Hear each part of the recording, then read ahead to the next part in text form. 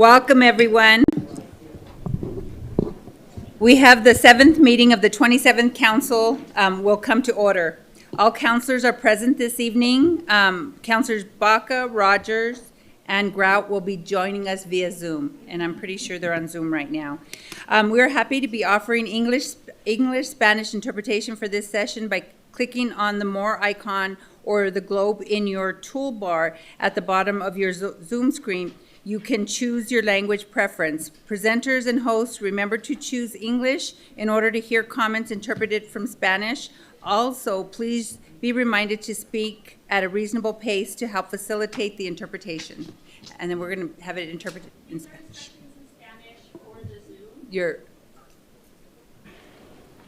¿No? Yeah. Nos complace mucho poder ofrecer interpretación simultánea del inglés al español para los que están participando a través de Zoom. En su barra de herramientas en la parte inferior de su pantalla deberían de poder seleccionar el idioma que prefieren. Y creo que eso es todo. Gracias. Okay. Okay, thank you. So we are now on to item 2, moment of silence. Please join us in a moment of silence followed by the pledge.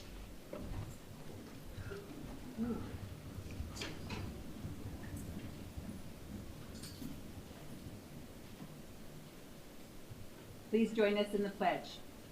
I pledge allegiance to the flag of the United States of America and to the republic for which it stands, one nation, under God, indivisible, with liberty and justice for all. Juro fidelidad a la bandera de los Estados Unidos de América, que la república que representa una nación bajo Dios, indivisible, con libertad y justicia para todos.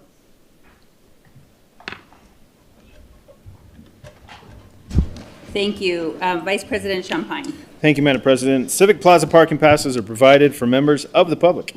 You can obtain a parking pass from the council staff at the table near the chamber's entrance. Members of the public, city staff, and the media have the ability to view this meeting in person and on live streams through 4 different platforms: GovTV on Comcast Channel 16 and the GovTV website, YouTube, and Zoom webinar. The live streams can be accessed from most smartphones, tablets, or computers. Also, this meeting is closed captioning, so you may enable that closed captioning services on your television or device at this time. The video recording of this and all past council meetings will remain available for viewing at any time on the City Council's website.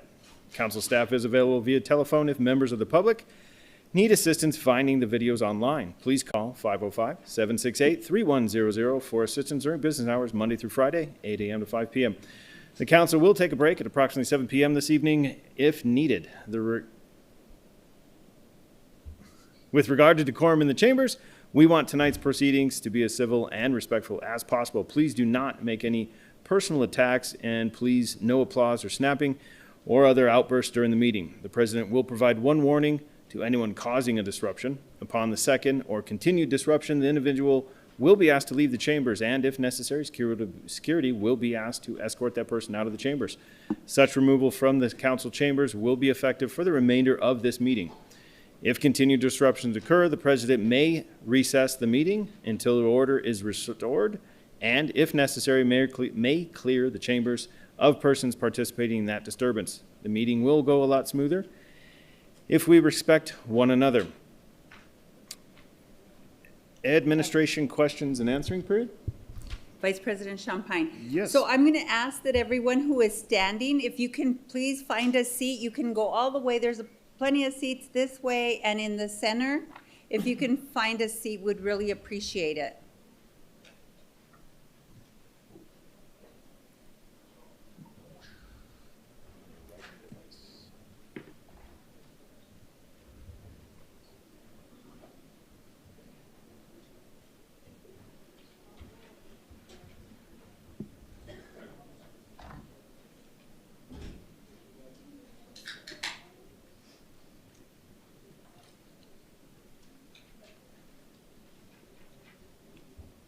And there's plenty of seats here to the left. The admin doesn't bite.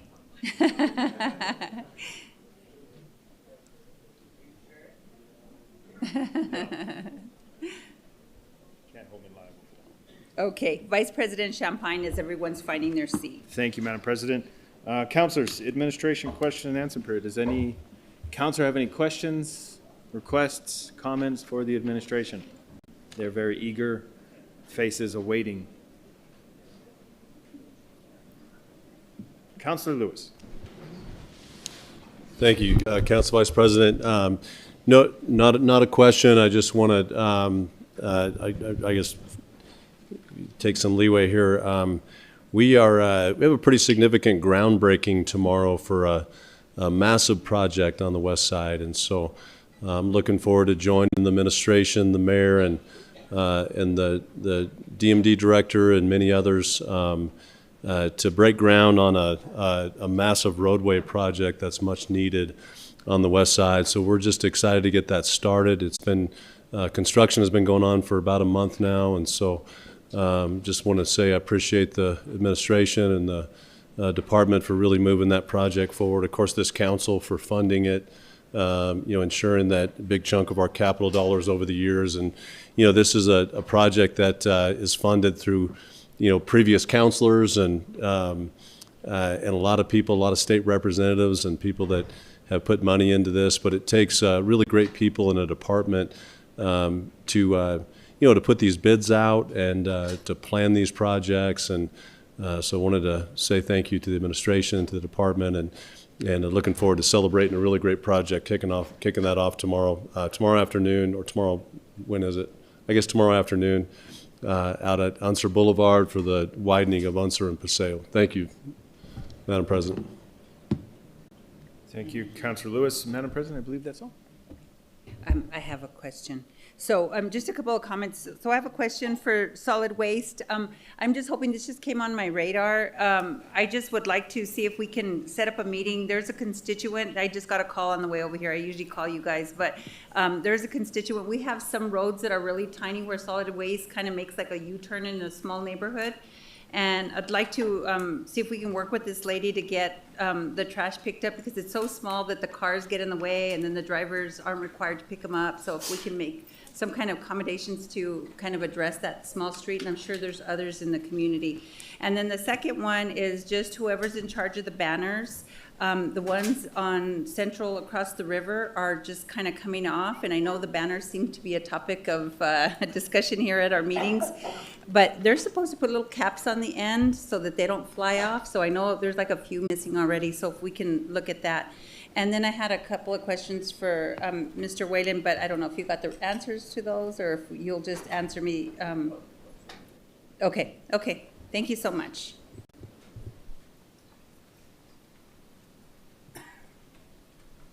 Thank you, Vice President Champagne. So we're now on proclamations and presentations. We're Councilor Grout and Vincent.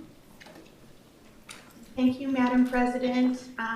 Let's see here. Tonight's proclamation is recognizing the Albuquerque Public Schools Selfless Seniors.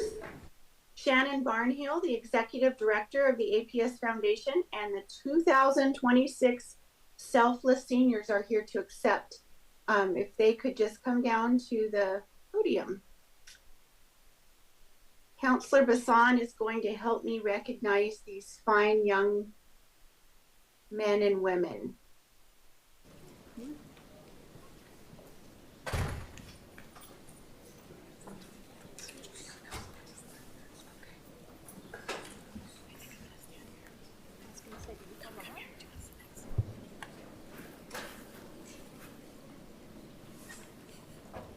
Thank you all for being here today, this evening. Look how lovely you all are. And I'm going to start the proclamation, and then Councilor Vincent will finish it for us. Whereas Albuquerque Public Schools Education Foundation established the Selfless Senior Program to recognize students who quietly contribute to our community through selfless acts that do not earn a lot of fanfare or recognition.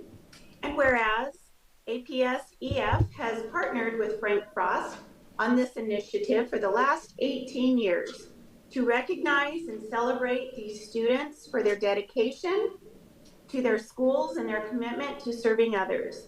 And whereas students from APS schools are nominated by their friends, school staff, their families, or community members, and most have never been publicly thanked or praised for their contributions to our community. And whereas the young people chosen from the class of 2026 represent the best of our city and our hope for a bright future, and they are Albuquerque High School, Lillian Cochran, Atrisco Heritage Academy High School, Brandon Gonzalez, Cibola High School, Cora Mandel, Del Norte High School, Antwashia Yatsati, Early College Academy, Saba Gasempur, E-Academy High School, Thaniel Lentz, El Dorado High School, Timothy Camphius, Highland High School, Emmanuel Salazar, La Cueva High School, Olivia Cherry, Manzano High School, Angela Chavez, New Futures High School, Emily Weber,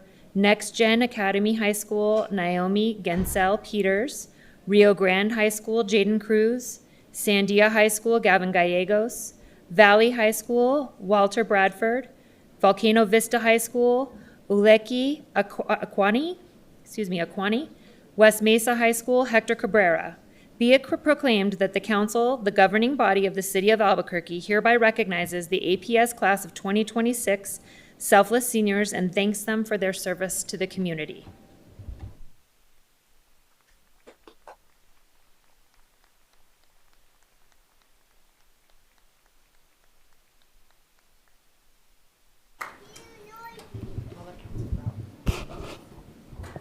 Shannon, could you say a few words for us? Yes, thank you. Thank you, Chairwoman Pena, Councilor Grout, councilors, and citizens. On behalf of the APS Education Foundation and the Superintendent, Dr. Blakey, our 26 selfless seniors are quite amazing, and we're certainly very grateful that you are here to recognize these soon-to-be graduates. As mentioned before, Frank started this to make sure that the students that were doing something really great for their peers, for their schools, for their community, had a chance to be recognized for the kind acts and their selflessness. And so they're not used to the spotlight, they're not used to being recognized, they're not used to be standing here, and you can kind of see that from their faces. So we are quite honored. Each year we remind the selfless seniors that they represent their schools and the philanthropic spirit of all students who walk their halls. Each year we also remind them that they represent the entire school district, and they serve, their inspiration of acts serve all of their underclassmen, all the middle school students, and even our youngest elementary students. And because of this, we believe that this proclamation can say that we represent the generous spirit of the city of Albuquerque.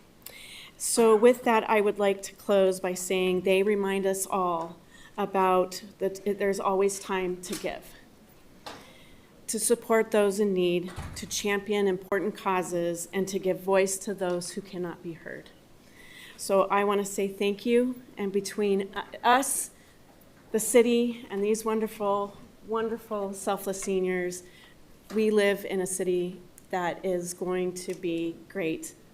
Not to sound like anybody else that uses that word, but I just want to say thank you so much. This is a better place to live because of these young adults that are here today. Thank you so much.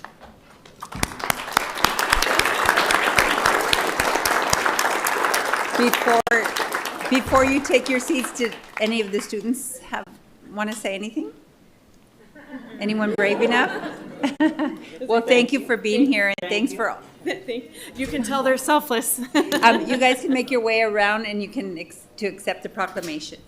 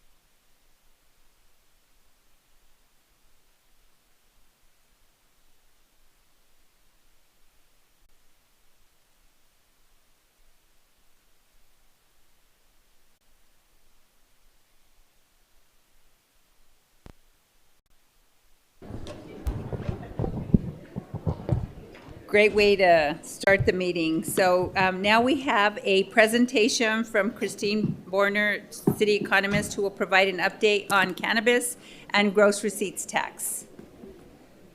25 actual. Let's see. Professional services, other services, arts and entertainment, educational services all did quite well in December. However, real estate, trade, business services, construction, and health did struggle this in December. And then just quickly over to cannabis.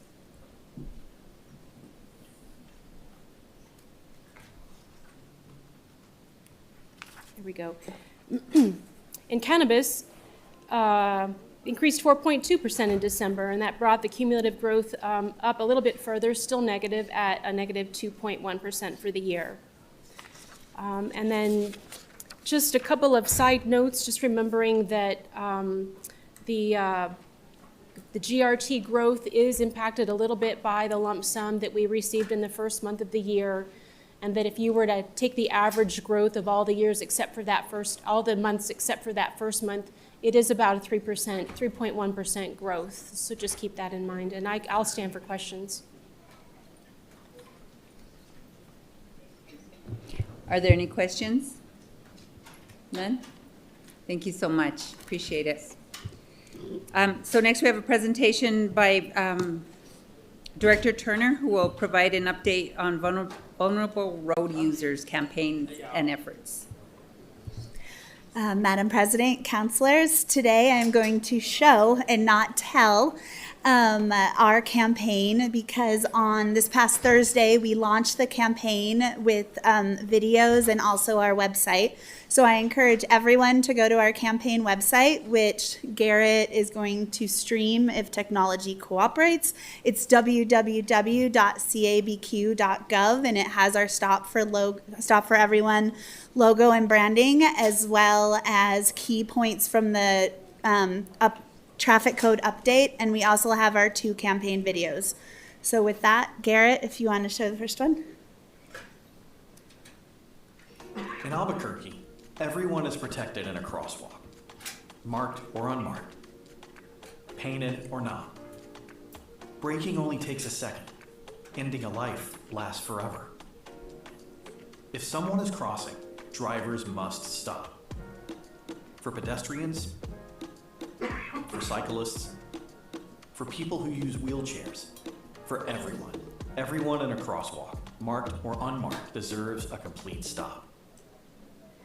Thank you. And then we have one more video from, and I want to thank the tireless advocacy of Melinda Montoya. Without her, we would not be here today. And so just a thank you. And then here's Kayla's video.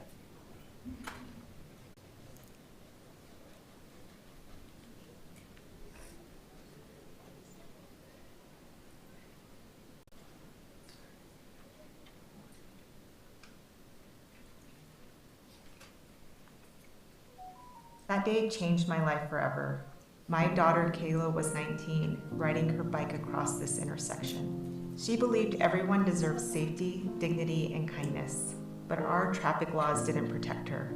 So I fought for a change. Now every multi-use trail crossing is a crosswalk. Drivers must stop.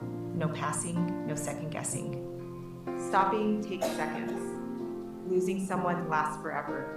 Honor Kayla, stop for everyone. And with that, I stand for questions. Are there any questions?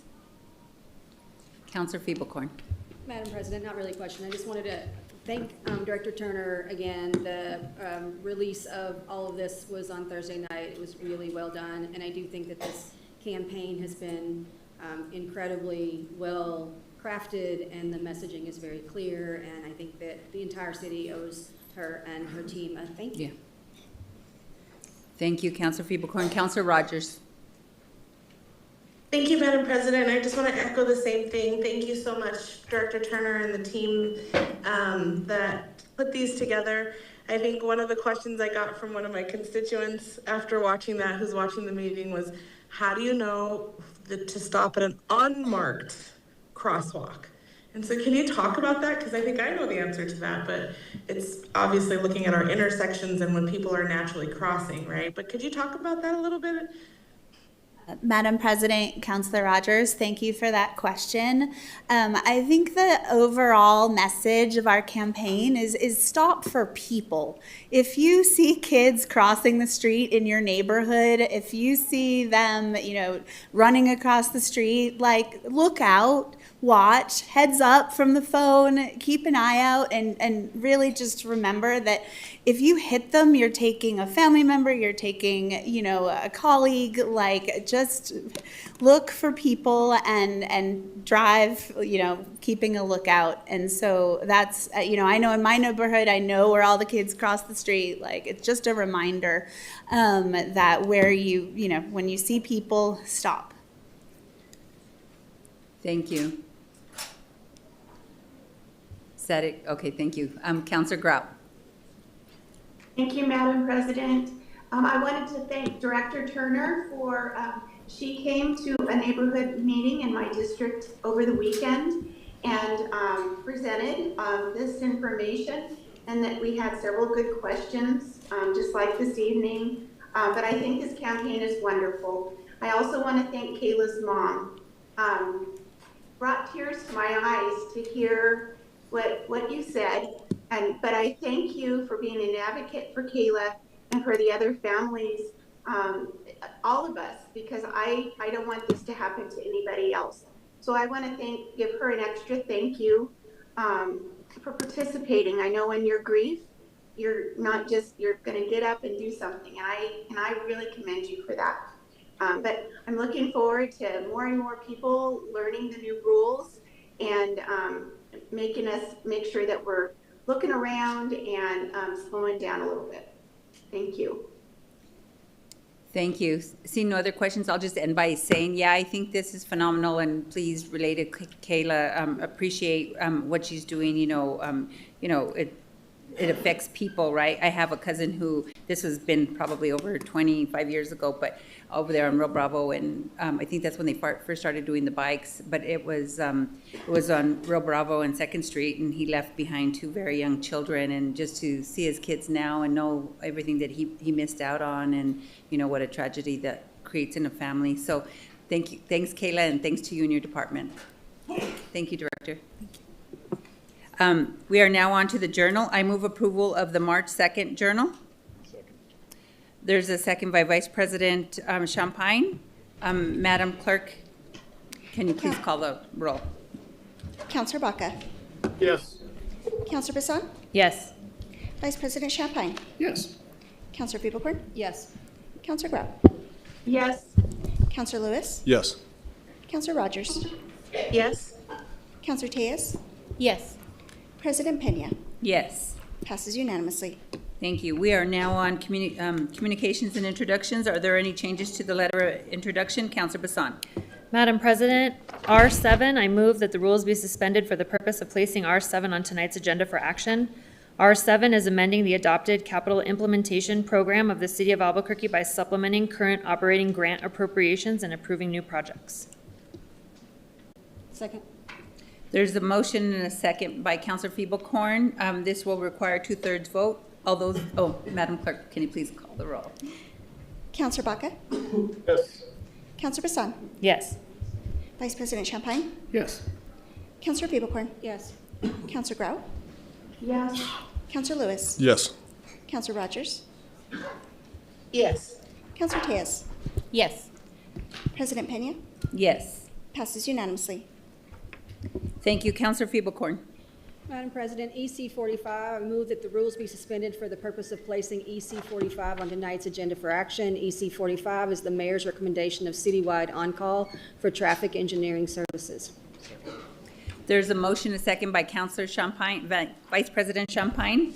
Madam Clerk, can you call the roll? Councilor Baca. Yes. Councilor Bassan. Yes. Vice President Champagne. Yes. Councilor Fiebelkorn. Yes. Councilor Grau. Yes. Councilor Lewis. Yes. Councilor Rogers. Yes. Councilor Tejas. Yes. President Pena. Yes. Passes unanimously. Thank you. I move approval of the letter of introduction. There's a motion second by Vice President Champagne. Madam Clerk. Counselor Baca? Yes. Counselor Vincent? Yes. Vice President Champagne? Yes. Counselor Piebelkorn? Yes. Counselor Grout? Yes. Counselor Lewis? Yes. Counselor Rogers? Yes. Counselor Tejas? Yes. President Pena? Yes.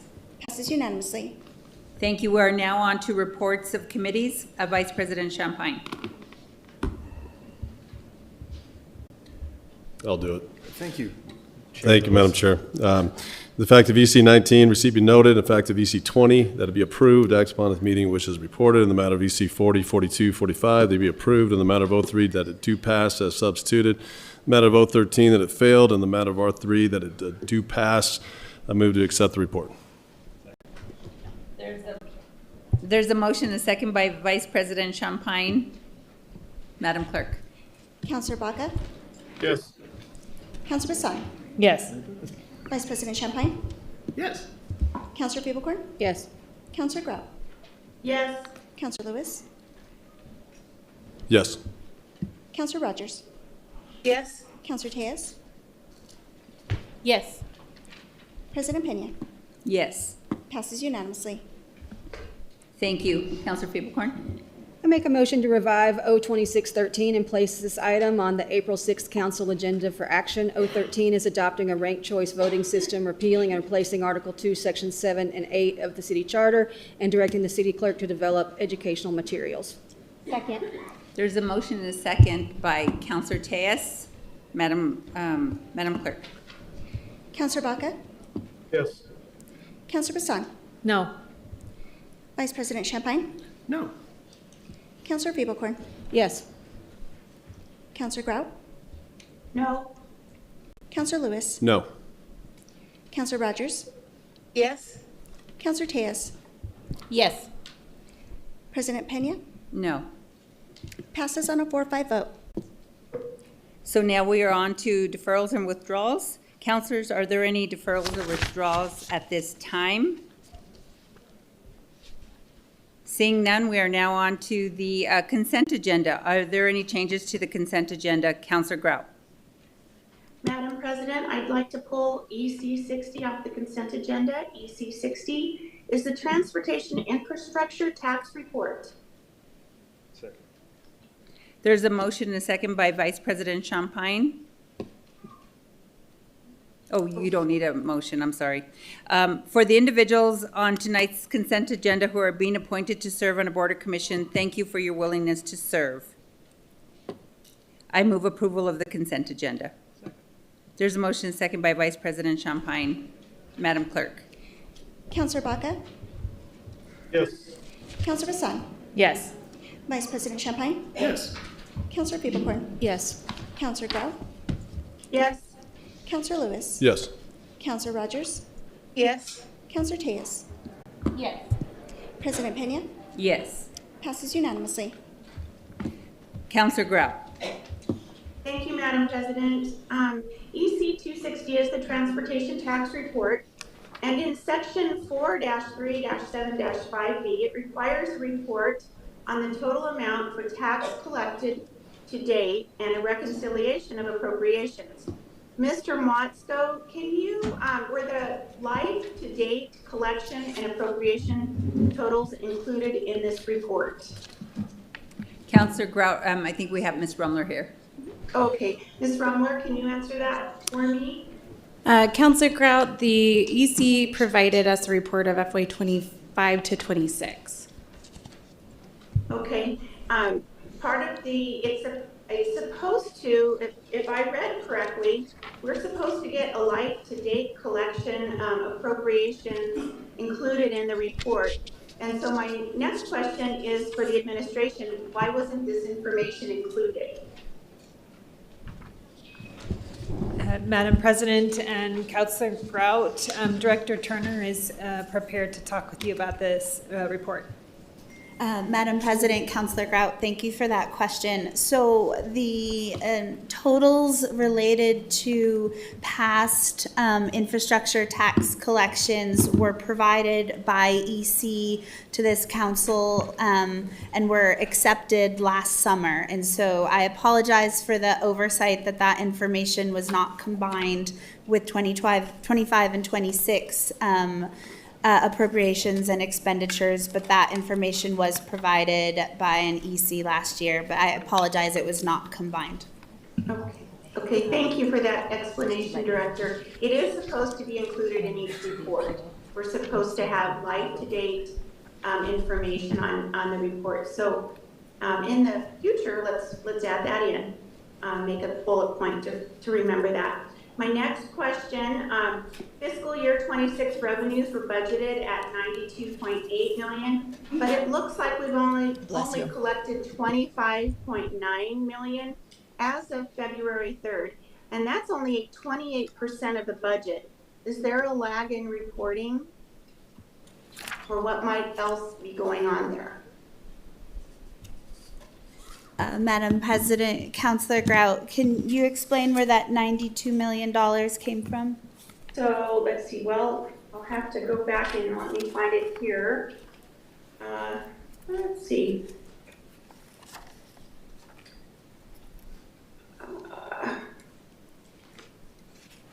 Hang with me here just a minute.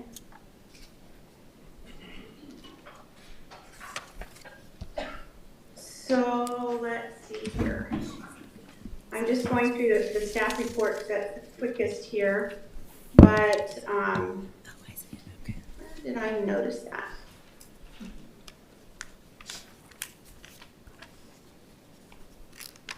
Okay, so the fiscal year transportation infrastructure tax revenues are budgeted at approximately $92.8 million. I just said that. While revenues collected to date are at 25.9, this is in the report that you all provided to us, and so that's quite a difference in reporting, the numbers.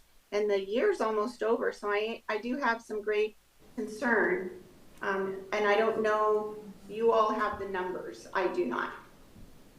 Madam President, Councilor Grout, I see the chart where you're referring to the budgeted amount versus the revenue collected, and there always is a lag in accounting for that revenue, but that is a big difference, so I will follow up with council on the exact discrepancy. Okay, that's great. I'm sure there's a good explanation. As we move forward, we have to make sure that we get that figured out. Understood. Yes. Okay, thank you.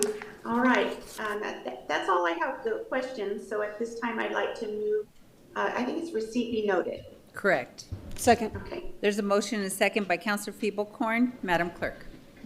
Councilor Baca? Yes. Councilor Bassan? Yes. Vice President Champagne? Yes. Councilor Feeblecorn? Yes. Councilor Grout? Yes. Councilor Lewis? Yes. Councilor Rogers? Yes. Councilor Tejas? Yes. President Pena? Yes. Passes unanimously. We are now on to announcements. Councilor Bassan. Madam President, there will be an Intergovernmental Legislative Relations Committee meeting on Wednesday, April 1st at 3 p.m. via Zoom video conference. Thank you, Councilor Bassan. Now, financial instruments. Councilor Bassan.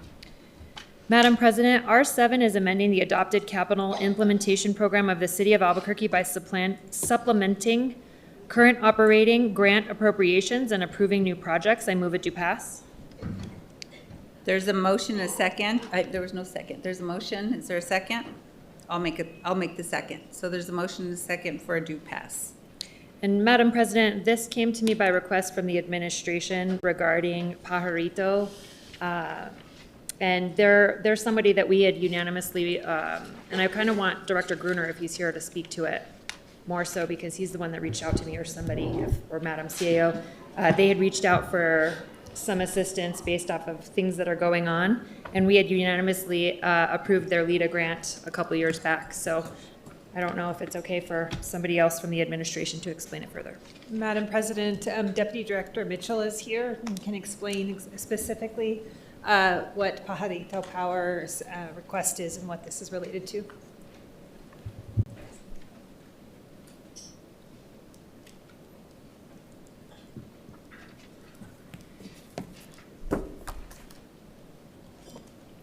Good evening, Council President and councilors.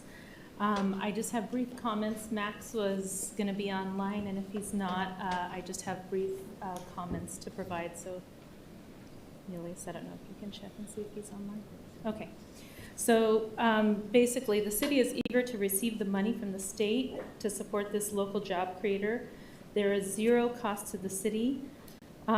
Due to federal delays of government shutdown, the state has decided to increase the LIDA funding to Pajarito Powder, and we are in full support of this LIDA eligible project. Thank you. Are there any questions from councilors? Seeing none, we'll move straight to public comment.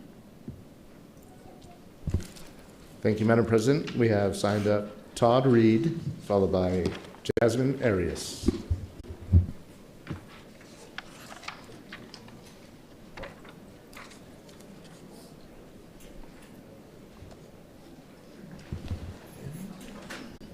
Jasmine Arias.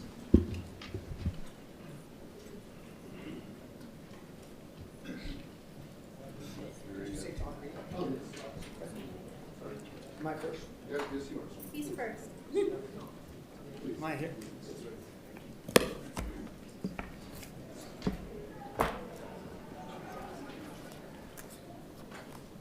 I'd like to put an opposition packet on the record for the tax. Can I bring that to you?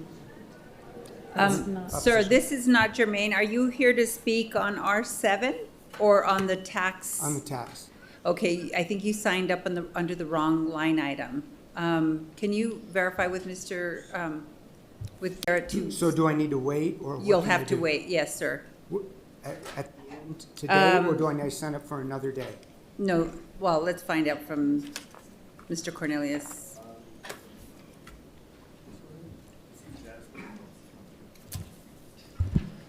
We'll have Madam President Jasmine Yes, perfect. Arias, and then I'll discuss. And you'll work with Mr. Reed. Perfect, thank you. Hey, Jasmine. Hey, President Pena, I'm sorry, but I think what happened is, especially with him, the public speaking comment area was full, so it just kind of flushed everybody into different sections. So I think that's where the miscommunication would happen with tonight. Oh, so you can sign up on the bill, and there's no limit on the particular bill. So if you want to work that out with Mr. Cornelius as well. That'd be great. I Okay. appreciate it. Okay. Thank you. So there be no public comment on R7. Any questions from councilors, the administration? Madam President, I just wanted to clarify that this item is specifically, we are accepting the grant funds from the state on behalf of this project. So it is the acceptance of those dollars. Yes, thank you. So seeing none, there was a motion and a second. Madam Clerk, can you please call the roll? Counselor Baca? Counselor Baca? Counselor Basan? Yes. Vice President Champagne? Yes. Counselor Fablecorn? Yes.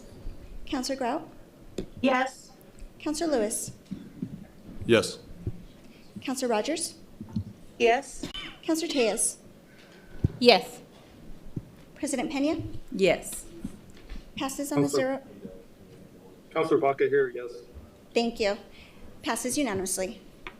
Thank you. So we are now on appeals. We have two appeals this evening. One of them is the adoption of findings. So we have ACO 5 Maria Gonzalez. Agent appeals the zoning hearing examiner's decision to deny a variance of 30 inches to allow a 66-inch projecting wall sign at the property located at 3715 Silver Avenue Southeast, Zone MXM. And so I don't know if we have a motion. Madam President. Councilor Lewis. Madam President, I move to adopt findings. There's 3 pages of findings, so, and I don't think we have to, I'll ask the attorneys, we don't have to read the findings into the record, correct? If anybody wants to see them, they can go online and, okay, thank you so much. So your motion, Councilor Lewis, was what? To adopt the findings. Is there a second? Second. There's a second by Vice President Champagne. Are there any questions? Counselor Feeblecorn. Madam President, I have a amendment to the findings. Is it okay to move it now? Yes. All right, thank you. I'm going to move floor amendment 1 to AC 2505. Add the following conditions of approval to the findings of approval. Adopted conditions of approval. The City Council may adopt any or all of the following conditions or may adopt any other conditions of approval that it deems appropriate.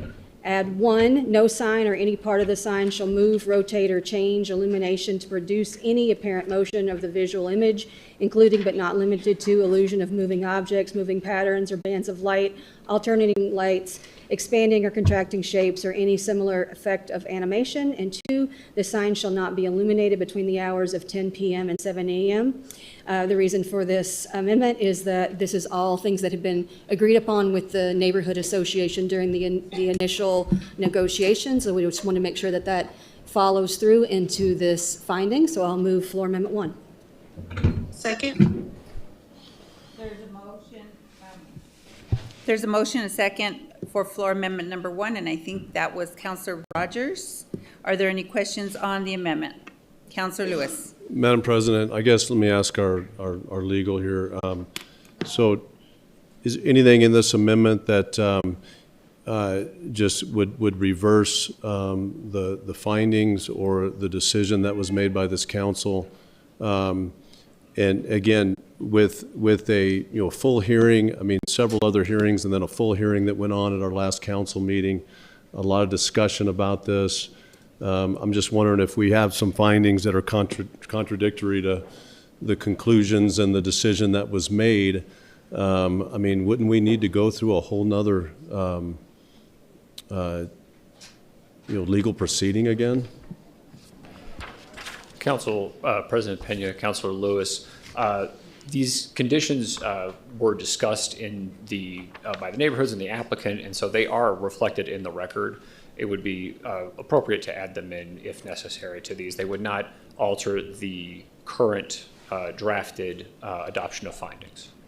And Madam President, have we confirmed that with both parties? Both parties, I guess, on the record that they confirmed that they would be okay with these findings? I mean, are we opening ourselves up to another appeal by making a decision outside of a legal hearing?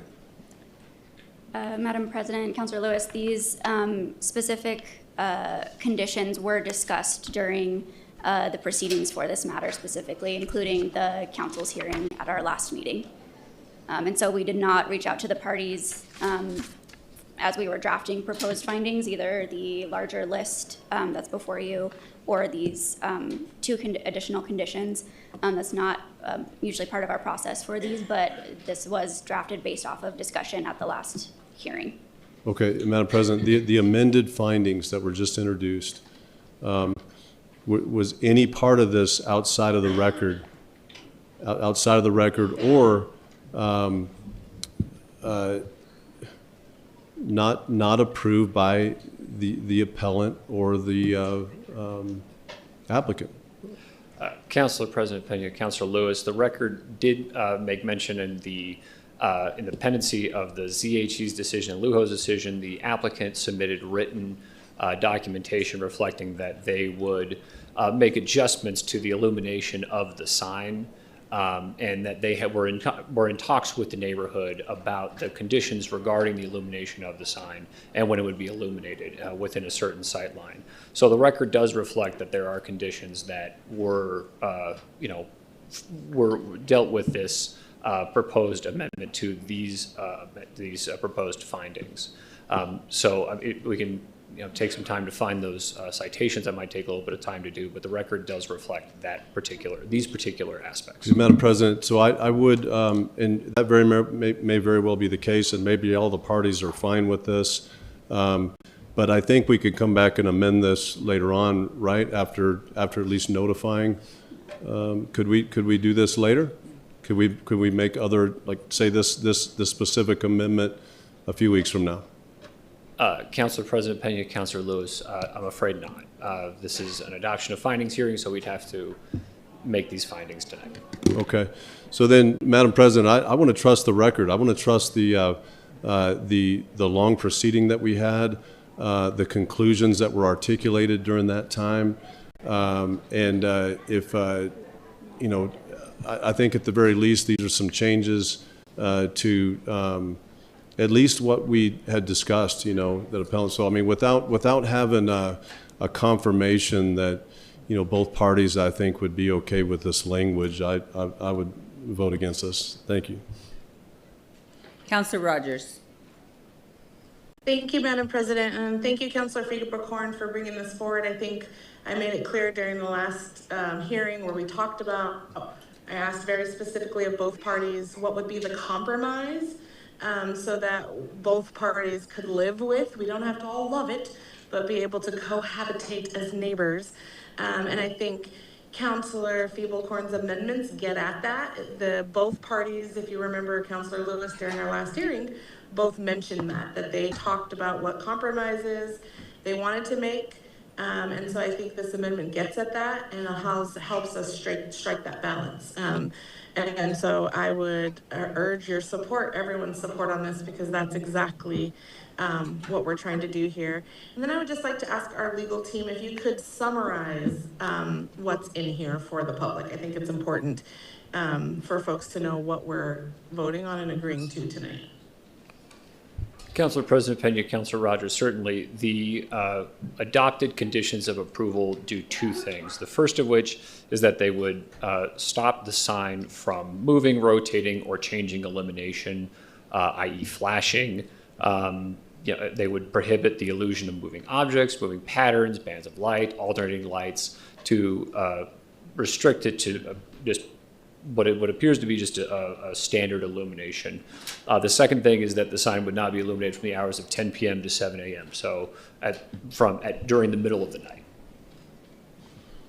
Thank you, Madam President. And last question, one of the big things that kind of helped my decision last time was we didn't have any information on the lumens, like how bright is the light? So based on, did we find that out, that it fits with our dark skies ordinance? Did we ever get that information from the applicant?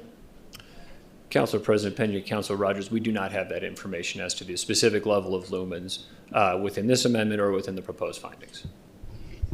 Thank you. After we're done with this amendment, I would like to do one to say that it should at least follow the dark skies ordinance and make sure, even if we don't know the ordinance, we know what the illumination rules are per our dark skies ordinance. So I would just want to add that after we finish this amendment. Thank you, Madam President. Thank you. Councilor Feeblecorn to close. Thank you. Madam President. Oh, I'm sorry. Did you have a question? Madam President. Oh, Councilor Lewis. Madam President, thank you. So, I mean, my understanding is that, okay, if these were things that were articulated that the two parties would have agreed on, then they're going to do it anyways. But I do wonder, so were these findings, they were written based on what followed the meeting, and then our staff wrote these findings up, correct, at a certain point over the last few weeks, and then, again, because I think this is important to know, was this something, and nothing wrong with this, was this something that one of the counselors read, looked at, and then later on said, we need to add this, or how did this amendment come about to the findings? Why wouldn't it have just been written into the findings? Councilor President Pena, Councilor Lewis, this amendment was created today. That's why it hasn't been incorporated into these proposed findings. The proposed findings were drafted based on the direction of council at the last meeting to incorporate the facts required and the notation specifically required from the record. Okay, and Madam President, so I mean, that's my point. I mean, we had, again, long proceedings, both parties testified, good discussion about it. Our staff wrote findings at our direction based on the decision that was made. And so, again, I guess you're allowed to do this. I mean, I'm not saying you're not allowed to do this, but I think, I don't think we should allow it because, again, it's written after those findings were already created. And they should have been in the original findings based on the discussion that we had and the decision that we made at that last meeting. So thank you, Madam President. Councilor Bassan. Madam President, I apologize. I had to step away just for a quick minute, but did I miss how This amendment, is it going to drastically change the illumination of this sign that's being proposed to be hung? Madam President, Councilor Bassan, no. This does not have anything to do on the lumens and how bright the sign is. These were just two parts of the discussion last time that I thought were really important because they were what had been agreed upon by the neighborhood association and the applicant, and they were not in the proposed findings that were released by staff early, like on Friday, and so I thought we should add it in to make sure that those agreements that were made by the neighborhood association were actually reflected in the new findings. Madam President, and you said the applicant and the neighborhood association? Yes, Madam President, I heard it from, of course, I heard it from the applicant because the neighborhood association was not allowed to speak last time, but I did hear from the applicant last time that these were things that they had agreed to. Thank you, thank you. Thank you. Vice President Champagne. Thank you, Madam President. Just a point of clarification. If I remember the sign right, it read certain words, then the link letter was A, and it was crossed. The shape is a cross, and it's got a word that goes up and down and a word that goes sideways, and the link was an A. And when one word was illuminated, the other one was not, and then the A was stayed on, and then the other word was illuminated. Correct? Councilor President Pena, Councilor Champagne, that's correct recitation of the application at the time that it was applied for.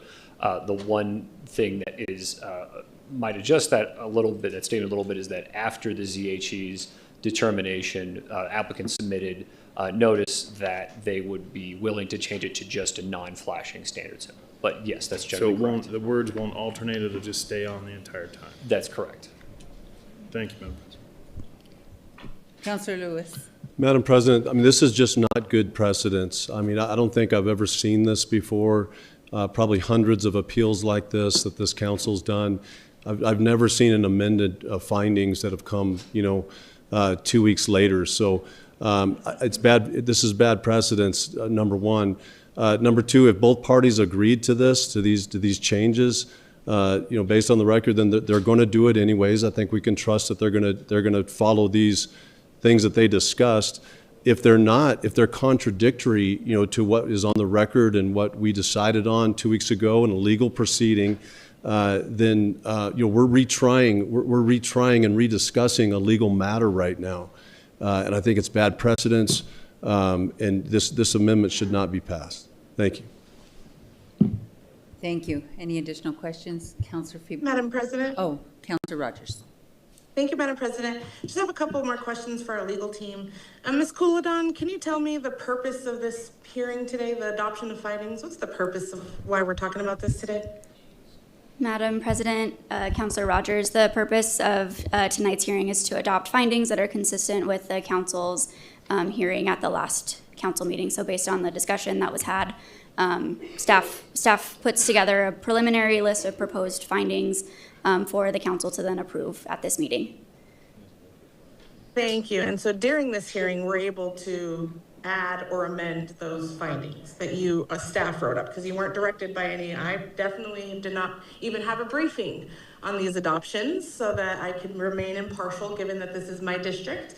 And so is it correct that at this hearing today, right now, councilors have the ability to amend these findings? Madam President, Councilor Rogers, that's correct. Which is part of the process, and that's why we go through this process. And unfortunately, the findings were public. Julia, when did we get these findings? Madam President, Councilor Rogers, these proposed findings were distributed to the councilors and the parties on Friday afternoon with our meeting documents. Thank you so much. And then, and you said also the parties, so that would be the applicant and the appellant? Madam President, Councilor Rogers, yes, this was shared with the applicant, who is also the appellant, the planning department, and then several members of the community who participated in the underlying hearing on this application. Thank you. Thank you. And Madam President, a couple more questions. Ms. Couladon, did you get any feedback from any parties regarding the proposed findings that we're looking at today? Got them before. Madam President, Councilor Rogers, to the best of my knowledge, we did not receive any feedback from the parties or members of the public. Thank you, Madam President. That's all I have, and I would urge your support. Thank you, Councilor Rogers. Councilor Feeblecoin to close. Thank you, Madam President. Appreciate the conversation. I sat through the hearing at the last meeting. I heard several points of agreement from the appellant who was standing before us, and he indicated that they had agreed to these things. When I saw the proposed findings that came out on Friday, those things were not included. And so all I am doing is saying that we should amend those to include those things that we heard from the appellant that he had already agreed to. I will point out that there has been no opportunity for both parties to see any of these findings. These are new findings that this council voted to create that were just released on Friday. And this is how the process works. They are proposed. We are hearing them tonight. I have every right to propose an amendment to make sure that the neighborhood association voice is heard. And so with that, I urge your support. Thank you, Councilor Feeblecoin. There be no other discussion, Madam Clerk. Counselor Baca, Yes. Counselor Bassan, Yes. Vice President Champagne, Yes. Counselor Feeblecorn, Yes. Counselor Grout, Yes. Counselor Lewis, No. Counselor Rogers, Yes. Counselor Tejas, Yes. President Pena. Yes. Passes on an 8-1 vote. Thank you. So we're back on the adoption of the findings. So there was a motion and a second to adopt the findings with amendment number 1 included. So are there any other, I know there was some discussion about an amendment. So with that, I think we will go to the vote. Madam Clerk? Counselor Baca, Yes. Counselor Bassan, Yes. Vice President Champagne, Yes. Counselor Feeblecorn, Yes. Counselor Grout, Yes. Counselor Lewis, Yes. Counselor Rogers, Yes. Counselor Tejas, Yes. President Pena. Yes. Passes unanimously. Thank you so much. We are now on ACO1, the Pueblo of Santa Clara and the Pueblo Laguna and the West Side Coalition of Neighborhood Associations, Wascona, appeal the Environmental Planning Commission EPC decision to approve a site plan EPC for all or portion of track 1B plat of tracks 1A and 1B, block 2, Volcano Cliff subdivision, unit 6, a replat of track 1, block 2, and lot 5, block 6, Volcano Cliff subdivision, unit 26, containing approximately 10 acres of the intersection of Civic and Rosa Parks Drive, just south of Paseo del Norte, zone MXL PR 2207 007712 SP 2025-00093. So, Mr. Hall, can you please explain all that? Council President Pena, councilors, this appeal concerns the approval of a site plan by Albuquerque Environmental Planning Commission, EPC, for 9.5477 acres of land at the intersection of Civic Drive Northwest and Rosa Parks Road. This is zoned MXL for a new 238-unit multifamily residential development. This site plan was submitted by Jubilee Development, LLC, the applicants. The issue is whether the EPC's approval of the site plan should be upheld. The EPC approved the site plan, finding the site plan is consistent with the goals and policies related to Chapter 4 Community Identity, Chapter 5 Land Use, Chapter 7 Urban Design, Chapter 9 Housing, and meets the site plan EPC review and decision criteria in the IDO, Section 66I3. The Pueblo of Santa Clara, Pueblo of Laguna, and the West Side Coalition of Neighborhood Associations, Wascona, jointly the appellants appealed, asserting standing and rating 5 issues on appeal. After a hearing by the Lujo made his findings, and we'll first start with standing. The Lujo found that while the Pueblos, the Pueblo of Santa Clara and the Pueblo of Laguna both had standing under the IDO 64U2A2, The Lujo found that Wisconsin had not shown standing because the petition that Wisconsin submitted to demonstrate authorization to appeal was not signed by a majority of property owners or tenants located within 660 feet of the application site, inclusive of rights of way. This is required as a part of the IDO under IDO section 64U2A5B. However, out of an abundance of caution, and that's a specific term used by the Lujo went to the merits of Wisconsin's arguments as well as the appellants, as well as the Pueblo appellants' arguments, due to just concern about the intermingled nature of these of issues that were raised. The first issue that was raised by the appellants was that the application is based on an allegedly invalid platting action previously approved for the site. The Lujo found that the appellants did not meet their burden of proof in showing that the plat is void, and that there is substantial evidence on the record showing that the plat is not void.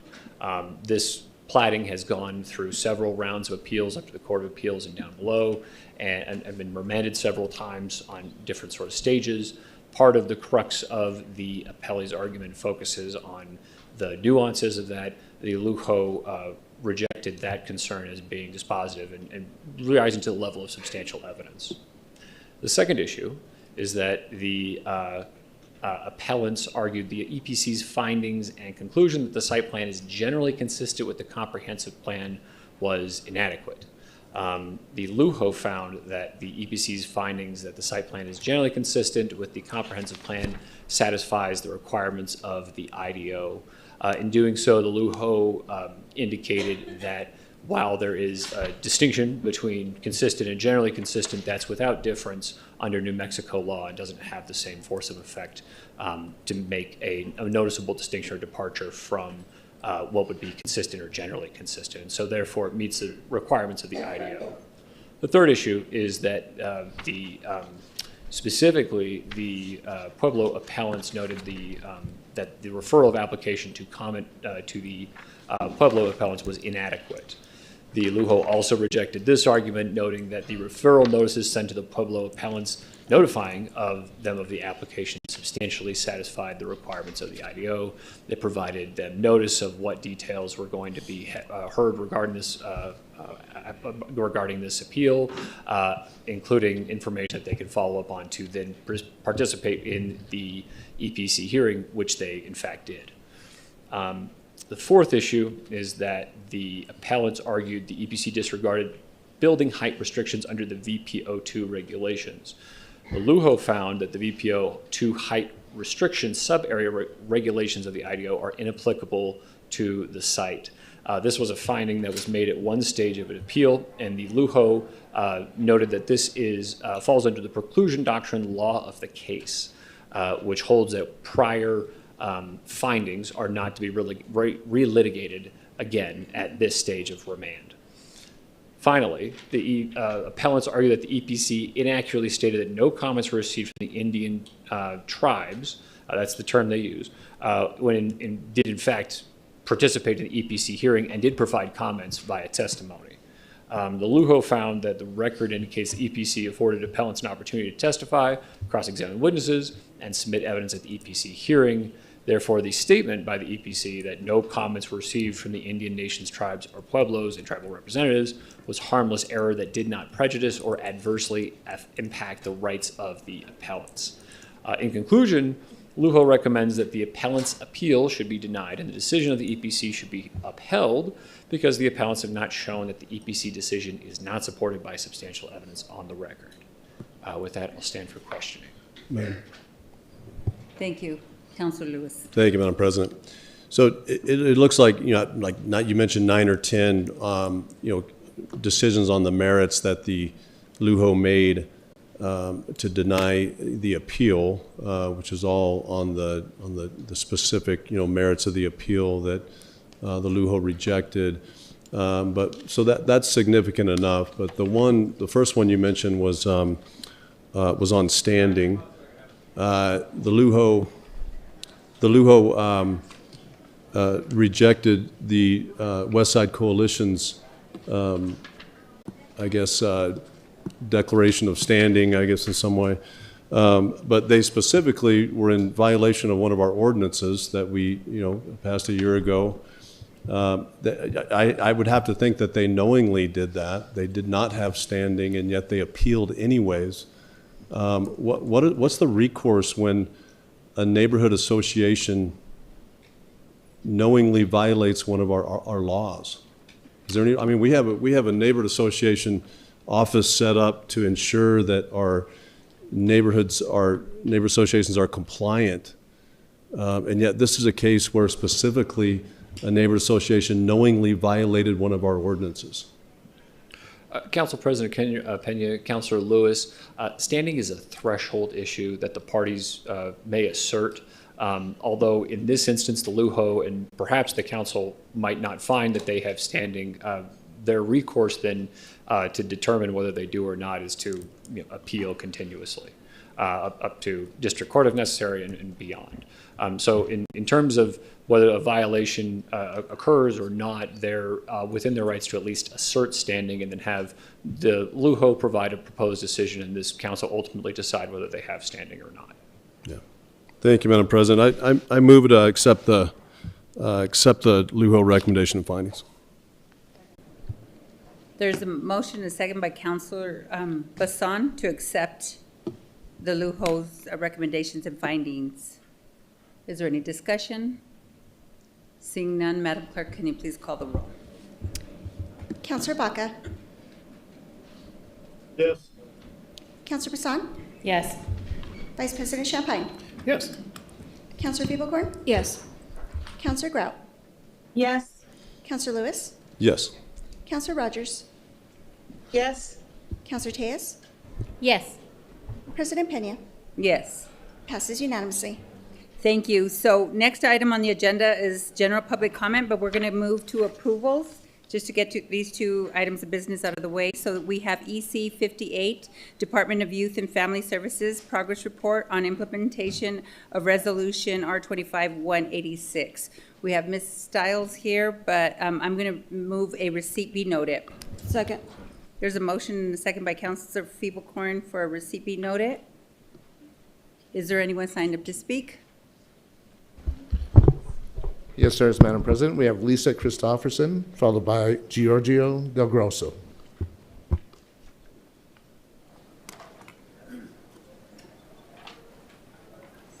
And before I start my 1 minute, can I just say that a miracle happened? And you guys, did you see our miracle? We worked it out. Good. I did notice that. Yes. That's No. excellent. We worked it out, and we still Good. have, they still have some issues, but we worked it out our part, okay? Just so that you know. Thank you. Sorry, I need to flip this. Come on. Does anybody know how to work this? Okay. May I have the camera, please, sir?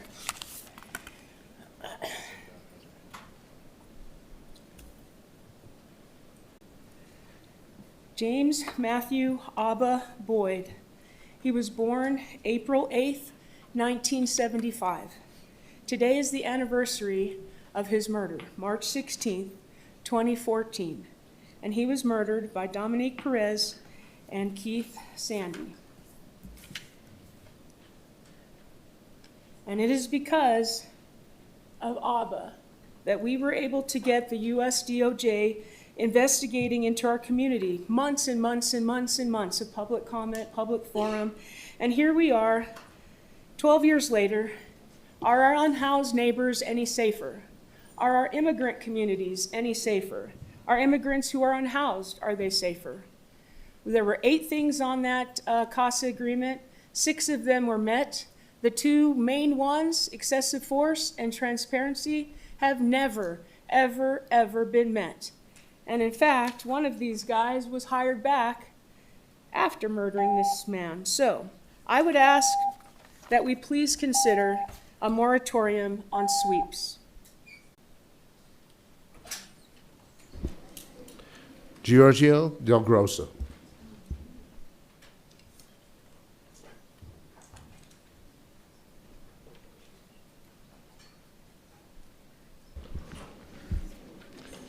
Madam President, looks like Giorgio's not here, so that concludes comment. Thank you. That concludes public comment. I think I have Counselor Grout has her hand raised.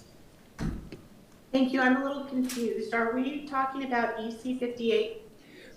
Yes, correct. Counselor Grout, I was going to stop Ms. Christopherson, but it's kind of related, but then it didn't. That's okay. All right, thank you. Thank you, Madam Chair. I have some questions about this progress report.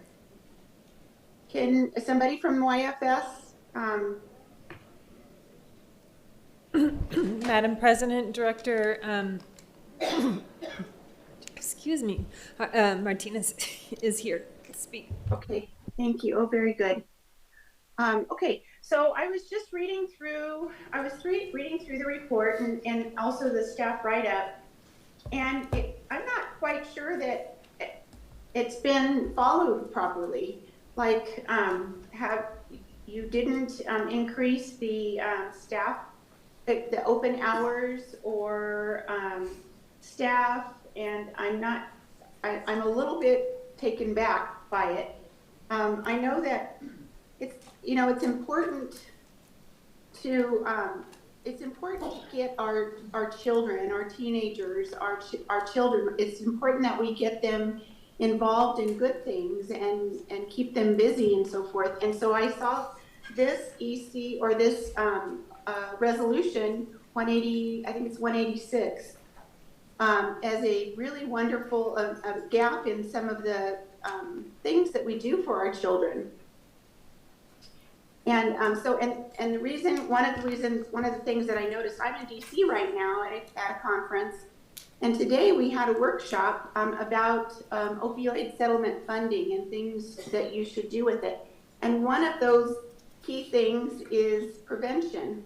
And to me, prevention is also is educating children and teenagers and keeping them busy. And so I need to understand how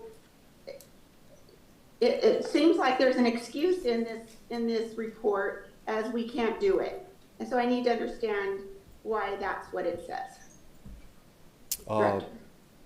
Madam Chair, Councilor Grout, when we initially met with Councilor Rogers and her policy analyst along with my team, it was under the understanding that we would shoot for FY27. Funding, we do not have current funding for this expanded project. And so the whole goal, from my understanding, was that we were shooting for FY27 to implement. We did submit a spreadsheet to Councilor Rogers in terms of what we were going to attempt to do for the summer program. And at this time, I apologize if we were supposed to implement right away, but it was my understanding that this was going to be in effect for FY27 when possible budget was allocated. Okay, I'm gonna ask Councilor Rogers if she could clarify or confirm that for me, how that's gonna work out. Summer. Is summer part of, is summer fiscal year 26 or is that fiscal year 27 summer? Thank you, Councilor Grout, and thank you, Madam President. So the resolution didn't speak to a specific implementation time at all. It just said, I knew from not just knowing YFS's budget, but the whole city's budget, that it would be hard for us to operationalize this. So that's why I've been working on getting other funding to support what I really needed from the department. And Director, we talked about this. That's why we withdrew it the last time, because I didn't feel like it was adequate. And I was hoping this time around it would include the spreadsheet that you sent me. I mean, we've met monthly since we passed this, making my vision clear, making my expectations clear several times. And I was hoping by having you withdraw, go back and include, I asked specifically, can you include the implementation spreadsheet? all of the things that you did, really good work. It just wasn't reflected in this EC. And then now to see that it was the exact same thing, just added a budget to it. I agree with Councillor Grau. It's underwhelming, and not what I asked for. And so I appreciate my colleague asking, because those are some of the questions that I had as well. Madam Chair, Councillor Rogers, from a department standpoint, when we start a new initiative and the conversations between your office as well as my team have been very fruitful, it is extremely difficult when we want public input. It is very important that we work with those NPOs that you have so graciously chose to partner with. We want this to be a meaningful partnership, a meaningful relationship with those teenagers, and I would be remiss with the experiences that we have within our team to operationalize something that they don't want to do. The summer program spreadsheet was just thrown out there as a starting point. Right now, it is my understanding that the group that has been contracted with has received proposals. Those proposals have been vetted, and now we're going through a process of putting together that team that is going to operationalize this EC moving forward. So, understanding your frustration, I would ask that the community recreation team, be given a little bit of leeway to work with your policy analyst. As you know, she worked for us, and she was the director of the teen center up in Santa Fe. That we would be able to come up with an exceptional plan to move forward.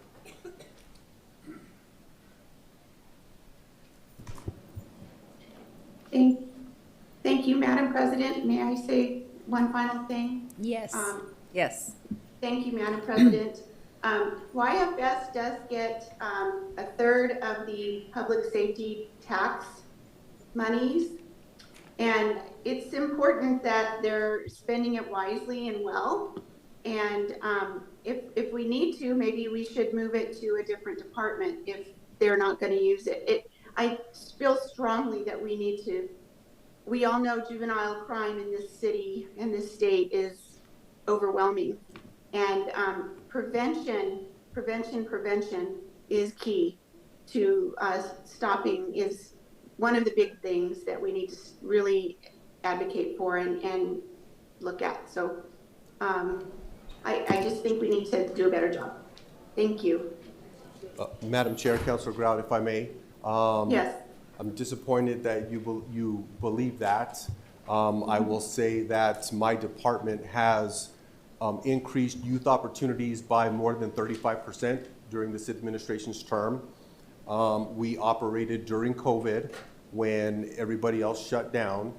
We were the safety net for the city of Albuquerque and the working families. We do a heck of a job, and we pinch pennies to the best of our abilities to offer the programming that we do. We try hard to be as efficient as possible with the monies that we're given, and across the board, I will say that we do a heck of a job for the city of Albuquerque. Thank you. Is that it? Yeah. Okay, thank you so much. Vice President Champagne. Thank you, Madam President. Director, going in through here and reading kind of the evaluation, it says the YFS has formed an implementation and evaluation team to guide the effort and monitor progress, and currently seeking participation from District 6 Community School Coordinator as per required by R2586. The report provides a total estimated cost of $389,700, of which $260,650 is attributed to part-time positions, including 10 teen leaders, 2 assistant supervisors, on-site supervisor working approximately 25 hours per week. What's the progress of that? Do you have 10 positions? Are they hired? Are they working 25 hours?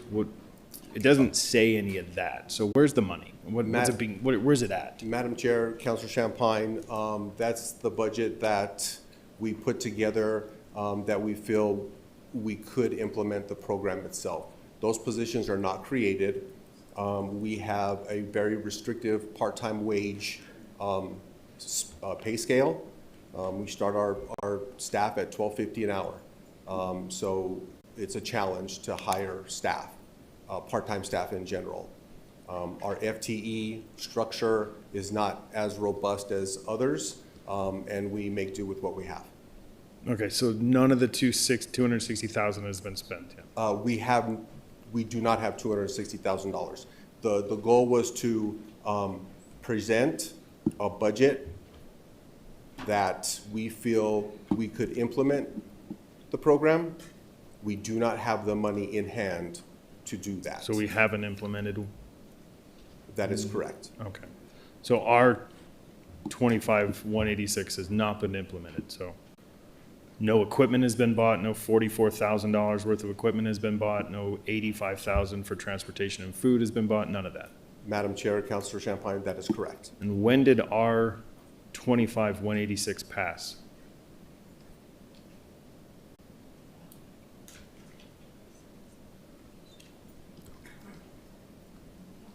Do we know that answer? Yes, ma'am. Council President, Councilor Champagne, final action was on November 17th of 2025. Okay, so 4 months ago. Okay, so we're not quite there yet. Understandable. Okay. Enough time hasn't passed for you to be able to do that, correct? Madam Chair, Councilor Champagne, we did not receive a drop dead start date. The goal is to start it in FY27. Okay. Was that, Madam President, was that communicated? Was that what your idea was? I mean, here we are 4 months in it, and I'm not saying, we've talked about timelines, we've talked about, not having enough time and allowing things to progress, when things are passed. So in 4 months, was that communicated that you were going to go to FY27? I mean, the reason why I ask is because you're very adamant about how much you've reached and the 30% you've grown and the teams that you've outreached. I would think that, one of the counselors advocating and pushing and giving you close to $400,000 to do a program, you would be chomping at the bit to get started. Madam Chair, Councilor Champagne, we did not receive an appropriation for this project. Okay. So at this time, with our conversations with Councilor Rogers, our goal was to start this program in FY27. Okay. Perfect. Thank you, Madam President. Yes. Thank you, Vice President Champagne. Councilor Tejas. Thank you, Madam President. Director, who's responsible for making the appropriation in the budget? Madam Chair, Councilor Tejas, it could either be this body or the administration. The administration, right, because they make the budget and then send it to us for approval. Does your department have any sort of independent authority to increase staffing levels or operating hours without approval from the administration?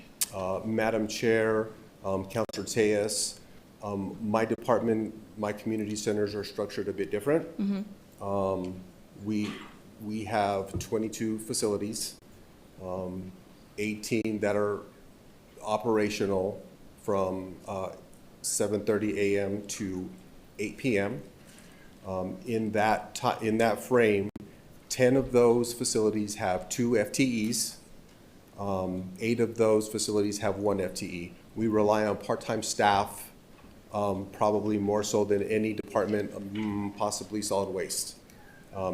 We have the ability to adjust our hours, hire our part-time staff without getting prior approval from the administration, as long as we stay within our allocated budget.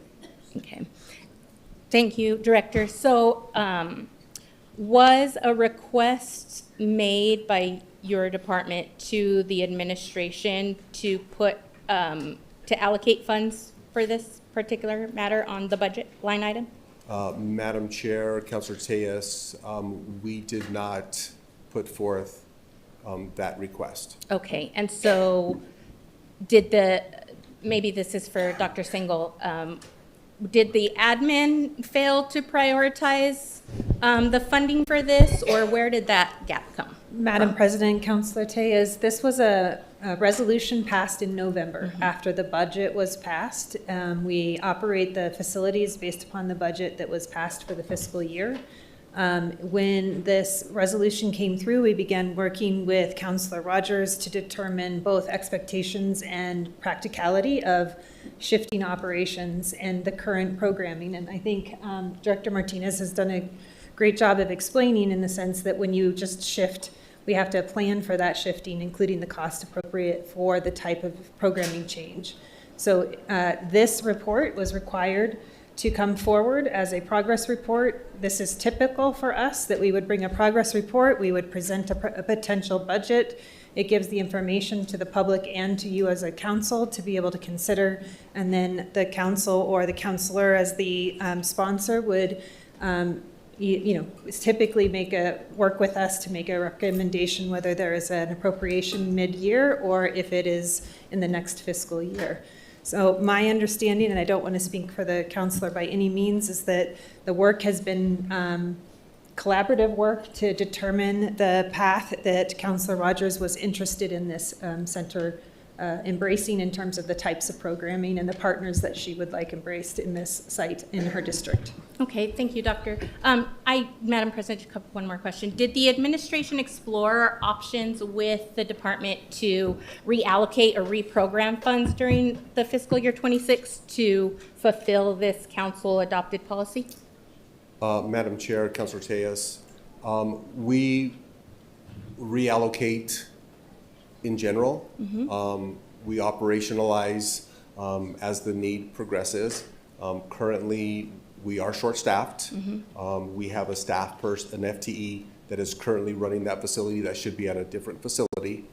But at the end of the day, what we try to do is, if we have it within our means, we will 100% try to make it happen. That's the way we've operated in my lifetime here at the city of Albuquerque. We understand that the impact that we do have, just generally speaking.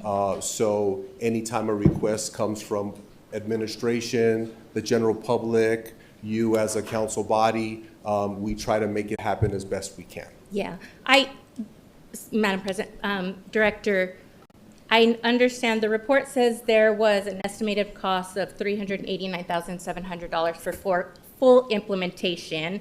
Did the administration take any action after receiving that estimate? Madam Chair, Councilor Tejas, what do you mean by action? Well, what did the administration say when you told them that's the estimated cost for implementation? Madam Chair, Councilor Tejas, I mean, it's within my realm. I don't have to, as the previous question, I don't have to go to administration for permission to do things. We have not had that conversation specifically with this amount of monies. Councilor Rogers has given us grace to properly plan this project with her hand in hand, and we're shooting for FY27. Okay, so I guess, I'm not saying that the work you do is not important and critical and has made a lot of really good, made a big difference in our city, because I think that it has. But I'm just trying to understand where the limitations lie. It's not necessarily by feasibility, like you can do it, you can implement this. The issue is getting the money to implement it. Is that right, or? Madam Chair, Councilor Tejas, of course it's money, of course it's staffing. So if you don't have staff to implement, you could have all the money in the world, but at the end of the day, you just can't implement because of staffing. Okay. So, there's a myriad of possibilities that could be happening, just in general. And at any point, did you identify or speak with or escalate to the administration of the mayor's office or whomever your boss is, that the resolution could not be implemented as intended without additional resources? Madam Chair, Councilor Tejas, I do believe, from my perspective, the administration knows and understands that. We are working towards FY27. As you know, we are in the budget cycle. I am quite confident that Councilor Rogers will bring it up. There will be conversations with administration. There's going to be a back and forth, and decisions will be made. Okay. And do you think, last question, do you think it would be easier for you as a director when developing a budget and what this kind of looks like to include sort of an evidence-based performance evaluation process that ties outcomes of implementation and programs to the budget, so we can actually see, here's our goal, here's our objectives, and this is what our objectives did? Madam Chair, Councilor Tejas, that's a hard question for me to answer. Being with FCS, Family and Community Services, and now with Youth and Family Services, we're a direct service provider to families. Whether we service 5 children, 150 children, it's some sort of impact.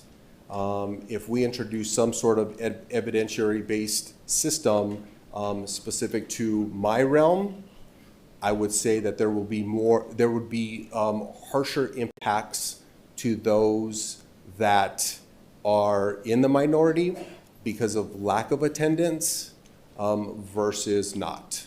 So it's a hard question for me to answer. I would be opposed to it to some degree, but would be open to conversation as to how it could work for me because, again, we were open during COVID. Mm-hmm. We offered school during those times. We were open for 10 kids, we were open for 25 kids, we were open for 2 kids. And if we had an evidentiary-based system, those 2 kids would not have been serviced. Mm-hmm. Thus, those parents could not go to work. So it's a hard answer for me. Okay, well, thank you. Thank you, Madam President. Thank you. We're now going to go to Councilor Rogers and then CFO Martinez. Thank you, Madam President. So a couple of questions. So first I want to just to dispel a couple of things that I don't think we got quite right. So the purpose of this resolution, right, was to direct the administration, and I'm reading directly from R25-186, direct the city administration to explore opportunities for partnerships and funding to support the teen center's operations, staffing, and programming, including mentorship programs, college readiness, mental health services or referrals, arts and culture activities, and workforce development. The city administration shall seek input for programming from the Mayor's Youth Advisory Council and youth from the District 6 mentorship program. Next, it talked about the requirement was for EYFS to convene an ongoing program implementation and evaluation team, and that you were supposed to meet within 30 days of enactment of this resolution, and then quarterly thereafter. And we wanted we were very specific about who should be on that implementation team. And so my first question is, where is the implementation team and why has it not convened? And again, this was separate from the mentorship program. So I know you mentioned our North Star mentorship program where that's just us giving funding to folks to do mentorship. That didn't necessarily mean you needed to wait for that process to convene the program and implementation and evaluation team. So why did we not implement an evaluation and an implementation team that should meet 30 days after enactment? Councilor Rogers, I do believe, if my memory serves me correctly, prior to the resolution being passed, we had met, I would say, 5 or 6 times. I don't recall if we met 30 days after the resolution was passed, but I do know that we do have a meeting, or my team has a meeting that is scheduled on the books for the end of the month to meet with that team. So I am not I'm not quite sure about the 30 days after. I could 100% get that information to you, but I know that there is a meeting that is scheduled at the end of the month with that implementation team. Okay, and who's included on the implementation team? It is the community recreation staff. We have sent invitations to the community school coordinators in that district from Wilson and Van Buren. I do believe your policy analyst did receive that invitation as well. Today. Yes, and I do not know if there's anybody else. Okay, thank you, Madam President. So I really, again, and I've said this to your team, and look, Director, this is not at all to overshadow the work that you did 6 years ago during COVID, okay? What we're talking about is today and now, and the situation for our youth has gotten worse since COVID when it comes to social isolation and all of the things that your team knows better than me. And so I would ask that, again, that you go back and read the resolution because it's very specific. It should have a representative from Youth and Families, which you said is on there. I asked for a representative from Senior Affairs Multi-Generational Center, specifically some of their youth staff. We asked for a representative from City Council, which will be my policy analyst, who is, and I thank you for acknowledging her expertise. You know, you're exactly right. She is our city's expert.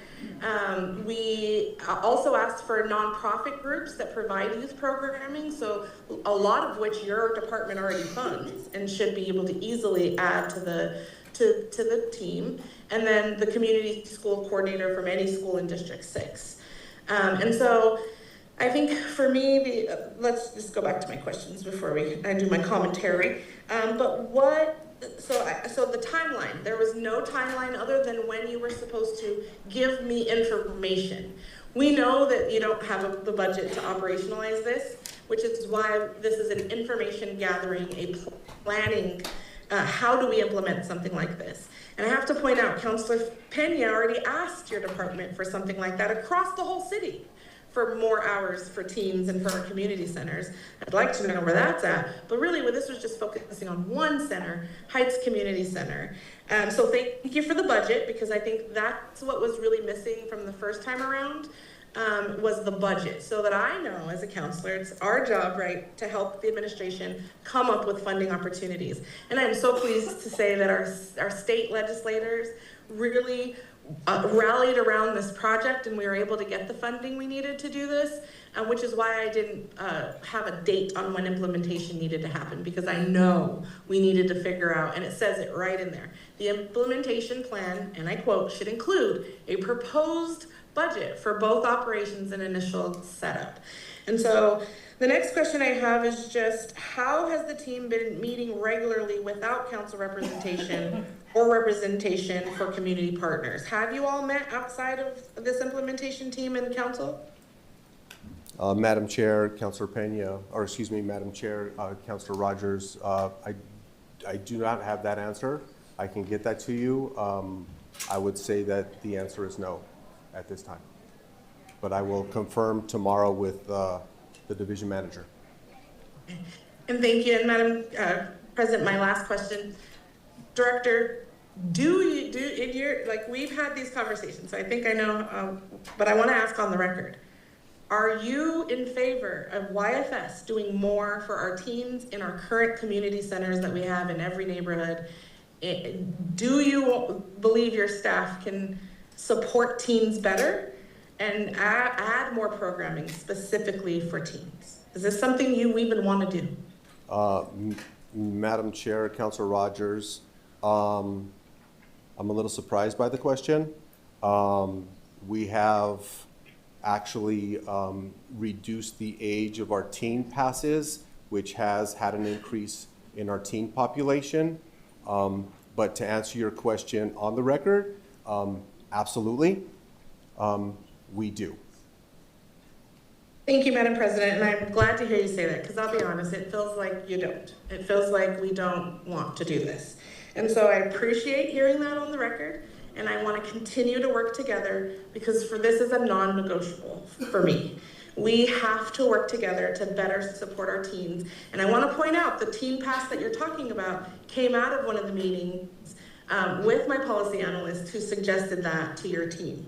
So again, that was collaboration, working together to say, hey guys, why don't we try this thing? Because for the public watching, teens were not allowed after 14, right, without a parent to utilize our centers. And so because of our collaboration, you all then took, again, our policy analyst's work and elevated it, and now we have a teen pass where parents can go and get a teen pass for their teens to be able to utilize the center. We have a problem with idle youth. Youth and Family Services is supposed to help us with that. And so I'm going to continue to be in the spirit of collaboration, work with you to get this done. So I want to not vote for a receipt be noted. Send this back so we can continue to work on it. Thank you, Madam President. Did you have anything to add? No, thank you. CFO Martinez. Madam President, I just wanted to correct the record that YFS does not receive public safety tax dollars. I think where the confusion may be is that it's actually Triple H that receives that. At one point, YFS and Triple H were part of one department called FCS. So I just wanted to correct the record. Well, actually, Madam President, we just got a list of that. Madam President. Councilor Rogers. Thank you, Madam President. I'm digging into the public safety tax, as you know, Director Martinez. And so some of those contracts that were in FCS did go to youth and families. So we do need to take a look at that, and I'm diving in that with your team right now and looking at that data, and there's absolutely spending out of YFS, out of the public safety tax. Thank you. So seeing no additional, thank you, Director. No additional discussion. We are in, there was a motion and a second for receipt be noted of EC 58. Madam Clerk. Madam President, I have a not receipt be noted. Is that the motion on the floor? Yeah, I made the motion for move a receipt be noted. Correct. And then Councilor Rogers came back and... She made a motion? Yes. I'm sorry, I apologize, I didn't hear that. Madam President, Councilor Rogers, I believe that the Mine process trumps, is that your motion is on the Yes. floor, but if you want, you can vote it down, and then that would mean they'd have to come back with another EC. Okay, so before we vote and say that we're not going to accept this report, it is a report. So not accepting the report, I don't think changes. The reports are usually what the progress is made up until now, but then there will be another report. And when is that due? I mean, I have the bill in front of me, but I don't have when the next report is due. Madam President? Yes, Right here. Councilor Rogers. Thank you. I just happened to have it up. It actually just asked for within 60 days to have an implementation plan with a proposed budget for both operations and initial setup. And because we don't have an implementation plan that came with the record, even though I know the department, in their credit, was thinking about that and sent us some really great work. They just didn't include it in this EC. And so that's why I'm saying this is not an implementation plan, and we should send it back so that they do have that, but there was no regular follow-ups. My intent was that we'd get a great implementation plan. I'd know how much I needed to work with our budget chair or apply for grants, whatever, so that we can operationalize this. And so that was the original intent, if that helps. Thank you. Thank you, Councilor Rogers. So then I would ask, because we had passed a bill that I had sponsored prior to this that really covered all the community centers for the city.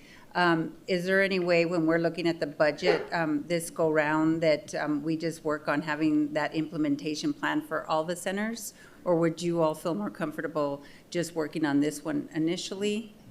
No, Madam President, that's why I mentioned it in my speech just now, because you asked for this a long time ago for all of our centers. Yes, so Councilor this Rogers. would include the Heights Community Center. So I would Yes. love to know where the department is on that. And I think, to your point, it would fix all of that, especially on the hours of operation. The programming this would still go to, but definitely for those hours of operations, you're exactly right. Thank you, Councilor Rogers. Madam President, I would like I'll respond. I don't know where, I think he's back there, but I can't see him in the crowd. So I wanted to offer up a couple things, which is that I think we have been focused on teen programming across citywide, so not just one department, but looking at ways in which we can increase teen programming. I think we would be all benefit from a presentation about the places in which we have done that work already to increase teen programming, but also the other good ideas that departments have come up with and are either going to implement, hope to implement, or have thought about the operational plans to do so. So we can offer that. I'm going to put it under the label of Teen Connect presentation so that we can talk about that citywide and all of the different departments. Second, I think the preliminary planning that they've done related to meeting Councilor Rogers' goals for Heights Community Center it's been incredibly fruitful, I think, for all of us to look at the possibilities at that location. I do think that there is some custom ideas in this location, and I think that comes from Councilor Rogers' thinking, and I think it's been really valuable to have that investment from the councilor. So I would ask that we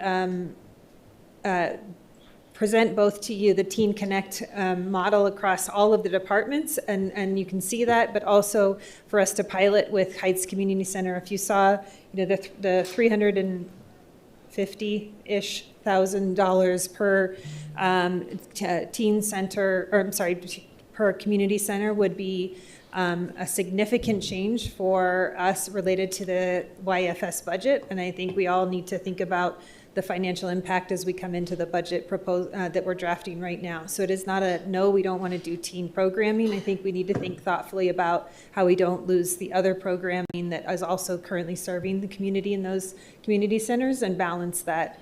So it's a long answer to, I think it's a complex proposal for us to think about for coming into the budget based upon the budget that we're preparing with council's request for prioritization and what we're doing.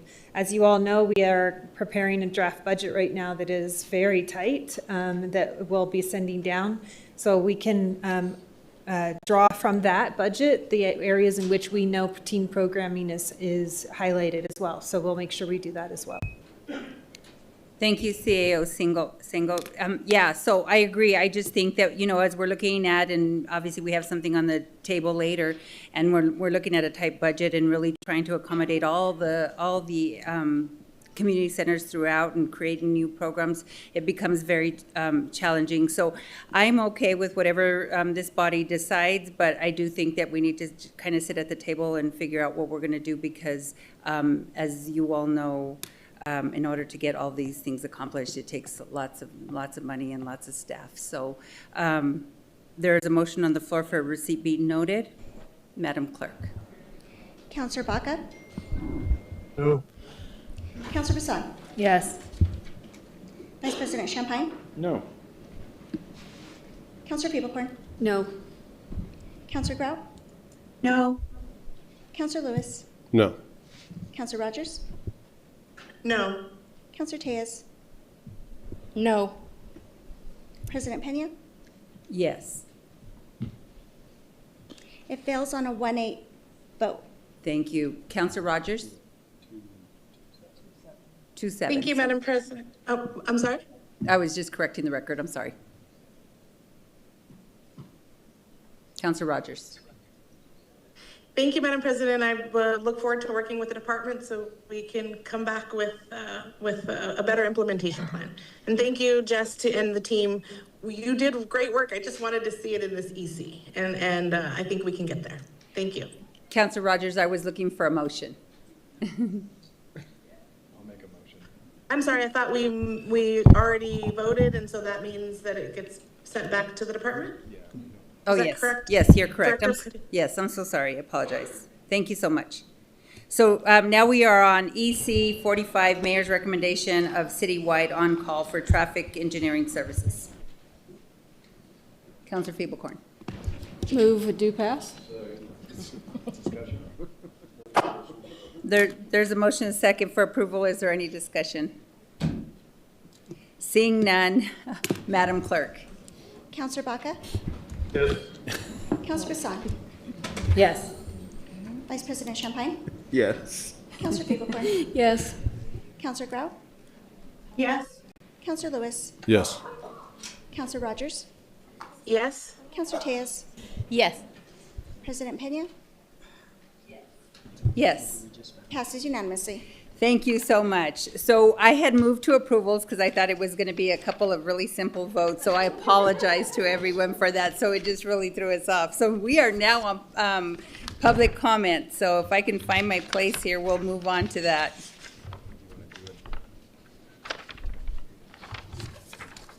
So members of the public can provide live public comments to the council in person or virtually if they have signed up for public comment per the instructions published on the agenda and our website Friday. Here are the public comment ground rules. Each participant has 1 minute. Comments are to be addressed to the councilors only through the council president. Any disruptive conduct will result in removal from the meeting.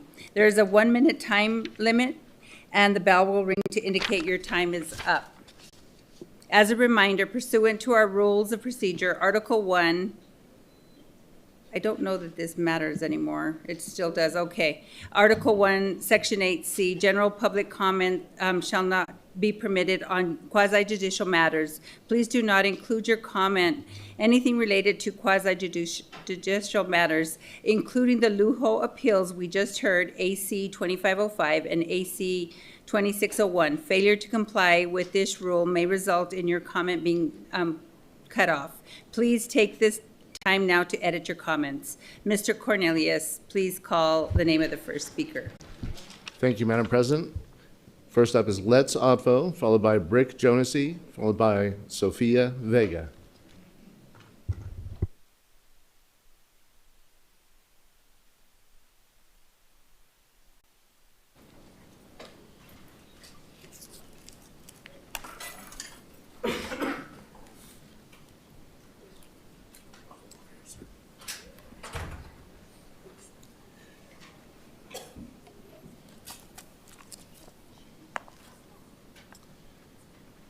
President Pena, Council, this body took the opportunity on March 2nd to try to publicly shame an individual for using the word colored, a word which is found in the NAACP's name.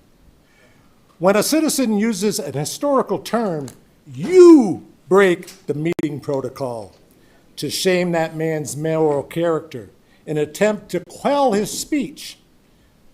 Do your actions? He felt so unsafe that he left the meeting. You had officers follow him out, even though he left voluntarily. Shadowing a citizen with police who's already leaving is a clear attempt to punish dissent and to silence a critic. You use the police in your positions of power to create a spectacle. We are all free to believe what we want to believe, but our government cannot practice selective outrage to target its critics. Racism has no place in positions of power. This man's comments were not a crime, not even close. Your time is up. That's your first warning. Like to give warnings out, don't you? Brick Jonasy, followed by Sofia Vega, followed by Rosalio Hernandez. So I do believe that there's probably a little misconception on Ms. Rogers' part. I believe that she was kind of led by Pena, but I am here to serve a follow-up cease and desist letter to you. Who do I give this to? Which one? All right. Last meeting, you halted the official business to label me racist because I used the term colored and African American to show appreciation for people.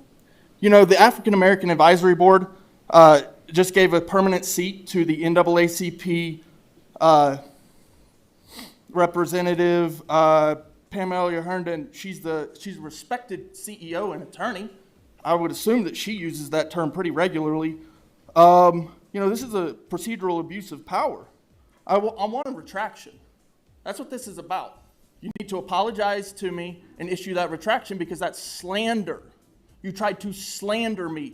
And yeah, the people work it out. Thank you, Ms. Christopherson. Thank you, Lisa. Yeah, the people work it out. You have power. You're the racists. Sofia Vega, followed by Rosalio Hernandez, followed by Francesco Artist. Good afternoon, President and members of the City Council. My name is Sofia Vega. I am a member of El Centro, and I'm very proud to be studying psychology, so that in the future, I can contribute my knowledge to the community. At the same time, I work as an educator in a daycare center. Today, I am here to support the Safer Community Places Ordinance, because in my work as a teacher, I see how the fear of deportation and family separation is directly affecting our children and also my fellow teachers.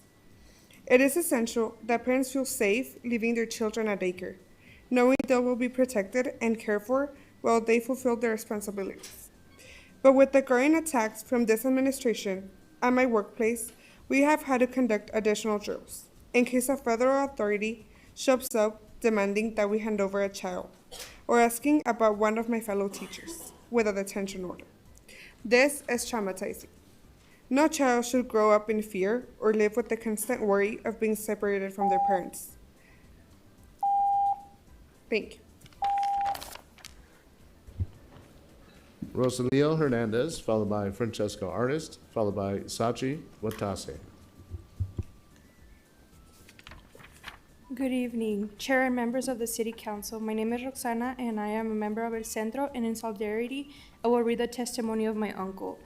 My name is Rosalio Hernandez. I am a member of El Centro and the owner of Taqueria Mexico, which I have operated for 30 years.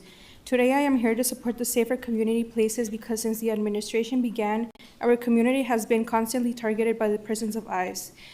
At my restaurant, individuals in white vehicles wearing green uniforms have shown up spreading fear among my customers, who then decide to leave my business out of fear. Some of my workers have missed work multiple times because they are afraid of being detained and not returning to their families, which has reduced both of my workforce and my customer base, significantly impacting my income. That is why today I ask you to approve this ordinance for the good of the entire working community so that everyone feels safer visiting places like Taqueria Mexico. Business owners also need to be able to protect our workers and inform them if an I-9 audit has been requested. We want to continue providing our services, contributing to the local economy, and supporting our families. Thank you. Francesco Artist, followed by Sachi Watase, followed by Sarah Yvonne Escobar. Mr. Rios, can you please?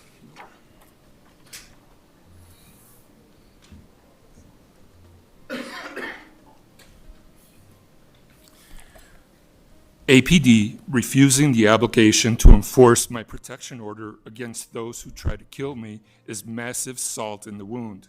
That same badge with a gun allegedly got bored one day, put a woman spread eagle on his car without cause, exposed her breast, and fingered her inside her underwear in front of a church,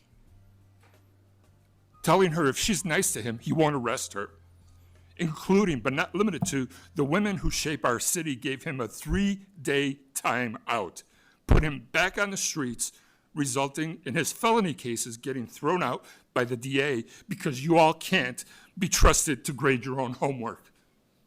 While breaking every rule in the book, for the bad cops never step foot in front of a judge in the matter of Mayor Keller's illegal wall. While you sit telling us we can't clap our hands, we can't snap our fingers. How about no to fingering? Why did you say yes to harboring bad cops from justice? Why? Why?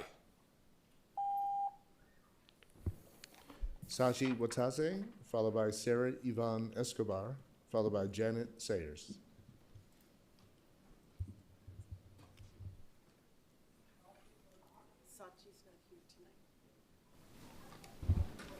Sarah Yvonne Escobar, followed by Janet Sayers, followed by Lisa Christofferson. Good afternoon, Chairman and Councilors. My name is Sara Yvonne Escobar. Everybody calls me Bonnie. I'm the Executive Director for Enlace Comunitario, and I'm here to speak in favor of Ordinance 2615, the Safer Places Ordinance. And I specifically want to speak to the piece that makes domestic violence shelters as well as sexual assault service coordinators safe places in our community. Clients have not been coming to our space because of their fear of ICE showing up. And also because ICE can also set up outside our agency as a setup ordinance. So this changes to the ordinance will make it safer for clients and safer for our communities. Please vote yes. Janet Sayers, followed by Lisa Christopherson, followed by Mariah Breeding. Madam President, members of the council, I'm here tonight just as Janet Sayers, not a member of anything, just a longtime resident of Albuquerque. I am supporting the public safety tax, but my comments, I wanted to say that I think this is an opportunity for the city to get its house in order, as the city is the landlord for dozens and dozens of buildings. I'm hoping that the bill, as it evolves, could point out, have an inventory of all the buildings prior to 1980, built before 1980, and identify those big-ticket items of renovation, roofs, HVAC, electrical, et cetera. That's number one. Number two, I would hope that it could prioritize repairing some of those buildings that are now 60, 70 years old. And lastly, I just wanted to comment that hopefully the monies could also help open some of the underused buildings that are only open 5 days a week. That does happen to include some libraries that are only open 5 days a week. Thank you. Lisa Christopherson, followed by Mariah Breeding, followed by Cesar Marquez. Hello, my name is Dr. Lisa Christopherson. I reside in District 3, City Councilors. I'm here because in Albuquerque, we believe in community and fairness and responsibility, and we take care of our neighbors, and we expect our businesses and communities to do. So I am asking, yesterday, a group of us went out in front of Frontier, and we had previously asked Frontier if they would consider not allowing individuals to linger in there for 3-4 hours, because they have a sign on the door that says no study groups.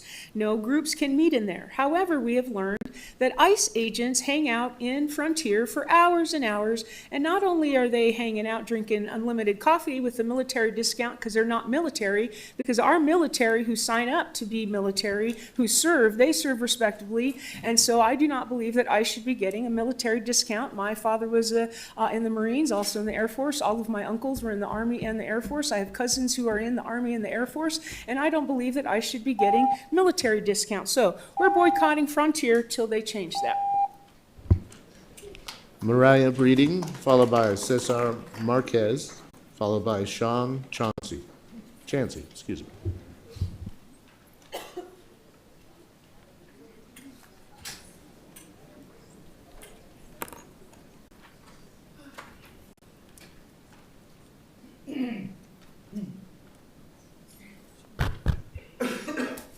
Good evening, Madam President, City Council members, hardworking city staff, and everyone in this extraordinary audience tonight. I would like to address the principle behind the City Council protocol that was employed in AC 2505. I do not wish to discuss the case, but I wish to make it perfectly clear that the way your protocol has either been written or interpreted allows for no feedback at a city council member from actual affected members of the community. We heard at length from the city council members. We heard at length from the appellant. You can hear at length in any hearing that is conducted this way from city staff, from all of the various zoning hearings, but you cannot hear. We are not allowed to speak. The people who actually are affected 24/7 by this, you don't even know who of us are here, and we never were communicated with, not the neighborhood council. You can't be a safer city, which I so much support, and not practice this in your own individual business keeping. Thank you. Thank you. Thank you. Cesar Marquez, followed by Sean Chancey, followed by Thomas Stewart. Hi, good evening, Madam Chair and members of the council. My name is Cesar Marquez. I live in District 2 and I am the senior organizer with Common Cause New Mexico. Thank you for the opportunity to speak. Last week on March 9th, the FGO committee shut down the ranked choice voting ordinance with a 4-1 vote with no real discussion and no valid reasons given. And I have to say it plainly, this vote is an intentional choice to keep wasting taxpayer money. We just spent $1.8 million on a single runoff election. You know, conservatives claim that they care about fiscal responsibility. Well, spending $1.8 million on avoidable runoffs is not it. What makes this even more frustrating is that the hearing, a representative from the county clerk's office, the people who actually administer our elections came out in support and said that this would make their jobs easier. As leaders, you owe it to the subject matter experts to at least have a real discussion, ask questions, and put reasons on the record. So, well, given that we don't have any more time, all right. Sean Chansey, followed by Thomas Stewart, followed by Joe Cardillo. Good afternoon, Madam President and family and council.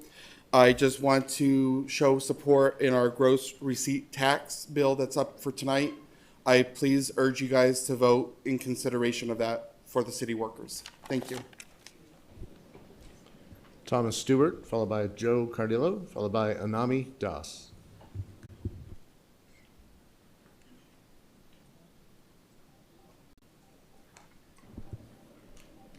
Mr. Cornelius, if we might want to ask for those names out there just in case, because I was just told by another counselor that some of the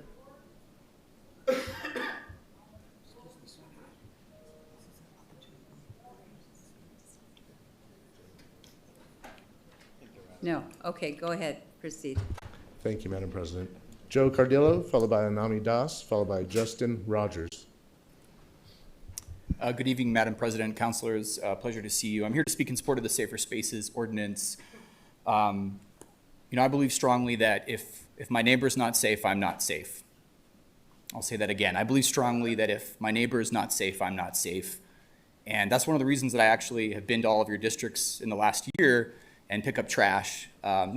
It's not something I really talk about. I just kind of like to check in and see how folks are doing, see what the state is of my neighbors. And of course, I do that a little bit more regularly in my own neighborhood, as I think most people tend to do. We look after our neighbors, but I think it's really important to look after and protect the people in our city and make sure that they're safe and that they're okay. And if they're going to work, that they can go to work. If they've got to take their kid to the daycare, they can do that. If they've got to the grocery store to get food, they can do that.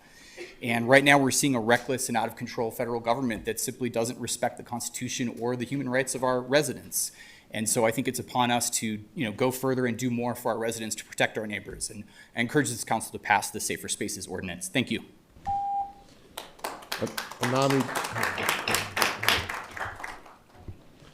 Anami Das, followed by Justin Rogers, followed by Joseph Fuhr.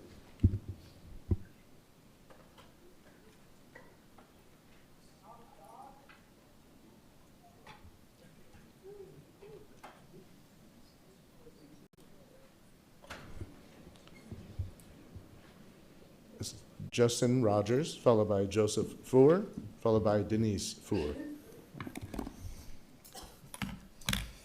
Okay, thank you, Madam President and members of the council. My name is Justin Rogers. I'm here for myself, but also as the board president of the Asian American Association of New Mexico.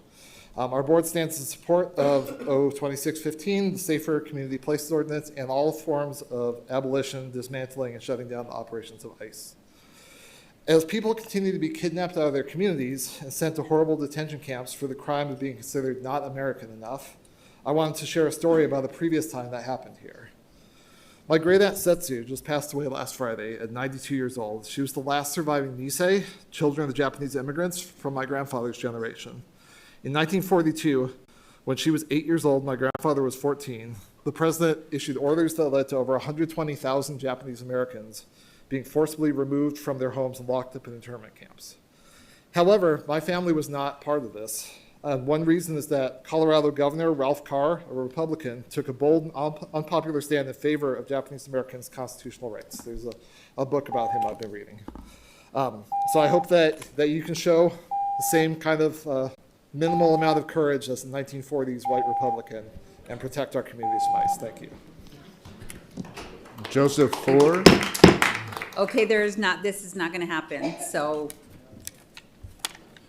We need to keep decorum, and Joseph Thor, followed by Denise Thor, followed by Simon Polakowski. Good evening, Madam President and members of the Albuquerque City Council. My name is Joseph Thor. I'm a retiree on a fixed budget living near the Manzano Mesa Multi-Generational Center. I'm speaking tonight because I am vehemently opposed to the GRT gross receipts tax increase being considered by City Council. The GRT is a regressive, punishing tax that punishes senior citizens, fixed income citizens such as myself, and small businesses.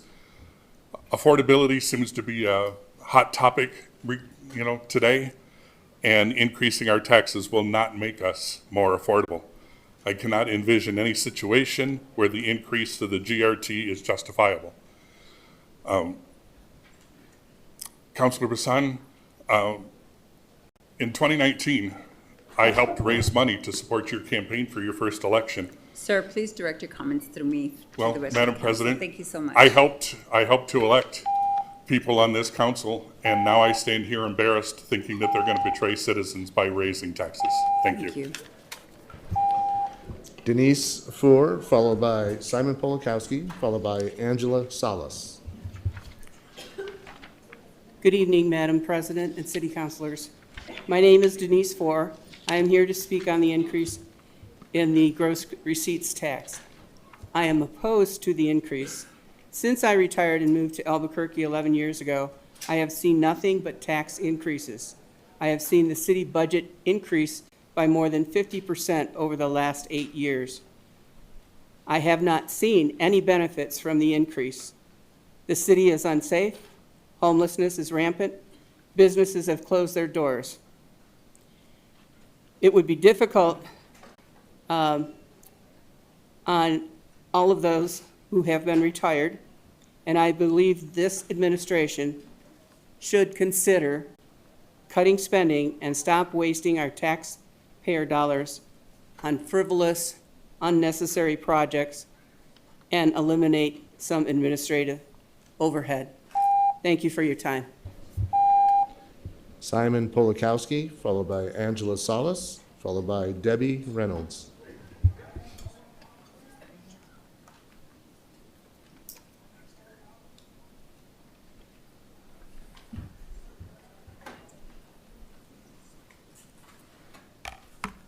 Can you hear me?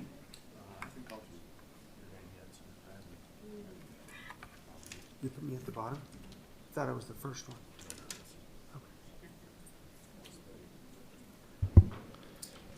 Angela Salas, followed by Debbie Reynolds, followed by Grace Dukes.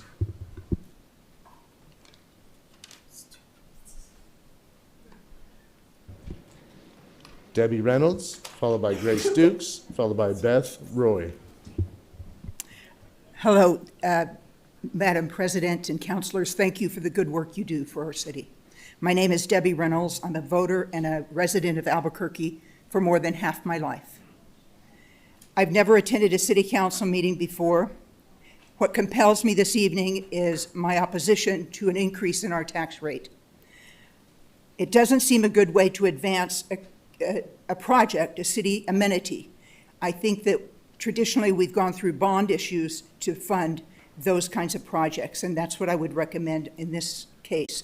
The other point I would make is think of the single mothers, think of the retirees, think of the disadvantaged and the poor people. They're the ones who bear the burden of a regressive GRT. A mother who's trying to buy yet another pair of shoes for her children, or an elderly person who has to rent medical equipment or buy supplies. Those are the people who will be impacted, and often those people are not living in the district that will benefit greatly from this GRT. Thank you. Grace Dukes, followed by Beth Roy, followed by Lucy Arnett.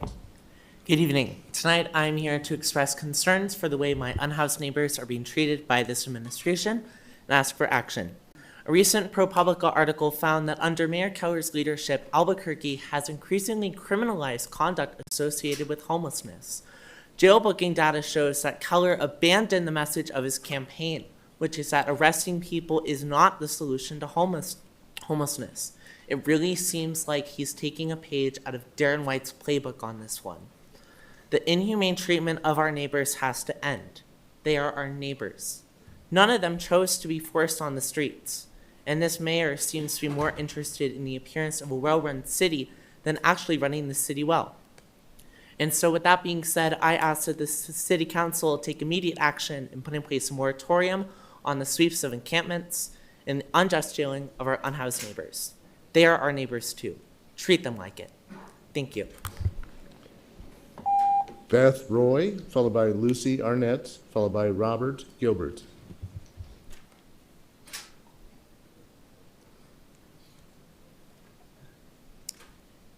Madam President, first of all, I want to say I'm a retired professor, so I've never managed to speak in only 1 minute. I'll do my best. I wanted to speak to the transactions that happened, kind of a little bit of an uproar that happened in the March 2nd meeting. Several other people have spoken to it today. And register my distress about one aspect of that interaction. First of all, I'm very much want to congratulate you on having a regulation about respectful speech.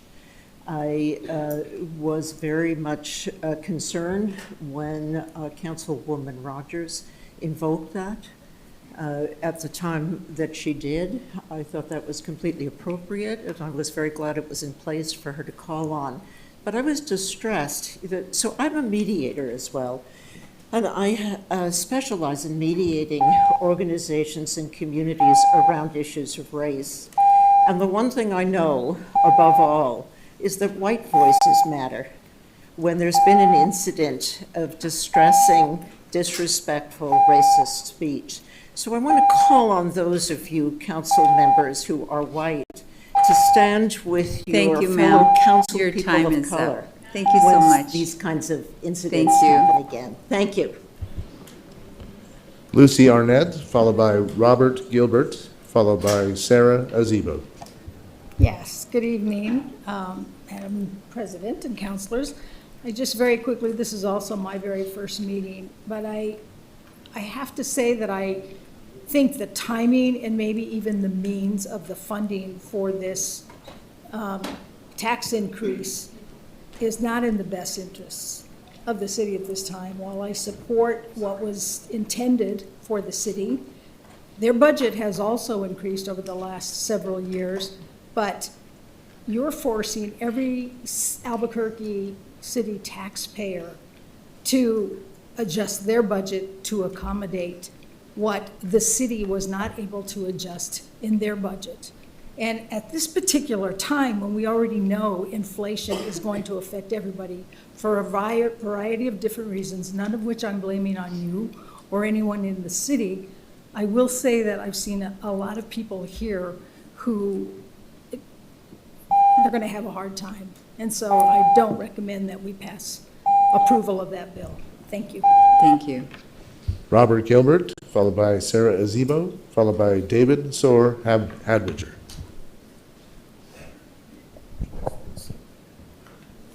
Hi, Madam President. Full disclosure, I am a solid waste employee. I'm also a taxpayer. And so I'm in favor of the GRT ordinance. I think that the very small half a percentage point increase is something that I, as a consumer, am not going to have an effect on me as a consumer, sorry. But as a blue-collar worker, I think it's going to help me. It's going to benefit the departments I work with, especially because we have been in a wage insecurity for quite some time. So thank you for bringing this matter to your attention. Thank you. Madam President, I see Sarah Azebo in Zoom, so Sarah, I'll get to you. David Soar Hadwiger, followed by Tad Nyaminski. Madam President, members of the council, first, thank you for your service as always. I am here in favor of ranked choice voting and as a former city council staffer from 25 years ago. Back in my day, we worked really hard to stretch every dollar and do everything we could to provide city services. I'm always a little surprised when people vote in favor of spending an extra $1.6 million and we don't have to do it. As a budget analyst, I would have come to you and said, we can buy 21 police cars for that. We can put 16,000 hours of police enforcement doing DWI sweeps or warrant enforcement. We could buy 15 police officers. We could buy 10.5 acres of open space near the Bosque. We could fund more events for the Route 66. So that's a budget analyst in me. Thanks so very much for your time. Tad Newminski, followed by Jason Sanchez.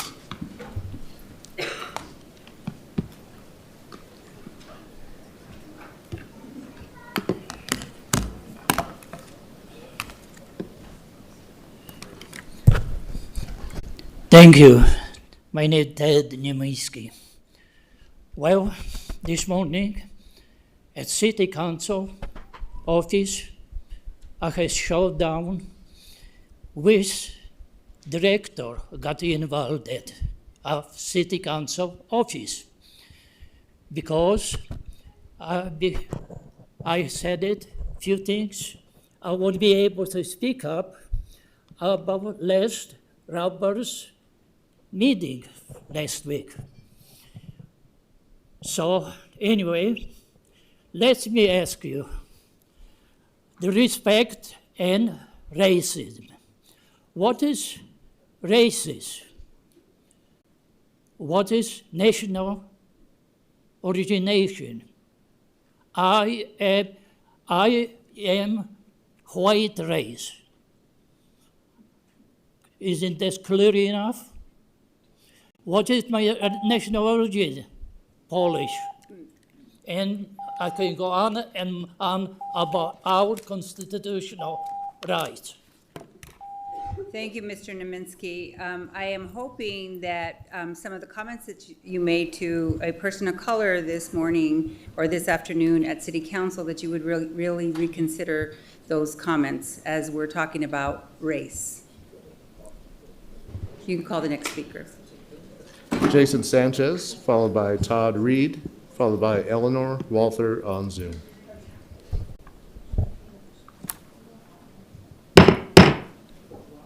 That's your second warning. Nope, I gave you a warning when you were speaking.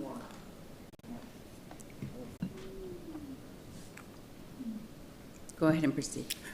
My name is Jason Sanchez. I work at Solid Waste as a commercial collections driver, and I am in support of the Bill 2616, and I encourage all of you to vote yea on it. I want to talk about something most people don't think about until it's too late. Solid waste workers, the people who pick up the trash every week, perform one of the most essential services in our city. Yet they are often overlooked when it comes to fair pay, safe working conditions, and respect for the risks they all take every single day. Employee retention in refuse services is growing a challenge. When workers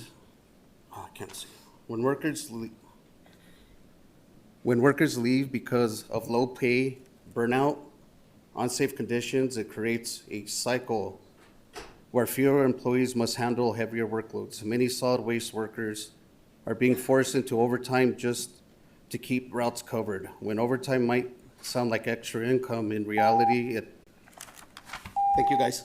Thank you. Appreciate you being here. Gentlemen, I'm going to have to give everybody a first warning on that. We cannot have any outbursts. Thank you so much. Todd Reed, followed by Eleanor Walther, followed by Nicole Finch.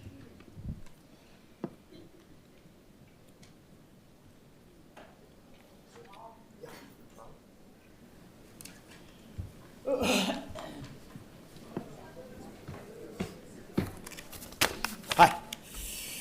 Good evening, councilors. I'm here tonight to speak for the people of Albuquerque, especially those struggling to survive. Let me be clear, taxes cannot be increased if they create a burden. That is a constitutional limit. Our citizens have natural rights, the rights to earn and keep the fruits of their labor. Excessive taxation violates those rights. It turns government from a servant into an oppressor. And here in New Mexico, the consequences are real. Our state has one of the highest poverty rates in the nation. Nearly 1 in 5 residents lives below the poverty line. Raising taxes now will push struggling families deeper into hardship. It will hit seniors, workers, and small businesses hardest. This is not leadership, it's punishment. There is a better way. The council can protect our city's budget without burdening citizens. Cut waste, spend efficiently, encourage investments, grow jobs, strengthen families. That is real fiscal responsibility. That is common sense.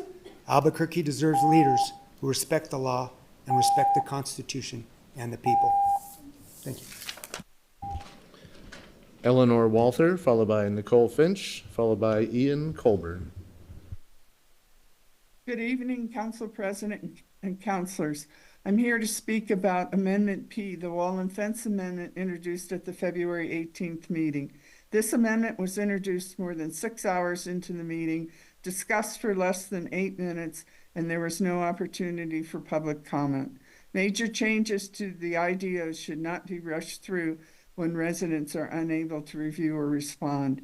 The reasoning behind this amendment was that it was unfair for one homeowner to be cited when neighbors have not been cited. But the answer to inconsistent enforcement is consistent enforcement, not weakening the rules for everyone. Allowing violations to justify more violations undermines the entire ordinance. Amendment P also removes basic public notice requirements. It eliminates mailed notice to neighbors within 100 feet and removes the requirement to post a sign. That means people may never know a variance is being requested next door. It also lowers the standard for granting a variance from 20% to 10% and doesn't even require that the nearby non-conforming walls were properly permitted. In other words, existing violations could be used to justify new ones. Please reconsider Amendment P. Thank you.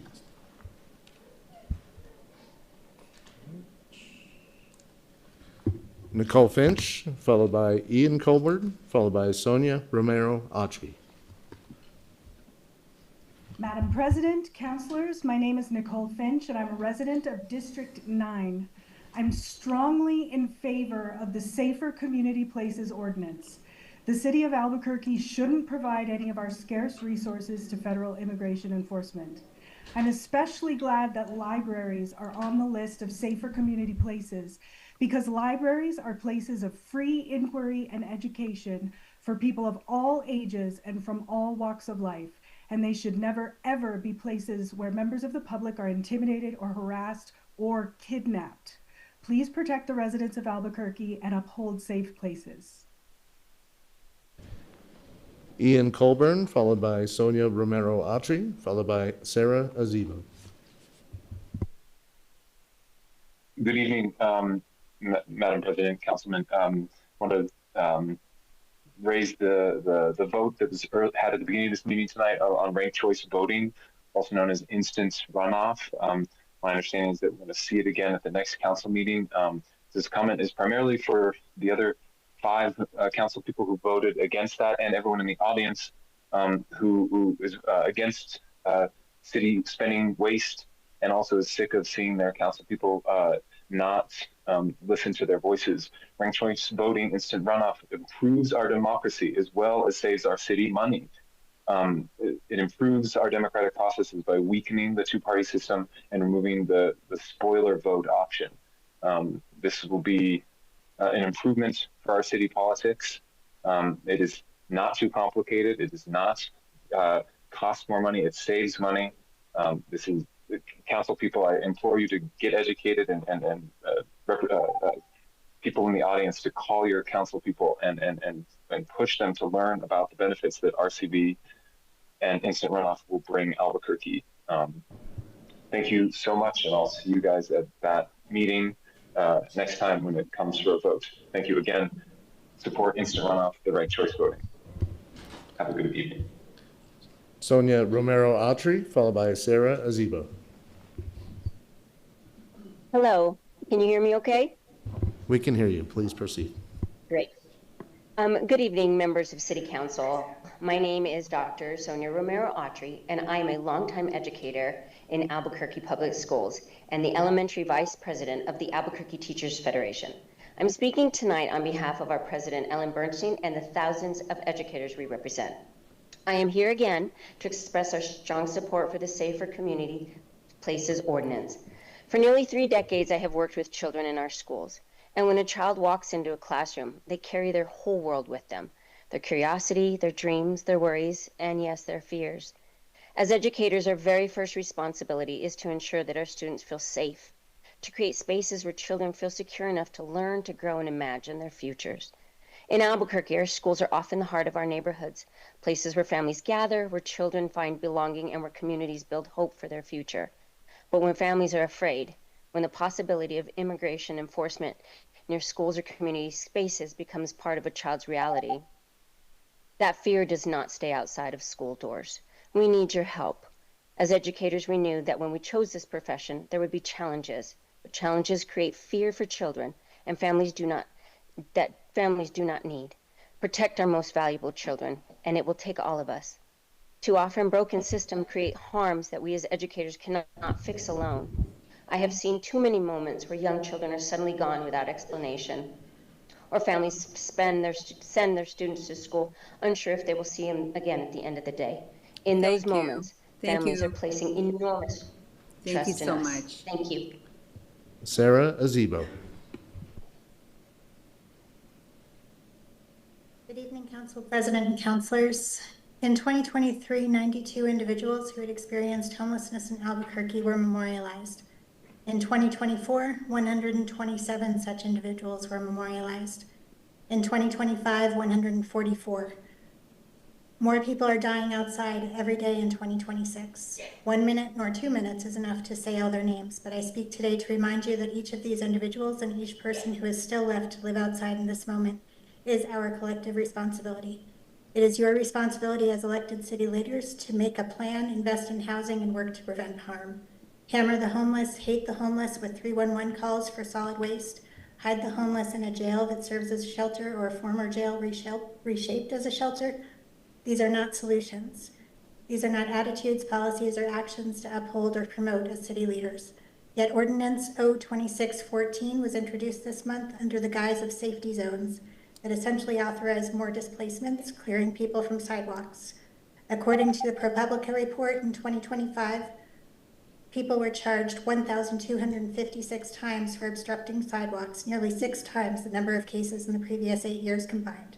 Given this, I'm certain no additional investment in legislation or enforcement is needed for sidewalk safety. Thank you. Thank you. Madam President, that concludes general public comments. Thank you. Thank you. Thank you all for being here. We are going to take a break and we'll return at 8:05.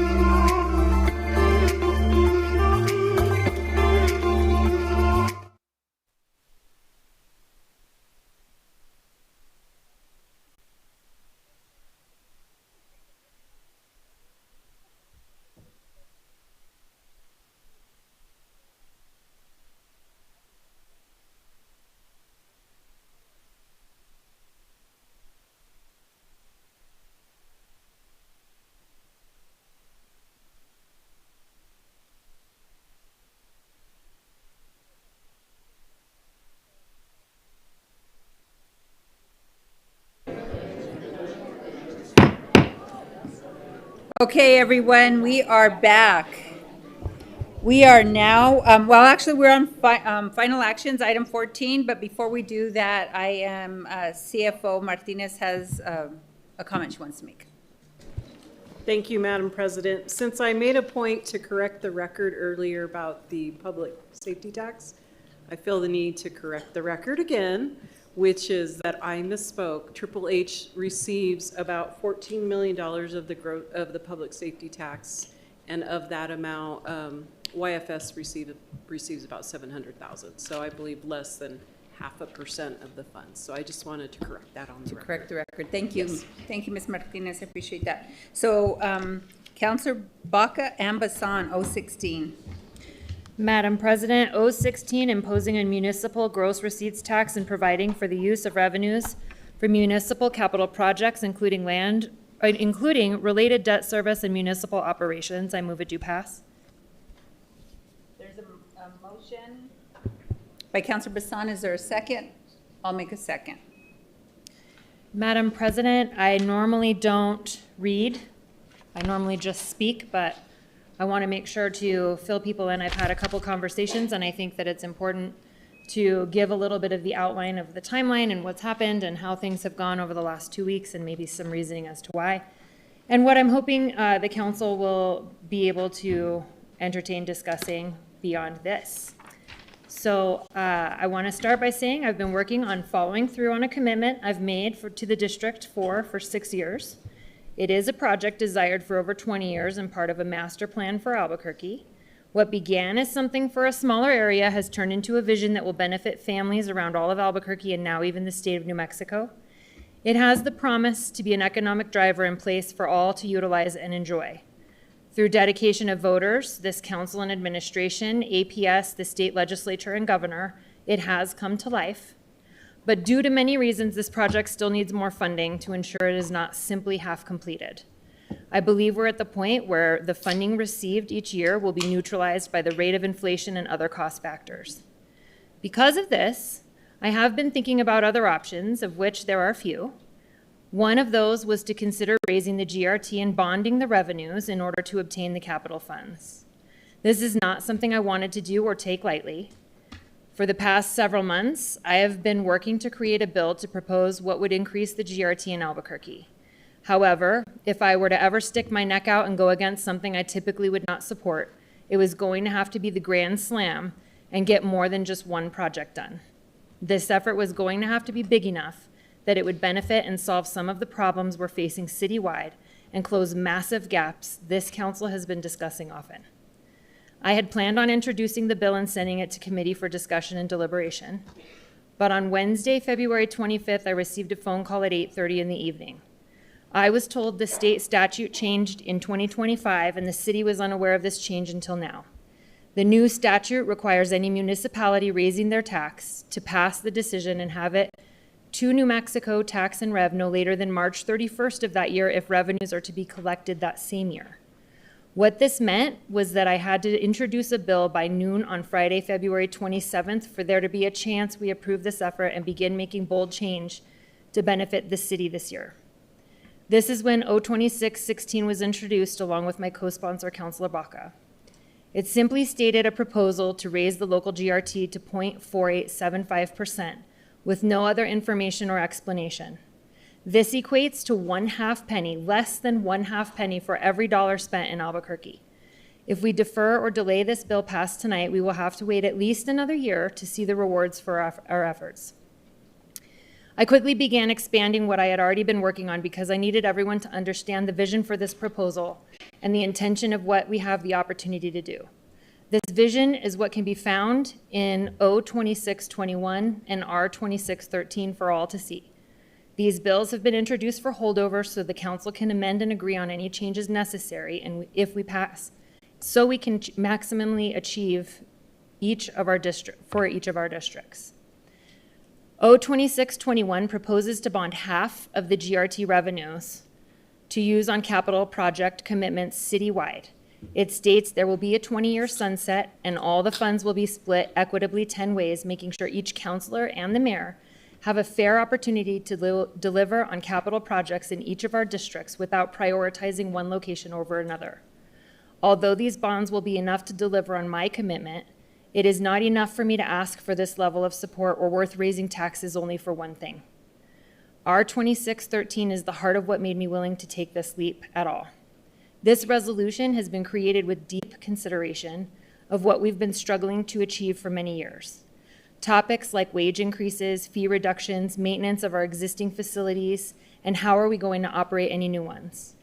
Even with what many say is a bloated budget, I was unable to find a way to significantly decrease it when I was committee of the whole chair for 2 years. It wasn't for lack of effort, but also it isn't simple as an across-the-board percentage decrease, or what I may be willing to cut out might not be supported by one of the counselors, and they may refuse to cut it. We have information from the completed class and comp study and have yet to fully implement it or make significant progress on ensuring our lowest paid city workers are raised up to receive comparable and even competitive salaries, so they will stay working for our city because they are supported as they deserve to be supported. And this includes our public safety and labor employees. We've also debated about the importances of improving our parks while also defending the need to increase these same promised salaries. We've heard that we should stop increasing fees at city facilities, which the public is already paying for with these taxes. We want to support our growing economy and have talked a lot about permits, how they take too long to obtain, they're too pricey, and something should be done about it. We have compromised and made only some small progress with these deliberations, but I think they're only sprinkles of what we need and what we can produce. Speaking of sprinkling support, I understand the state has high gas and oil revenues impacting all of us. And as grateful as I am to the state for what they do for our city, it's not delivering on closing the gaps and completing projects. Another large fact is that our entire city pays property taxes and behavioral health taxes to Bernalillo County. Since Albuquerque is in Bernalillo County, the question to think about is how much of Albuquerque's tax payments are coming back directly to us in the form of financial support from the county. I have yet to have substantial, if any, funds come from the county to help improve roadways, build projects, and help with some other pressing needs in my district. I believe county funds are mostly spent on the unincorporated areas. Although these areas need support too, why doesn't our city see more benefit from the dollars being spent back on us? We're paying into something we hardly get returned. The proposal before us tonight will make sure all the revenues received with this increase in Albuquerque are reinvested in Albuquerque. This GRT increase will take half of the revenues and dedicate it to creating, approving, and appropriating separate plans to raise up our valued workers, determine operating cost plans, and reduce city facility and permit fees. The resolution directs the administration to create separate plans for each and bring them to the council for approval. All the revenues will be reserved until these plans are reviewed and approved by council. The administration will not be permitted to spend them until there is a majority agreement and transparency. I'm not proud to sponsor a tax increase. In fact, it's the last thing I ever thought I would do. But after careful thought, I truly believe this will allow us to close some of the massive gaps our city is facing. It will allow us to move forward and become a better version of what we have. The .4875 proposal was specifically selected because it would get all of the above done in a big way. Some have suggested even collecting a higher percentage, but my goal was to find an amount that would complete my promised project while improving many of the other issues we continuously face. If we reduce the GRT percentage collected, it won't be something I can support because if we're going to initiate any increase, I hope this democracy will ensure no one side gets everything, but everyone gets something. We could send this to the voters, but I believe in this effort and think we will see the benefit of this dedication almost immediately. I'm willing to risk a lot, and I'm committed to this decision. I see no benefit in any delays and hope you all will support this visionary effort like the quality of life tax and what it did to transform Albuquerque. I do sincerely hope that you will pass this bill tonight. If we don't do it now, we could do it later. But if we're willing to do it later, it only means we miss the opportunity that is directly before us today, and we delay these possibilities for at least another 18 months. I hope this brings a lot of clarification for you because it's been very difficult not to meet with everyone due to the quorum regulations. I truly have been dedicated to thinking about all the angles and what would benefit everybody's goals that I've heard about over the past several years. And I really tried hard to build a package that would be largely impactful based on the information from each of you and what you speak about prioritizing. Thank you for letting me do that, and I would like to please ask if Counselor Baca has anything to add for the opening. Yes, he has his hand up. Counselor Baca. Thank you, Madam President. Thank you, Councilor Vincent, for your opening words. Last year I offered a similar proposition to raise taxes for capital. I call it the Quality Enhancement Fund at that time. And because I firmly believe, like all cities, and Albuquerque itself, when we invest in ourselves, that's when we actually make things happen. It was, 25 years back, whatever it was, when the Bio Park was built, when the Explorer Museum was built, the Balloon Museum was built, all our open space was built. The things that we look at today and take for granted, and like, this is what makes Albuquerque great, that was done in this same manner 25 years ago. And because we invested in ourselves, consistently we think about raising our economy and attracting businesses. It's not just a matter of creating a fiscal environment for businesses, it's also bringing those families. If someone's going to bring their business here, if someone's going to open it up, they're asking their employees to take a chance on Albuquerque. They're asking their families to bring their kids to take a chance on Albuquerque. If we need healthcare. We know our legislature did a fantastic job this last year to help increase our level of doctors and other healthcare professionals. This is part of us. Every time, when they come out here to look, it's not just about, is the fiscal environment okay? Can I raise my family here? Will I have the same opportunities here for my family as I will have in other cities? And right now, that's not the case. And so we need to invest in ourselves to really make this happen. On top of that, we're in a situation where the current federal government has started to take away funding. We all know that. We're at a loss of funds because of that. And likely we'll be at a loss of funds for the next few years. For no other reason other than we take care of our community. We care about everyone who's a part of our community. Because of that, we've lost money.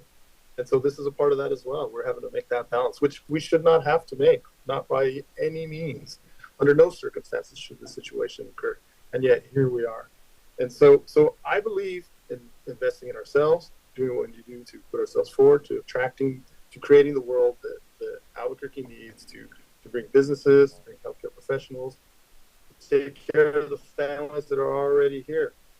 It's not an easy choice by any means. I agree with that. I'm part of that as well. I have kids here, but I think this is the right thing. It's happened before, and it is what made Albuquerque great right now. And so I want to thank Councilor Vincent for standing aside with me. Mayor Keller has said that he's in support of this, and everybody else. So I urge everyone's support. Thank you. Thank you, Counselor Baca. I think we will go ahead, before we go to public comment, we'll go ahead and move the floor amendment. So you have your packet in front of you, and it's floor amendments A through E, what we have currently. So we will start with floor amendment labeled A in your packet, which will become 1. Counselor Feeblecorn. Madam President, I'll move floor amendment number 1. It's on page 3, line 2, amend section 4, dedication as follows. Dedication, revenues from community enhancement municipal gross receipts tax shall be used for municipal capital projects and related bond debt service as applicable, including but not limited to design, construction, acquisition, improvement, renovation, rehabilitation, and equipping or furnishing thereof, and for general municipal operational purposes, and I am proposing to add in exclusively in the form of employee compensation. I'll move that. There's a motion in 2 seconds. We'll go with Counselor Tejas. So is there any discussion on the amendment? Counselor Bassan. I am in full support of this amendment. I really mean it when I say that I'm trying to find a gap to close when it comes to increasing city wages, especially for the lowest paid earners in the city. 2 years ago and 3 years ago, I think it was those 2 and 3 years ago, I was committee of the whole chair, and I did the tiered approach where we gave the lowest paid earners a higher percentage, and then another tier above that, a lower percentage, but still more. And eventually when you got to some of the top dollar earners in the city, they didn't get that same increase. We need to make sure to close the gap on the class and comp study. We need to make sure to truly put our money where our mouth is. I am in support of this. And as proposed, I will say, I can't support the other 2 amendments that you have, Counselor, because as proposed, if this passes, we will be able to give $56 million in compensation to our employees based off of if it sticks at the 0.4875 and is 50-50. Any other discussion? Anybody online? No? So with that, to close, Councilor Feeble-Corn. Thank you, Madam President. So I do want to thank Councilor Bassan for her openness to this. We talked a lot about, or what we heard about was what's in this other bill that the council will be hearing. And I'm very excited to see that. But what's before us tonight is literally what I just read to you, which is that it's going to be spent on capital or bonding or operations. And that's the only detail that's before us tonight. And I think it's really important that we say specifically in this enabling legislation that all of those operating funds are going to go to pay the people who actually keep our city running. I've had a lot of conversations on this bill in the last 2 weeks. I'm sure everybody has.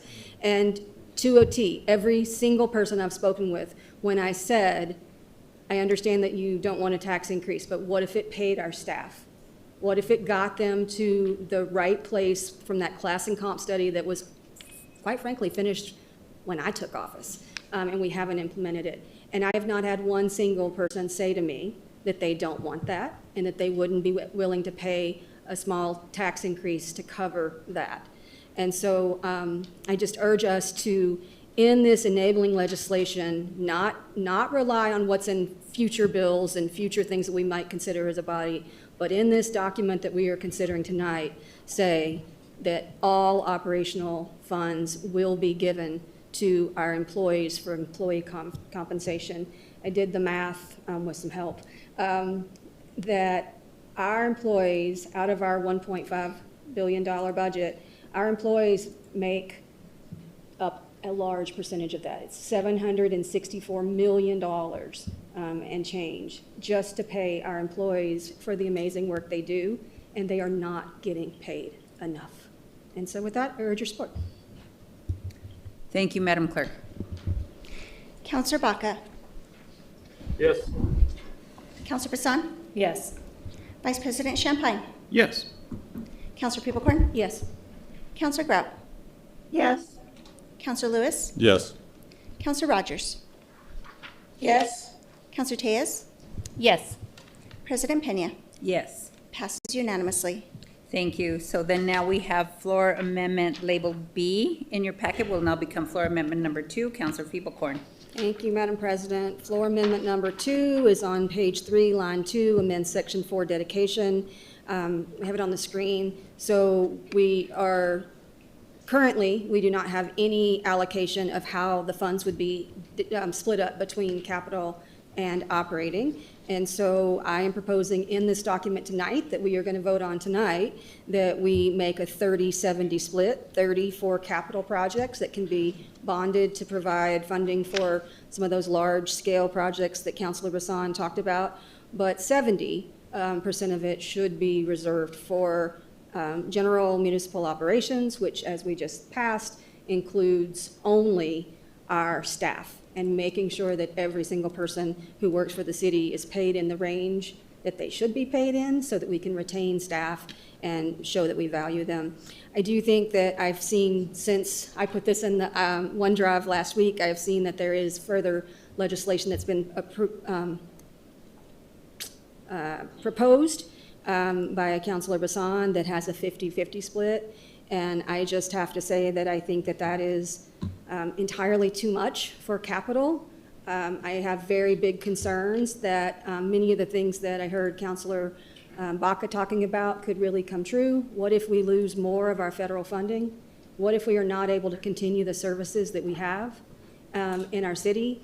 And what if we spend all of that money on capital projects? I have a very big concern about that. In this time of uncertainty, we do not know what's coming. We do not know if we're going to be able to continue to pay our staff anything moving forward if we don't find a way to button up our operating expenses. And so this 70-30 split to me makes a lot of sense. And I'm sorry I forgot to move it. Move the floor amendment 2. Second. There's a motion and a second by Councilor Tejas. I was asking. So thank you, Councilor Feeble-Corn. I think I see Counselor Baca's hand up.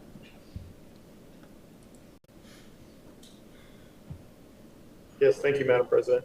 Quick question for our staff. Since this says specifically for operational purposes, and the previous amendment said it wouldn't be operational, it would be strictly for salaries. From strictly a verbiage standpoint, does this actually work or does it cancel itself out? Madam President, Councilor Baca, this amendment would build upon the amendment that was just passed to add language to the end of this section to say that the general municipal operational purposes will be exclusively in the form of employee compensation. So 30% would go to that purpose. I'm sorry, 70%, 70. Okay, thank you. So while I appreciate Councilor Corn's amendment, our people are a support asset. You can't accomplish your mission without your people. This split is quite a bit too much because, per my own opinion, obviously, our city is more than just, it's everything. It's our community, it's our people, it's everything that's there in the capital portion. If you take that out, you take away kind of the essence of the bill that Councilor Vincent and I put together. So I personally cannot support this amendment, but thank you. Thank you, Counselor Baca. Counselor Vincent. Madam President, I said it before that I'm not going to be able to support a 70-30, but the proposal for a 50-50 right now at this rate will garner $56 million in operating, which would be for employee compensation. And I guess I've heard plenty of stuff about, the pool and how that's not the one thing that should matter. But I've also heard on this council, and I agree with a lot of it, that our roads need improvement, and that's considered capital. So if we want to be able to invest in things like that too, not just buildings, not just my project, that's where, to me, we've talked about road, we get a regular update now about it. And so how are we going to close that gap when we're behind? And so I am hoping that that we can keep the 50-50, because I do think that there are some significant needs on both sides, and I'm hoping that we can see that difference. Thank you, Counselor Vincent. Counselor Rogers. Thank you, Madam President. I just have some questions around the numbers for the percentages. So my first question is for the administration. I know we've been going back and forth on numbers of what the actual cost will be to bring employees up to the correct percentile. And I just wanted to talk through some of those numbers to put it into perspective, to help me see if this 30-70 split will actually get what we need for our employees. So first question is, how many employees do we have to do the work to move them to the 25th percentile? Madam President, Councilor Rogers, if we look at our study from Evergreen and the proposal that they laid out for us, in which they provided an evaluation for, and just to note that the implementation was projected to start in FY25. When we look at those projections, to move folks to the 25th percentile within our market, we have 1,153 employees currently projected for the implementation of that compensation move. Okay, thank you, Madam President. And then how many employees would we need to bring up to the 50 percentile? Madam President and Councilor Rogers, it looks, looking at the wrong table. The projections at the time of the completion of their evaluation was that we had 2,830 employees that we would need to move them, get them to the 50th percentile of the market pay for like positions within Albuquerque and other like employers. Okay, and the total cost to bring everybody up, all of those employees, what would that be? Madam President and Councilor Rogers, the high-end projection to move everyone to the 50th percentile, including a market adjustment, so that, with this study, it's important to note that as you move individuals or employee groups to the 50th percentile, we also have to adjust for the fact that the market is going to adjust at the same time.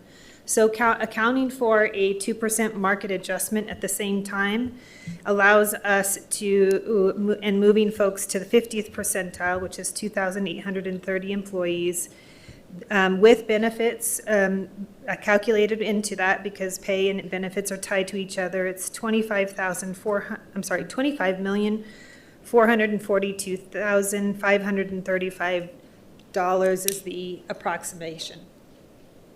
Okay, and so what I did on that form that you sent me, and thank you for doing the work, because for me, I can't, first of all, making decisions this huge for my district, because this is a regressive tax, which means it's going to hit folks who are the lowest earners, including our employees. And so when I added all of those things up, I got almost $43 million. And so my question is, what is the 30-70 split of the revenue based on this? And I don't know who can answer this for me, because we've gotten several different numbers on what this would generate as far as dollars. And then what would be the 30% and the 70% split? So in other words, at 70%, could we make sure everybody gets up to the 50th percentile with the 2% COLA, $43 million? Would that do it with the 70-30 split? Madam President, if I can answer that one for her. So part of the problem with this proposal is that none of this has been really clearly calculated. And so I had a briefing with council services staff last week because, again, through no fault of her own, but the sponsor is not able to talk to me about this bill because of the Open Meetings Act. So I don't want it to sound like she was not willing to talk to me. She's literally not able to. And so we had a meeting and I had a lot of questions, and there were very few answers because we don't have a lot of the data on this. So over the weekend, I worked with a local economist, Kelly O'Donnell. I think most folks know her. She helped me determine kind of what numbers I think are coming out of this tax. And so I'm going to tell you the numbers that I think, and then folks can give their numbers.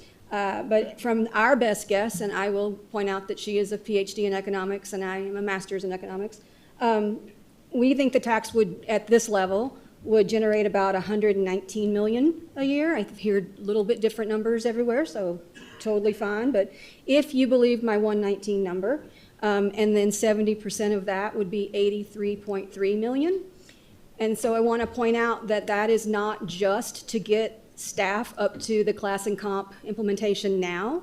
It is to pay for staff moving forward. I have very grave concerns that we do not have a dedicated funding source to pay for staff. And in the world that we are living in, where federal funding could be taken at any moment, where the state revenue could be down dramatically because we rely 100% almost exclusively on oil and gas. So there are a lot of unknowns in our world right now, and this would be a known that money, whatever that amount is, that amount right now, if with the amount that's on the bill right now, would be $83.3 million that would be dedicated to paying staff exclusively every year. That would allow us to get everybody up to where they need to go. It would allow us to give them those COLAs that they deserve every single year. And quite frankly, it might allow us to actually hire some people to do things like staff our libraries and clean up our parks, which are things that we've heard a lot about on this dais. We're not doing a great job at some of those things. We don't have enough permanent employees. We're relying on temp employees. And so with that amount of money, we would have a dedicated funding source. In my mind, it would be $83.3 million per year for 20 years to actually provide that known quantity of funding for staff. So. Thank you, Madam President. Thank you for that, Councilor Feeblecorn. So we said exclusively for staff, but here it says the general municipal operation purposes. So can any of this 70% be spent on, let's say, gateway operations? Because council or administration have not planned for how do we onboard a lot of money to our budget for the gateway network. So can any of this 70%, $83.3 million, be spent on that? Madam President, no, we just passed an amendment that says that operational funds are exclusively for employee compensation, and so this would build upon that prior amendment, and so all operation funds would be spent on employee compensation if this proposal before us passes. Okay, so then I think the biggest question then is how are we going to pay for the Gateway Network if we're not able to use some of this for operations, which probably should have asked that on the last amendment. But I think that's my concern. I think our job is to make sure we can cover paying our people well, but also making sure the vital services that we brought online are taken care of. So that still leaves a major question about our operating budget. Especially when I know how much we need to onboard to that operation budget. But thank you, that answers my question about that. And then I just have a question for the administration. Based on the numbers that we just went over, thank you for working to get us those because it helped me put things in perspective. Maybe it's not a question. I think it's just maybe more of a statement that we should have already been planning for our employee compensation once we had that plan and making sure we have a 5-year plan on how to operationalize all of that. And it's just really hard for me to make decisions with such little time and not all of the information to make good, sound decisions, especially when we're frankly asking the employees of the city to pay for this raise for themselves, right? Like that's how I see it and for some other projects. And we have over 6,000 employees of the city that will be fronting the bill for their raise. And so I think it's just, I'm the only counselor probably right now that's living in poverty. I can imagine spending another dime for what I need, much less paying for my own raise if I was still a city employee. So this one's really hard because we just don't have enough time to be thoughtful, get all of the information so we can make really good decisions. But thank you all for trying to get us what you could. Dr. Stengel. Madam President, thank you. Councilor Rogers, I just wanted to correct one thing when you mentioned that you added the numbers together.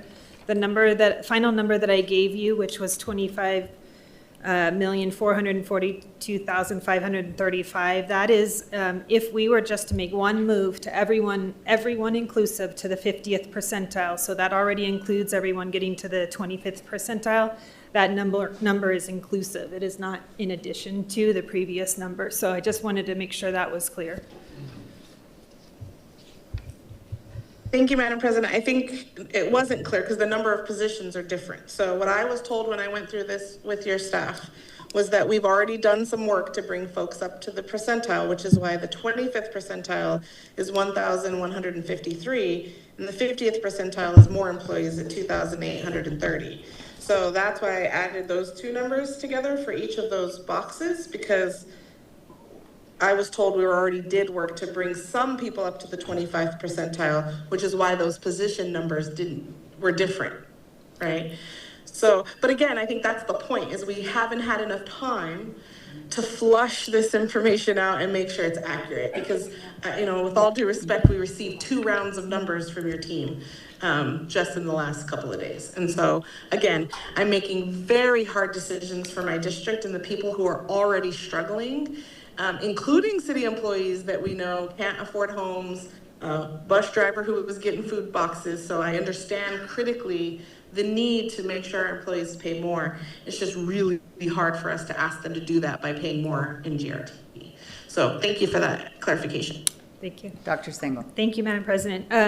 Then just I want to make sure we're giving all the information as clear as possible. So if we're moving everyone to the 50th percentile, the 1,153 employees that we need to move to the 25th percentile would be also going to the 50th percentile. So that's why the numbers are shifting. We have employees that are between the 25th percentile and the 50th percentile, so they wouldn't be included in that 25th percentile. So I just want to make sure that the reason the numbers are different is based upon the 6,000 different employees, which is not 6,000 different pay bands, but that is why we end up with different numbers. But they 1,100 employees that we would bring to the 25th percentile. If we skip that step and just go to the 50th, they're included in the 2,800 employees.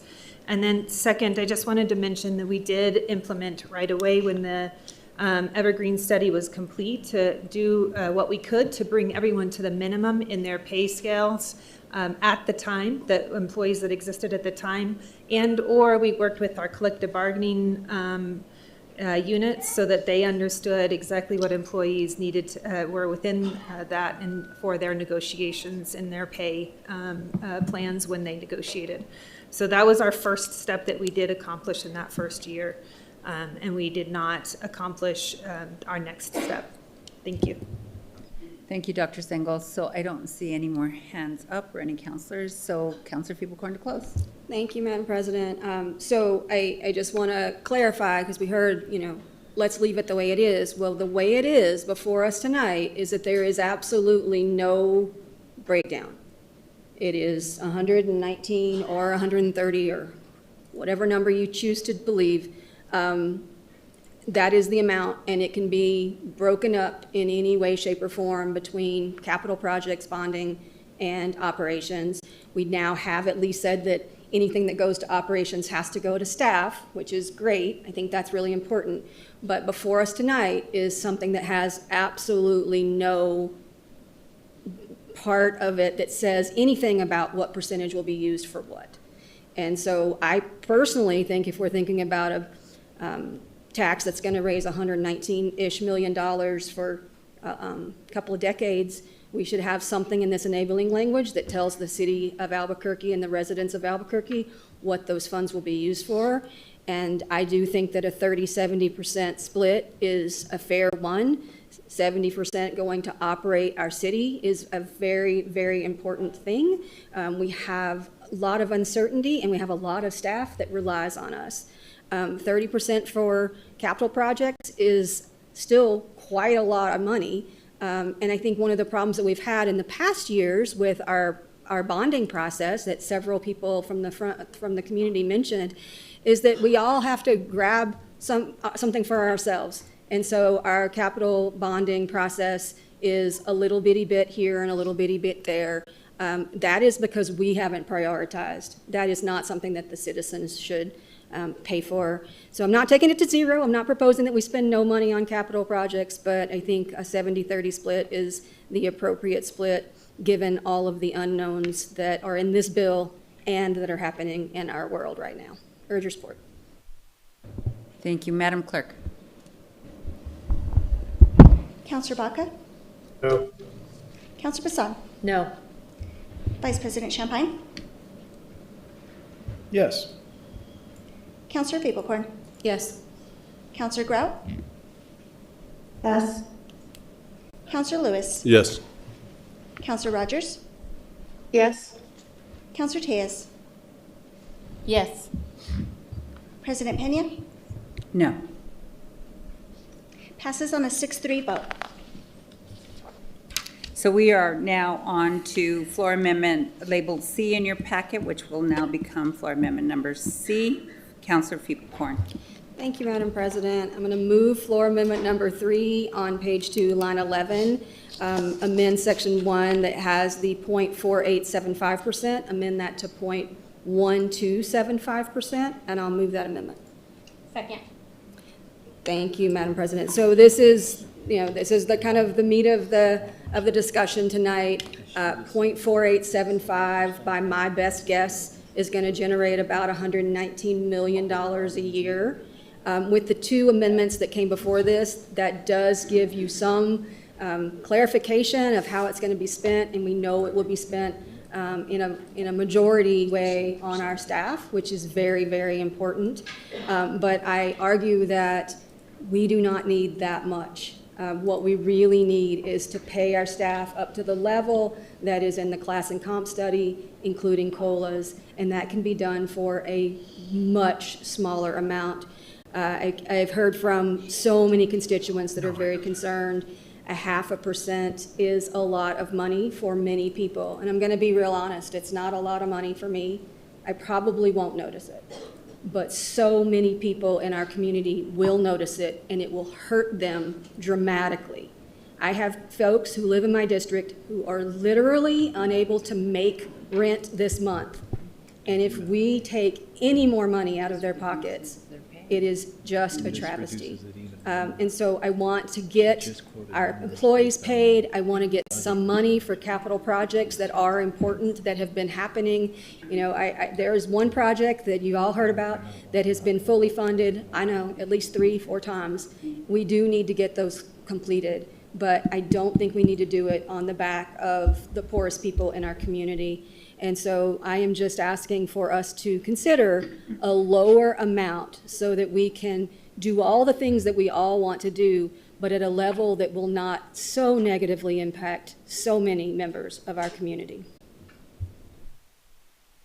Thank you. Councilor Bassan, followed by Vice President Champagne. Madam President, well, I guess for some, it's a move well played. And I said at the beginning that I won't support this if I can't get my project done. I am sorry to all of the employees, but if we don't keep the 50-50 split, and if this package can't be a little something for everyone and not one thing for everyone, I'm not going to be able to support it.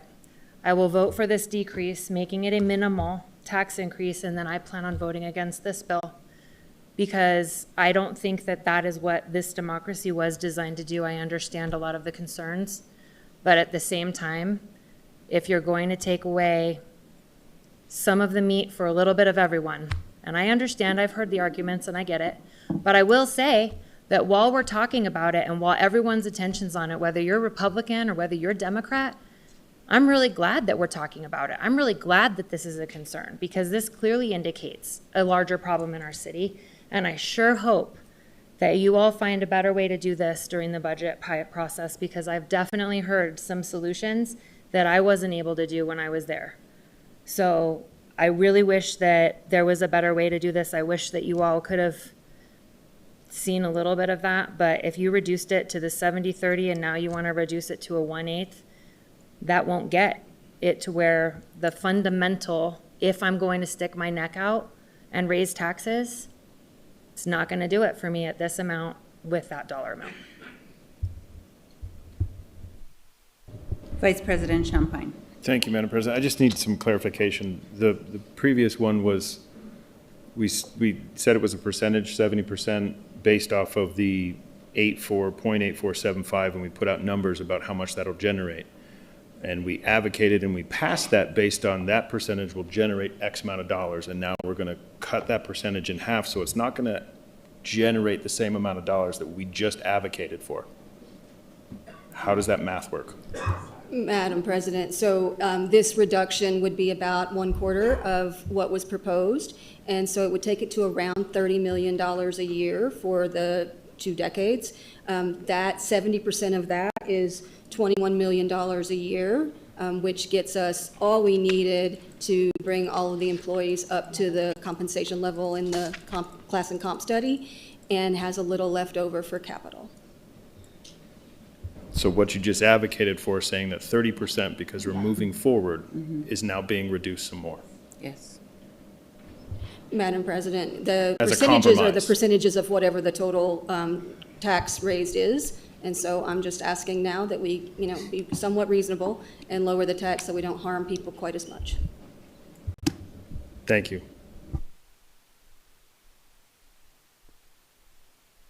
Councilor Rogers. Thank you, Madam President. Councilor Feeblecorn answered my question. I was just writing down the revenue that we would get with this current amount, and she answered that. Thank you. Thank you. Councilor Bassan. Madam President, I just want to say one more time, for those of you that are here that I have been talking to about the lowest earners in the city, I had a proposal that's written for everyone to see that would have gotten you $56 million a year in compensation.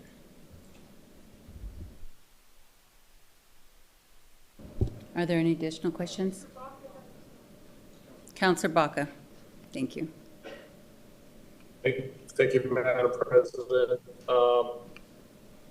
Yeah, I think this amendment would essentially strip away the spirit of this bill, a bill that works to improve all aspects of our city.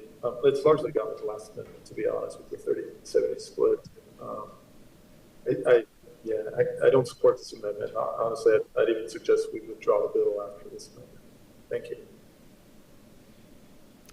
Thank you, Councilor Baca. I will say that I will not support this amendment either. This was kind of an exercise in you're going to get a lot of money into the reduction of you're going to get a lot less money. So, I can't support anything like this. So with that, Councilor Feeble-Corn to close.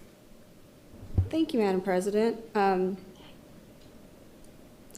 I don't think we should be voting on any bills up here because we're going to get a lot of money. So let me just be really clear that we should be working to improve services by the city, and that means supporting our staff. The proposal before you would still get all the money that we need to pay our staff what they are worth. What it doesn't have is a ginormous amount of money for individual counselors' projects. And I feel that loss as well. I have projects that I definitely want to have happen, big projects that would transform my district. But I am not willing to transform my district on the back of poor people who live in our community. So I think that I will just go through some numbers here because I want to be really clear. Without this amendment, based on my calculations this weekend, we are going to be individual households in the city of Albuquerque would be spending about $214.83 more a year per household. That is a lot of money for most households in our community. With the proposed reduction that's before us right now, that gets us to a little over $50, which is still a lot of money for many households, but I believe that that is something that most households can overcome. And I've had many conversations with people who are low-income people who have said, I would find a way to make that $50 payment because I want to make sure that the staff of the city of Albuquerque are paid. So that is the impact that we are trying to reduce. Also, the number of businesses, and this is per area's website and assumptions that we were making this weekend, the average business is going to be direct charged $1,614.85 with the unamended amount. If you take that down by a quarter, you're talking about $400. That is much easier for a small business. I will point out that 68% of the businesses in Albuquerque are small businesses, 1 to 4 people. And so having that go from 1,615 to around 400 seems more reasonable. Again, something that I think people can bear if they know that the money is going to pay workers a living wage. They do have a problem bearing it to pay for our favorite projects. And so, again, there are projects that I want, so desperately want, and I have raised so much funds for them, and I will continue to do that.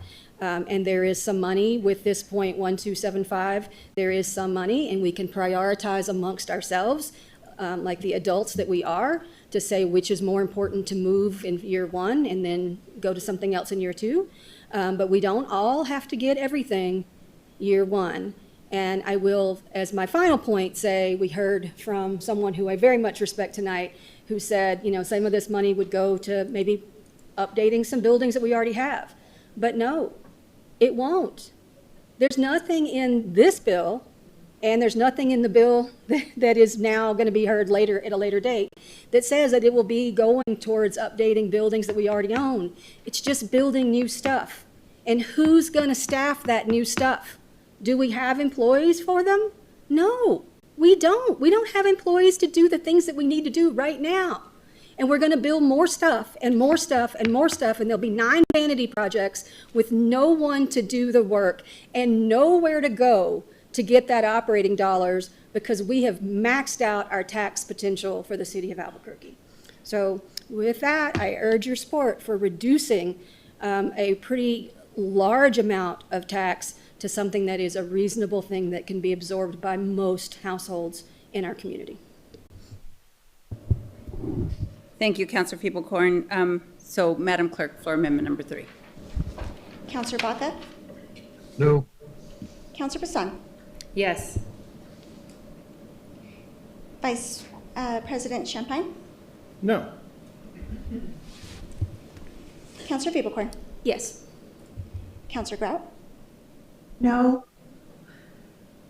Counselor Lewis? Yes. Counselor Rogers? Yes.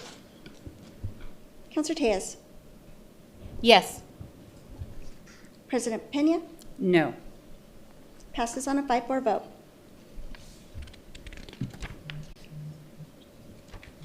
So we are now on to floor amendment labeled D in your packet will now become floor amendment number 4. Councilor Grout. Thank you, Madam President. Floor amendment number 4, on page 3, line 10, insert new section to read, voter approval required. The community enhancement municipal gross receipts tax imposed by this ordinance shall not take effect unless approved by a majority of the registered voters voting on the question at an election held pursuant to the provisions of the Local Election Act. I just feel that when we're going to consider a tax, I think that we need to get voter buy-in. They need to be educated on why we're proposing this a lot more, not just in a few short weeks. I do understand both sides. Man, we've got to get our employees paid. We need to get them up to that class and comp study, what's recommended. We're having a hard time finding employees we're losing them to, I don't have my camera on, sorry. We are losing them to the county and the state, and it's important that we do get them up. But I also think that, and like someone had mentioned, it's hard to find. This administration has we've time and time again we've said you've got to cut things. You've got to cut things to stay within the budget. And trying to find $21 million, it has been difficult for them to do so. So while I understand a proposed possible increase in tax, I think it's important that we do get voter buy-in. And so if this were to pass, then I think that as counselors and as the administration, including the mayor, need to go out into the community and tell them why it's why we're asking for this improvement or this tax, added tax, and then letting the voters decide in November. I think that's one of our jobs. I know it's a hard decision to make, but I think, again, when people understand a lot more why it's being proposed and have more time to ask questions, they can absorb it and then perhaps vote yes, I think. So I would ask floor amendment 4 to be moved. There's a motion. Is there a second on floor amendment number 4? Second. There's a second by Vice President Champagne. So is there any discussion on the amendment? Councilor Rogers. Thank you, Madam President. I just have a question about just process. So if this amendment passed and the bill passed, then we would begin to collect the increased GRT July 1, and then if the voters say no in November, would we have to return that money to them, or how would that work? So can someone from our, Madam President, can someone from Council Services answer that question, please? Absolutely. Mr. Motzko. Madam President, Council Rogers, no. This amendment would force the city to have an election at the next election to ask the voters to approve the tax, at which point, if passed, we would collect July 1st, 2027. Thank you, Mr. Moscow. Madam President, just a follow-up. So I understood from Councilor Bassan's opening that there's a March 31st deadline so that we can begin to charge it in July. So can you help me explain?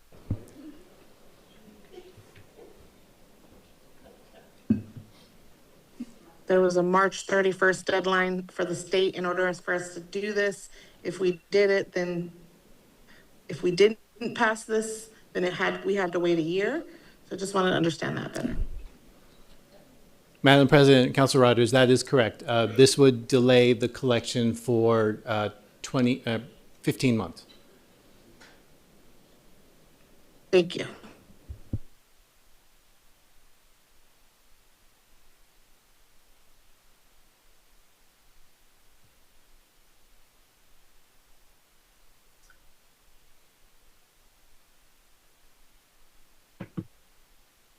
Hello?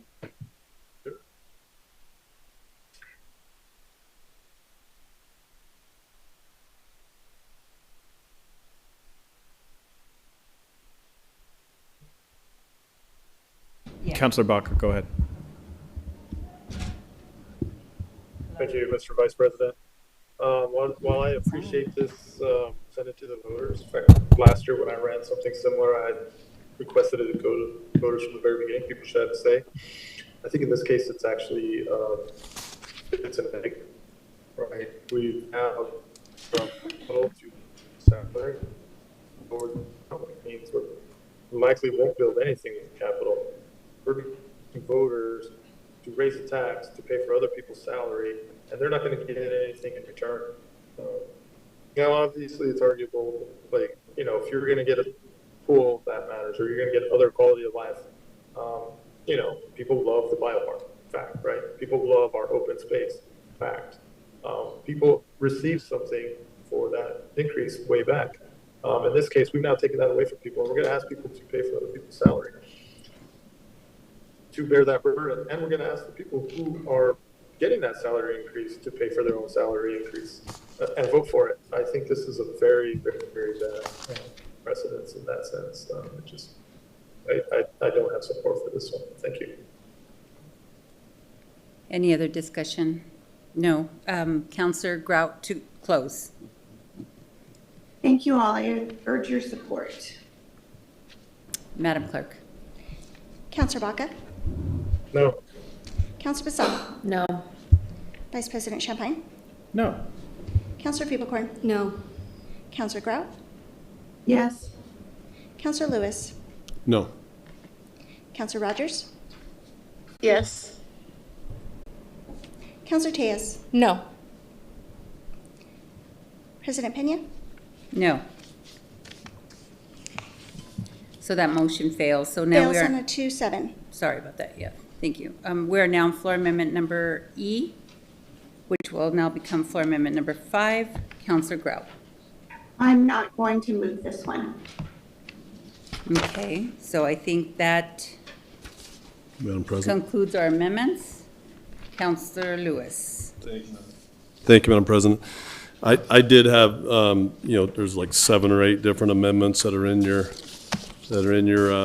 packet. I'm not going to introduce any of them, partly because I think it would be disingenuous. I'm not going to vote in favor of this bill either way. You know, I just want to, I mean, without being critical, I think a lot's been said tonight regarding just the implications of increasing the GRT and what it would do, you know, to our economy, to families, to small businesses. I think there's a lot of, we've discussed that a lot, but what I would like to do is just reiterate an alternative to this. Because I do believe that, you know, the sponsor and, you know, the intentions are good. You know, we want to see good things happen in our city. We want to build things. We want to make sure we're, you know, paying our employees well and meeting our obligations. But there's another way to do this. And it's not far-fetched because we've done it before many times. And by the way, I'm the guy who 4 years ago proposed a 1/8% decrease in the GRT tax. It failed on an 8-to-1. And so I think it's pretty clear, where I'm at on this bill. But there's a solution to it. And the solution is that that we budget each year with some fiscal discipline. The solution is that we put money in the fund reserve, and if we want to bond against some of it, we can do that. If we want to use it for our raises for employees, we can do that. But I want to be very clear to all the great workers who are here tonight and all across our city, because I think we need to be truthful with you all as well. And that is that your money has been here. Your money each year has been here all along, and we could have paid for all of the raises that we're talking about, and paid for our workers really well. But it starts with the administration proposing a budget, a $1.5 billion budget every year that doesn't just spend every penny of it. In fact, this year we have we're projecting a 3.8% increase to our budget of $1.5 billion. So a 3.8% increase is $57 million. So this administration has $57 million projected in 2027 over this current year. What they're going to do, and again, I think they're making some strides, and this is not to harass the administration, but so I hope hopefully they're making some strides in this direction. But if they put $20 million in the fund balance, and we put $10 million or $20 million toward our wages, toward our employees, and we bonded some of it, you do that every single year, and we have all the capital projects that we need to pay for roadways and everything else. But the fact is, and I think you all need to hear this, is that this administration has already spent your raises. This administration already spends your wages, your increases every single year. And this year, hopefully they won't, but they propose budgets that with this new $57 million in our 3.8% increase, they're probably going to give us a budget that spends every single bit of it. And then it's up to this council to be able to play with the little bit that we have in reserves to be able to,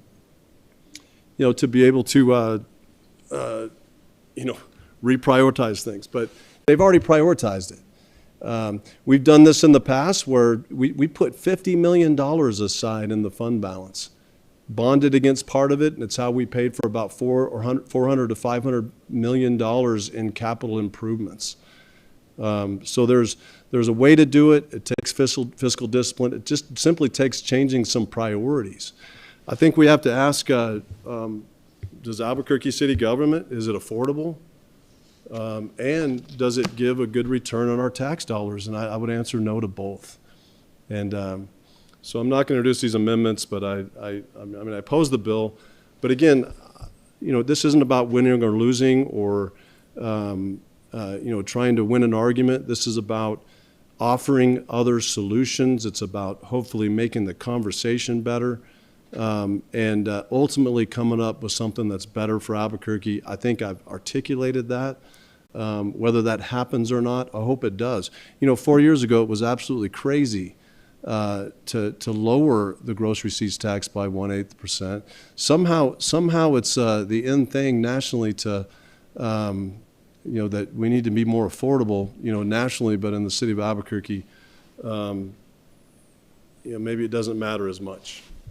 And I'm not saying that because of this bill. I'm saying that because, again, I'm the one, trying to lower the cost of government, over periods of time and make sure we're prioritizing the right things. And that includes our city workers.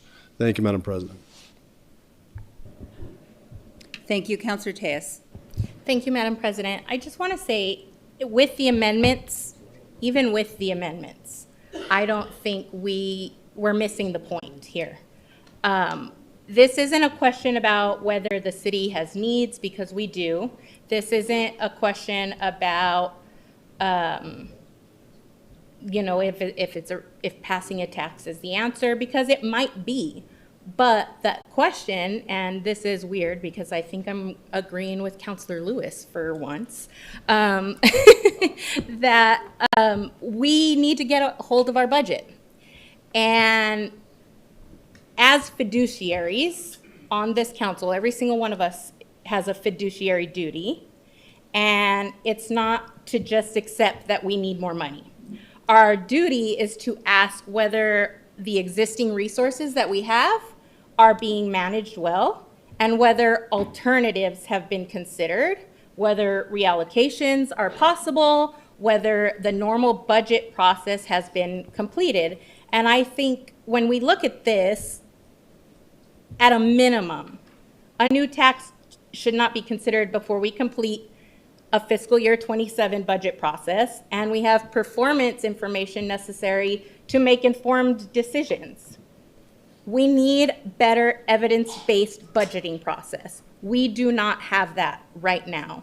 And I am just looking at our audit for FY25. We have a gross dollar value of quantifiable deficiencies of $87.2 million. And I don't want to be misleading. That's not saying we've lost $87.2 million. But there is reclassifications, there's overstatements, there's understatements, there's presentation errors. We had a $65 million restatement. And so it's not just an issue of where do we have money, do we not, where is it, what are we doing with it? It's what have we spent and what's been committed and how well are we using it? And if we don't know that, then every budget we make is based on assumptions and uncertainties. And we have to talk about what is happening in our budget process. And I have some major issues with our budget process right now. We have several recurring operational costs that are appropriated using non-recurring funds in our budget right now. That is insane that we are not utilizing public finance rules and state budgeting guidance. Even the local government division at DFA provides guidance not to budget recurring costs from non-recurring revenues. That's the guidance from our state.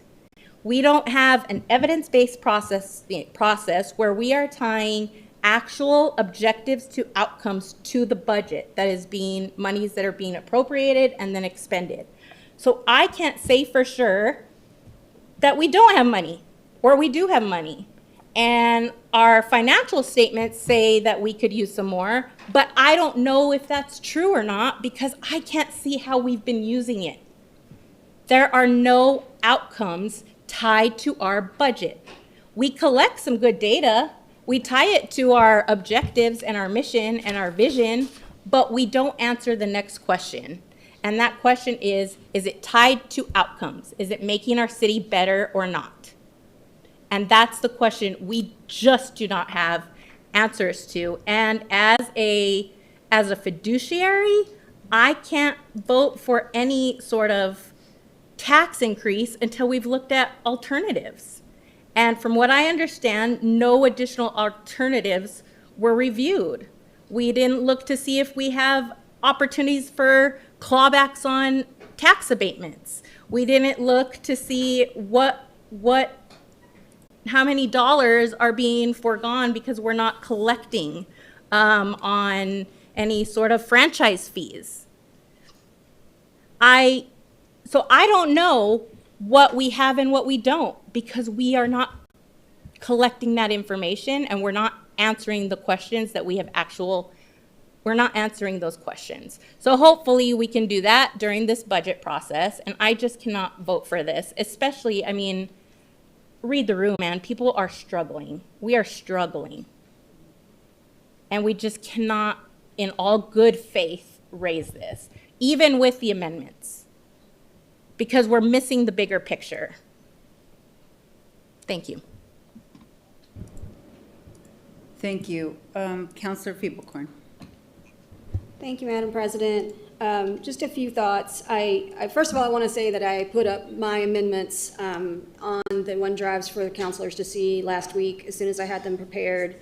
So this was not a surprise or a gotcha or anything like that. I've also shared these amendments and my intent with every constituent who reached out to me. So this has been out there. And I will say, while I wasn't going for a surprise, gotcha, there are some surprises here, right? We got a bill that had no details, and then we got a bill on Friday afternoon that had lots of details that will not be heard tonight. That's a pretty big surprise. I'm also told that there is a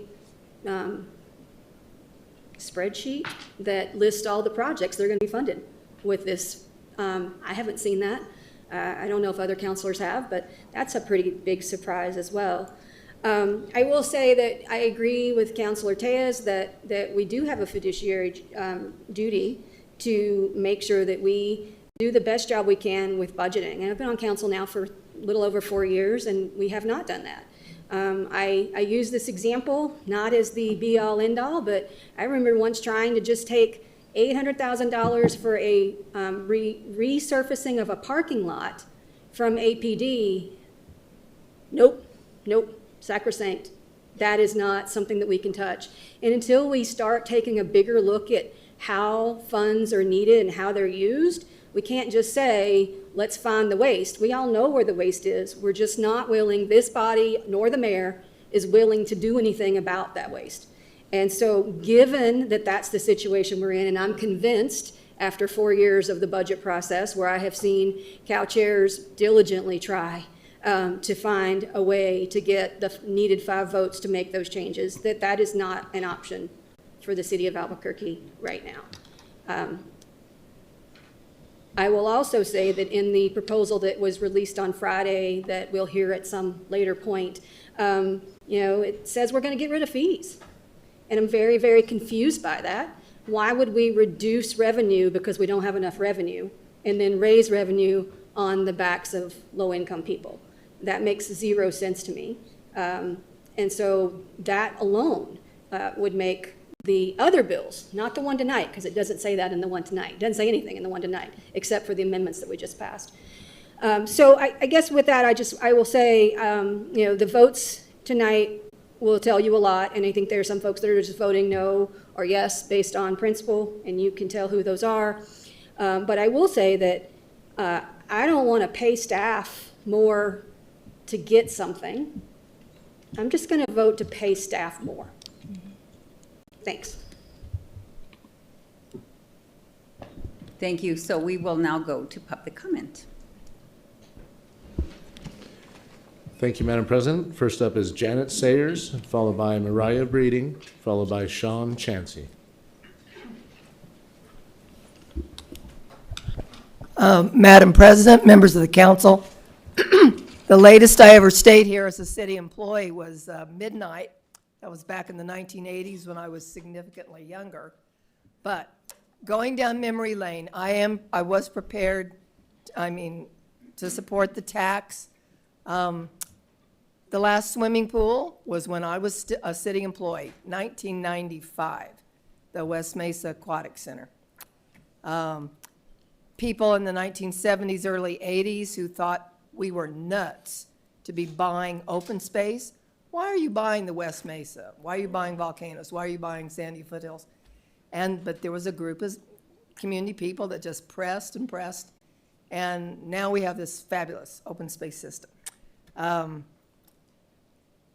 So I appreciate the debate. I appreciate all of you, 9 people, 9 very different parts of our community, but thank you for the time and energy that you spend. Thank you. Thank you. Mariah Breeding, followed by Sean Chansey, followed by Ray Barnes.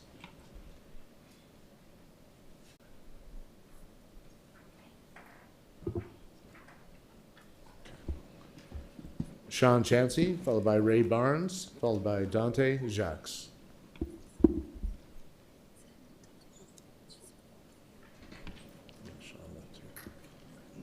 Go Ray- ahead, sir. Ray Barnes, followed by Dante Jacks, followed by Jacob Gutierrez. Madam President and esteemed councilors, thank you for your time. I'm here to ask you to vote against O2616 to raise the GRT rate. Let's be clear, totally in favor of paying our hardworking city workers more. I'm also totally in favor of growing our city with capital, but we need to do it in a real way. You're asking them to take a pay raise and then give most of it back to you. That's like offering someone a tamale, but then eating half of it before you give it to them. And when it comes to raising gross receipts taxes, most municipalities have found that what it does is increasing gross receipts taxes stifles spending rather than increasing it. So it reduces revenues, and rather than increasing them unless you have more people in the place. It's like when I was a kid and my sister was born and we needed more milk. Well, we couldn't get the cow to give us more milk, so we had to get another cow. So we got to get more people here to pay those taxes if we're ever going to raise those revenues. Thank you. Dante Jacks, followed by Jacob Gutierrez, followed by Dr. Geraldo Cionello.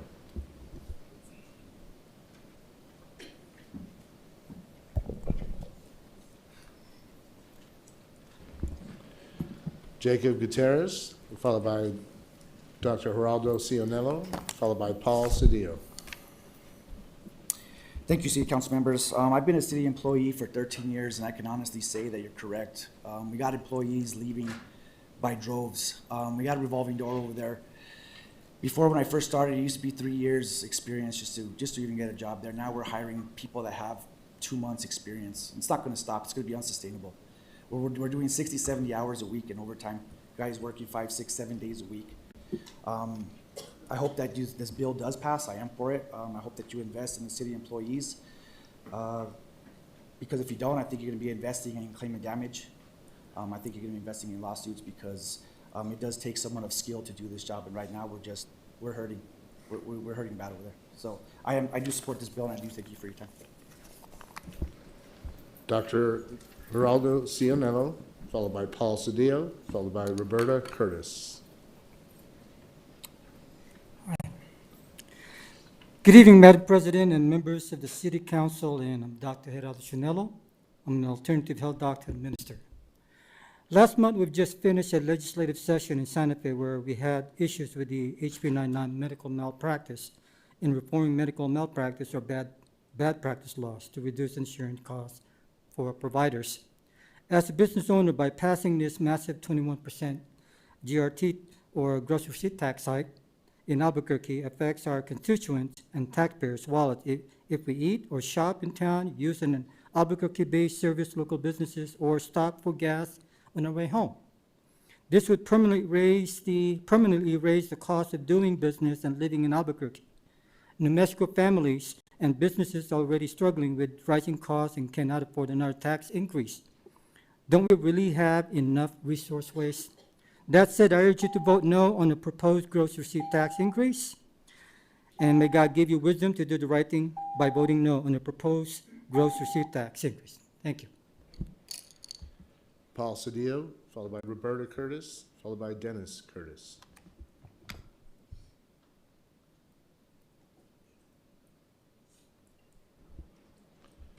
Roberta Curtis, followed by Dennis Curtis, followed by Luis Montoya.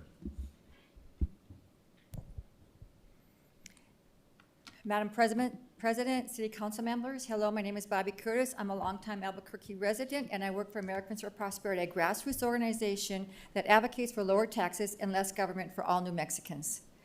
We at AFP urge you to vote no on the proposed gross receipts tax increase. The GRT tax is a regressive tax that disproportionately hurts low-income families the most. At a time when many New Mexicans are already facing an affordability crisis, increasing taxes on everyday goods and services is simply the wrong approach. This proposal also comes at a difficult time. We've just come out of a legislative session where vehicle registration fees increased by 25%, and residents are already dealing with rising gas prices and higher costs across the board. Albuquerque families are already being asked to do more with less. Madam President, City Council members, Albuquerque families don't need another tax increase. They need tax relief. Thank you. Dennis Curtis, followed by Luis Montoya, followed by Augustine Romero. Madam President, City Councilors, do not raise the taxes on Albuquerque businesses and people. This proposed tax is on the poorest of the poor in Albuquerque, and we got plenty of them. I believe with Councilor Lewis that this is just mismanaged money. I encourage you to manage our money properly. I've got about 50 years of managing my budget. It's always been in the black. We can do it here.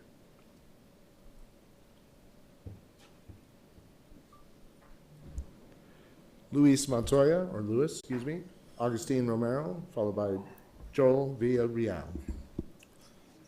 Good evening, Madam Councilor, Chair, Council. My name is Luis Montoya. I'm the president for Local 624. I have came here today with my sisters and brothers from many city departments that include street maintenance, senior affairs, parks and rec, solid waste, and transit and building maintenance, and many others.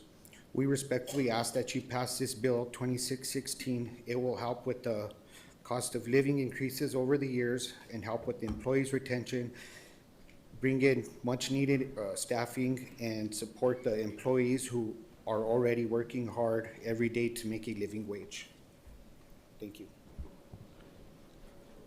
Augustine Romero, followed by Joel Villarreal, followed by Larry Passetti. Good evening, Madam President, City Council members. My name is Augustine Romero. I'm a 20-year employee, president of the M-Series Union 3022.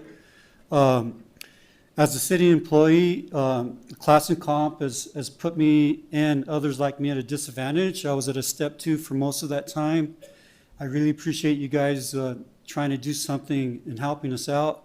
I'm in support of this bill because we do need pay equity.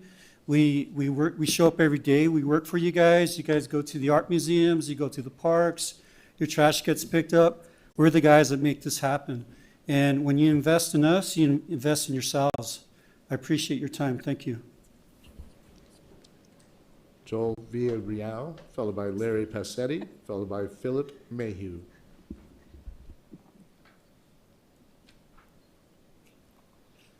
Good evening, Madam Chair and members of the City Council. My name is Joel Villarreal.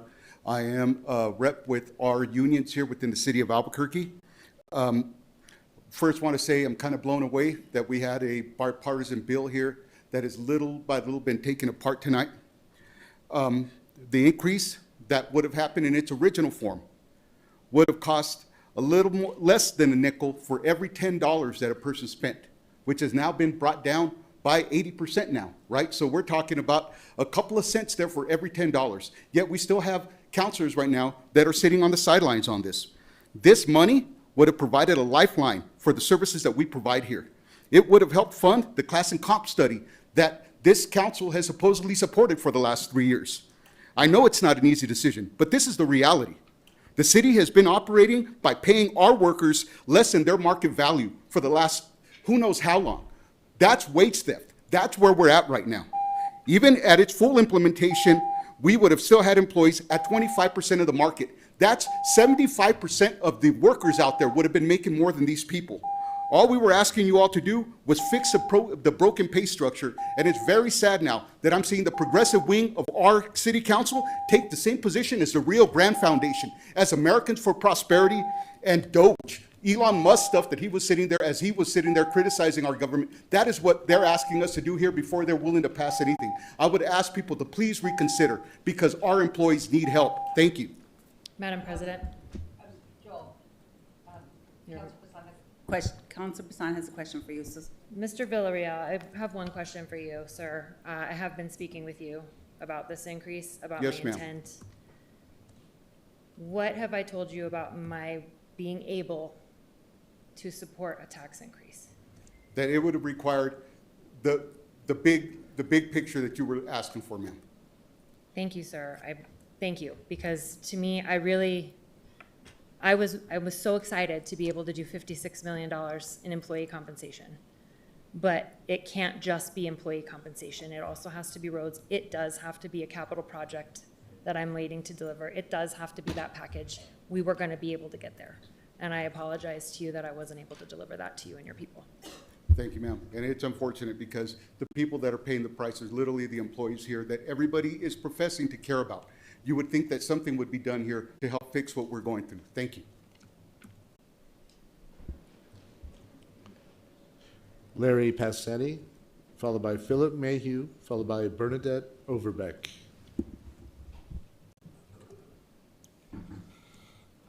Madam President, City Council, my name is Larry Passetti. I work for Solid Waste Department. I'm here today expressing my support for the bill. Over the past several years, the cost of living has continued to rise for everyone in our community. Unfortunately, the compensation for solid waste collection drivers and employees has not kept pace with this increase.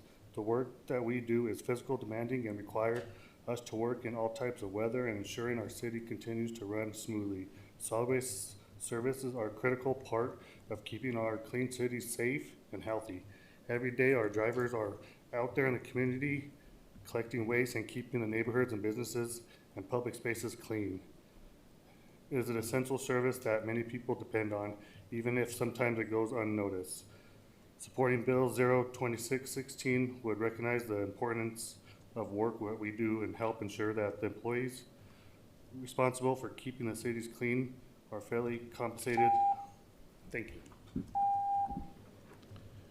Philip Mayhew, followed by Bernadette Overbeck, followed by Chris Allen. Good evening, Madam President and City Council members. My name is Phil Mayhew. I am one of the senior herpetology keepers at the Albuquerque Biopark. I've been working at the biopark for nearly a decade now, and in 80% of that time, we have been critically understaffed, often having to do the jobs of 2 to 3 people. Most of the issues that we have with staffing is due to pay. We lose people to either other zoos or they have left the field completely. I've wanted to be a zookeeper since I was a little kid myself, going to the Albuquerque Zoo, and I was able to reach that dream. I can tell you right now that if Governor Grisham's child care assistance was not in place, I don't know what my wife and I would do. So I'm asking for your support in this bill. It does not matter who you are or what part of the city you live in. Our trash, all of our trash needs to be taken out. Our children need places to go and have fun and learn things, and none of that would happen if we don't have people to staff those facilities. So, thank you. Bernadette Overbeck, followed by Chris Allen, followed by Christy Martinez. Good evening, Madam President and councilors. My name is Bernadette Overbeck, and I serve the city of Albuquerque as a zookeeper at our biopark. I am here in support of the bill 2616 for a GRT increase. I'm speaking on behalf of the dedicated and understaffed biopark animal care staff. We love what we do, but we know that there is an underappreciation for our current workloads that is represented in our wages as reflected in the recent comprehensive classification and compensation study recently undertaken by the city. In addition to being animal care professionals, we are safety officers, we are trained first responders for active shooters, bomb threats, medical emergency response, and CPRs for guests, lost children and seniors, crowd control, and are directly trained by the fire department to address fires both within the biopark and in the nearby bosque. Our pay rates should reflect the high-stakes responsibility and diverse skill set that the city demands of us. We support this request for increased funding that prioritizes additional staffing and pay raise that aligns with the professional requirements that the city requires from us. Thank you. Chris Allen, followed by Christy Martinez, followed by Tad Niemitzki.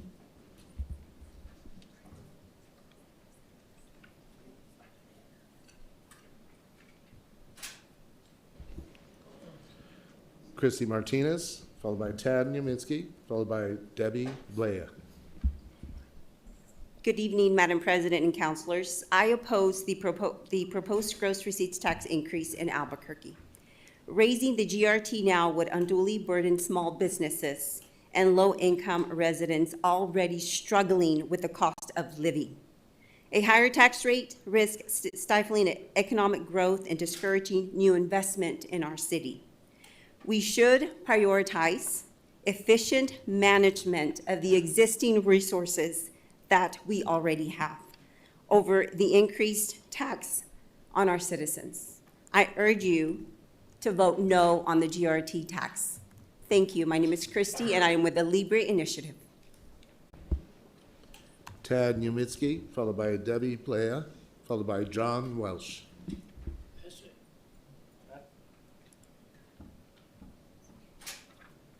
Mr. Garrett, I think he's passing. Tad, do you wish to speak? Pass. Pass. Thank you, Mr. Vice President. Debbie Blea, followed by John Welsh, followed by John Morton.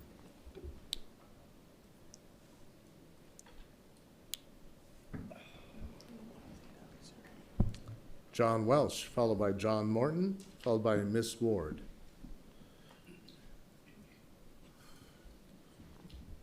Good evening, President and council members. My name is John Welch. I'm a 76-year-old, almost 80-year-old retiree in a mobile home, and have lived in Albuquerque for about almost 40 years.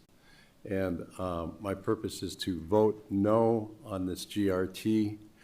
I agree with that management needs to be stepped up with what we have and learn to just make things work with what we already have, not force people to pay for things they can't. I live in a trailer park, and we're stretched out to the limit already.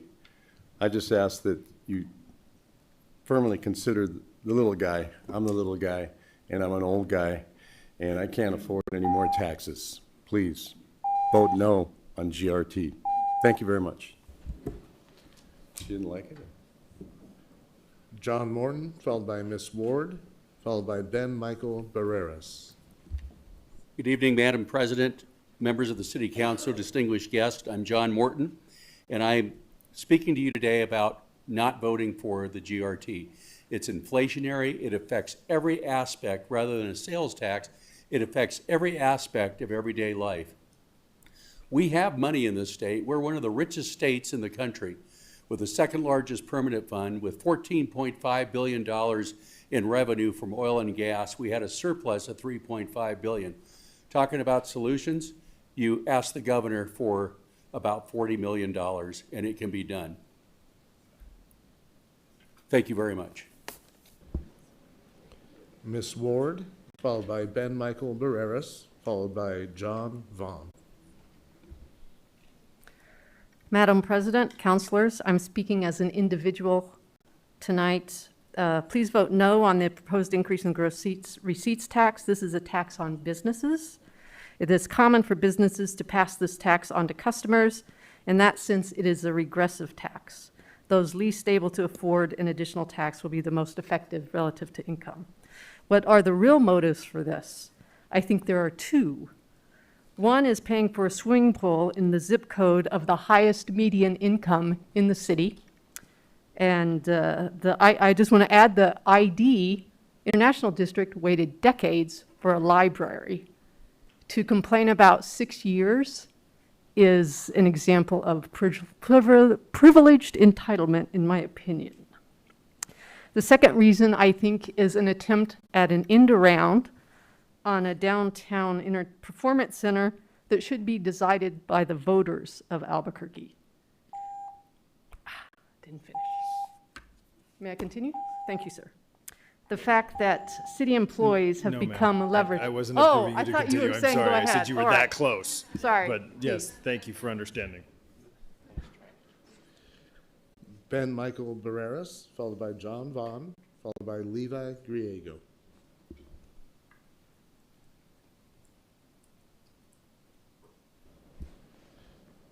John Vaughn, followed by Levi Griego, followed by Zach Biamonte.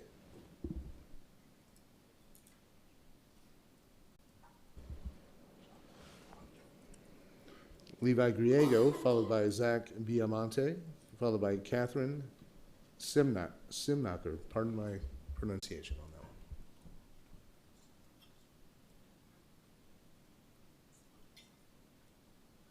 one.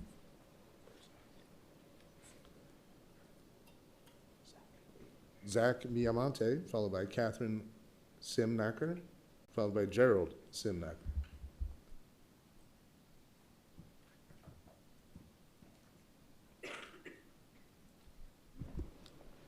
Catherine Simnacher, followed by Gerald Simnacher, followed by Kieran Hill. Madam President and councilors, I urge you to vote no on the proposed gross receipts tax. The GRT is a regressive tax, meaning that the poor are taxed more than the wealthier. We should all be concerned about affordability and bringing down the cost of living for all Americans and all Albuquerque residents. This is absolutely not the time to enact tax increases on those the least able to afford it. Gas pricing is very unstable at this time, making it harder to budget for the commute to work. PNM is already telling us electric rates will soar in the near future. Not to mention the cost of groceries will continue to go higher as fuel prices increase. And I urge you to vote no on this measure. Thank you very much. Gerald Simnacher, followed by Kieran Hill, followed by Maura Jans. Madam President, City Councilors, I'm Gerald Simnacher. I thank you for the opportunity to comment on this. And I urge you to vote no for the gross receipts tax. It's nearly doubled and adding over $500 million over 8 years. And this is unsustainable. And I appreciate your listening. Thank you. Kieran Hill, followed by Maura Jans, followed by Todd Reed.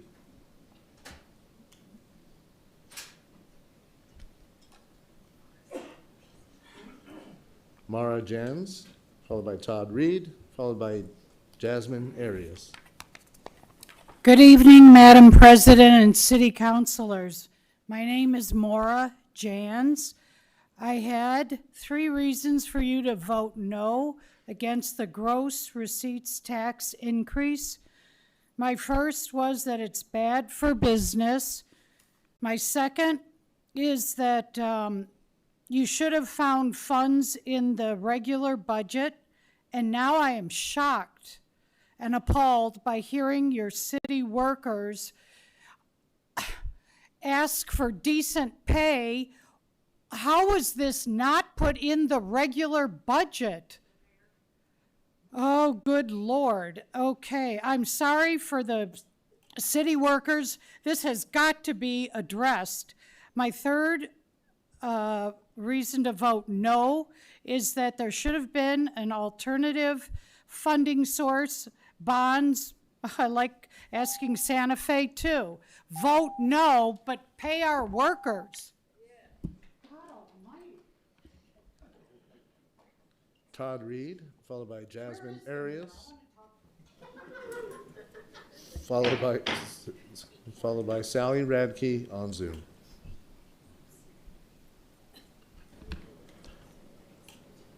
Jasmine Arias, followed by Sally Radke, followed by Marcelin Costner. Hello, Madam President Pena, and hello, everybody on the council tonight. First of all, I just want to say thank you, all you guys, for doing what you can for us. In the meantime, I do understand the discouraging of our workers. They all took the time to come out here tonight to hear their voices and to see their faces, because at the end of the day, we are struggling. I think Augustine put it the best way the other day in our meeting, that it's putting us on a diet that we're already on a very, very diet right now, and we're skinny. Workers at my work are working 16-hour days and not seeing their family just to make ends meet. We have people working for only $17 an hour, and it's just frustrating that the minimum is just not enough for them. For them to advocate for a tax increase on them just so they can get more money, I mean, you guys are constantly approving these budgets, but yet nothing's being done to improve workers' quality of wages and work conditions. So as a president, when I took this job, I will continue to advocate on their behalf. I hope it doesn't stop from us dispatchers for becoming first responders in the future, but I just hope you guys understand that if we're here and we're struggling and we're asking and we're pleading, we're just wanting your guys' support in that. So thank you. Sally Radke, followed by Marcelin Costner.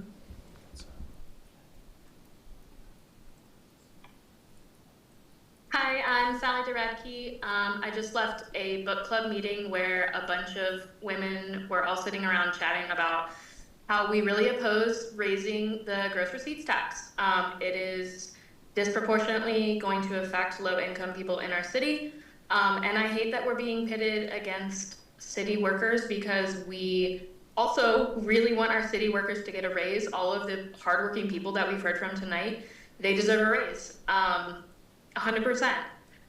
I agree with what Councilor Theas said, that the budget needs a closer look. There's another way to pay for raises for these hardworking people other than raising a tax that's going to really affect people who are barely making it paycheck to paycheck. So please do not raise the gross receipts tax. Thanks. Marcelin Costner, followed by Carla Sontag, followed by Paul Gessing. Hi, I hope you can hear me. I'm not against paying taxes to ensure our schools are well funded. I'm not against paying more to have safer streets. I'm not against paying more to house my neighbors. I just don't understand the base idea that to have amenities and programs we have to pay our dues. So I question this iteration of it. I question increasing everyday costs, especially during a time of hard economics for all of us. I question increasing costs for seniors on fixed income. I question raising costs for families. I question this while we fund daily sweeps of homeless communities. I question this while we spend on a fleet for our crucial on the ground. But that shouldn't come at the expense of those experienced high earners in the city and what they pay. Maybe some of those transnational corporations that got secret deals come exploit our labor can pay their share. We should increase benefits for working people and build community projects, but not at the expense of other working people and their ability to afford life. Holding a wage increase hostage for some of the hardest working city employees so you can have a personal pet project funded is disgusting. I want to say from the counselor that said it earlier, read the room. Carla Sontag, followed by Paul Gessing. Good evening, Madam President and council members. It's actually Larry Sontag here. Carla had to step away. I'm speaking on behalf of the New Mexico Business Coalition, representing hundreds of small businesses and thousands of Albuquerqueans. And we know that thousands have contacted you by email because we've received a copy of that as well. I'm encouraged by the candor of some of the council members, one admitting that they can't imagine this gross receipts tax because they're barely getting by, another admitting that it really won't make any difference to them. What has been discussed is that it makes no sense at all for a regressive tax on those who make the least amount of money, saying that we'll turn around and give you a tax or a increase in wages. This is about management. And while projects like swimming pools and other capital amenities may be nice, they are not what most residents say is affecting their daily quality of life. When Albuquerque citizens are asked about their top concerns, the issue that consistently rise to the top are crime and homelessness. Before taxpayers are asked to pay more, the city should demonstrate progress on issues residents care most about. We urge you to vote against this GRT increase. Paul Gessing, followed by Matthew Gonzalez. Hello, City Councilors. My name is Paul Gessing. I run the Rio Grande Foundation, a policy research think tank and advocacy organization based here in New Mexico, right here in Albuquerque. I specifically oppose this tax increase because the city budget has gone up so dramatically from approximately $750 million to $1.5 billion near doubling under the current mayor. If employee pay raises are an issue, something that needs to be addressed, I encourage the council and the mayor's office to work together to achieve that goal. In the meantime, the city and its tax money has been used to build a very overpriced bike trail, the likes of which typically cost $500,000 a mile. Instead, it's costing several times more than that, approximately $10 million a mile. This and other wasteful spending needs to be balanced when we're making budgets. Thank you for your time. Matthew Gonzalez. Hi, my name is Matthew Gonzalez. I'm a city employee with the Solid Waste Department and the collections, the residential collections. I urge you to approve this this bill. It's I was a city employee 15 years ago, and I left for this specific reason: is that there was not enough pay. I mean, way below what I was able to get in even a private sector, where it wasn't even that, it just made that much more difference. We're constantly picking up trash. We're helping our citizens out. We're doing the best we can because we love our city. Well, we need to get pay raises for all of our city employees. We need to bring them up to average at least, if not more. Thank you for your time. Thank you, Madam President. I was unable to find George Welsh. I just wanted to call his name to see if maybe he's in the house. Doesn't look like it, so that does conclude comment. Thank you. Thank you, Mr. Cornelius. So that concludes public comment. Anybody want to speak before I send it over to Councilor Passan and Councilor Baca? Vice President Champagne. Thank you, Madam President.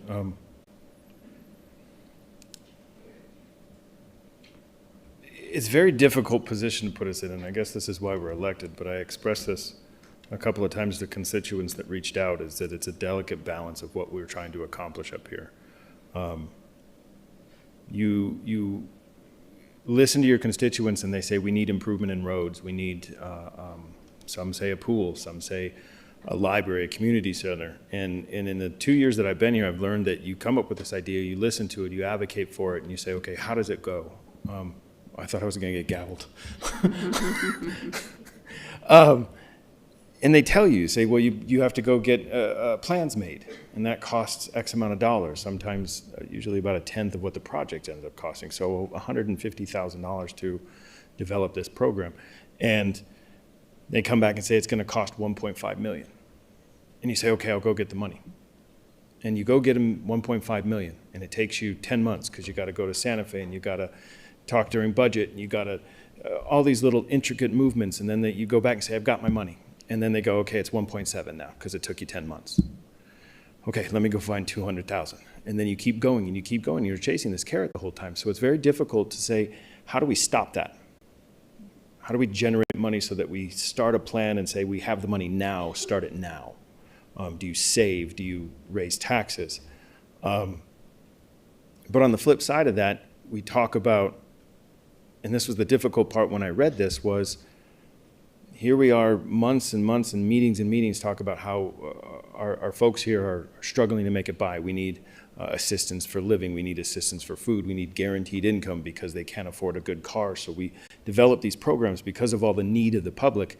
And then now we're going to say raise the taxes in order to do little things like a library or roads and stuff like that to get ahead of the game. But we didn't look internally first. That wasn't even a part of it. Look at the budget. Since being here, I've been a part of 2 budgets. It'll be 3rd this year. And what I learned was the administration brings down this budget per charter. It says, here's what the departments say it's going to cost. It has increased 64% in the last decade, 925 million to 1.5. Well, we have employees. Employees are half of that pay. Well, our employees have increased 73% in that same time period. So how do you get ahead of the game and say we can do projects without first looking internally and say, how do we cut budget? Any household does that. you get X amount of dollars on your budget and you say, okay, well, we can't afford cable. We need to cut money in order to save. We need to make it a priority for employees, because when the budget comes to us from the administration, we typically are only messing with 1% to 2%. So this budget that's coming through, a 1.5 million, is what the administration comes forth saying, this is what the departments need. Now, based on the conversations that they have within themselves of cut this, or we're going to fund this, or we're going to fund that, but you guys need to cut, we come in and it's very difficult for us 9 to manipulate that. So difficult that it's only manipulated up to 2%. So when we're frustrated that employees, which I was one for 22 years and always advocated for a raise because I got more money, my fellow officers got more money, because that was what important to us at that time. And now you're elevated to a more responsible level to say what we should be doing is looking inward. I corrected the time. I think I am at 8 minutes. First, say we've cut so much, but we need some help, and maybe a tax increase would be more palatable if we looked internally and said, we've cut so much because we have to pay our employees that are working overtime, that are working 6 days a week. So it's very difficult to agree to increase taxes on people that are struggling right now without trimming within ourselves right now. Thank you, Madam President. Thank you. Anyone else? Councilor Tejas. Thank you, Madam President. I just want to say,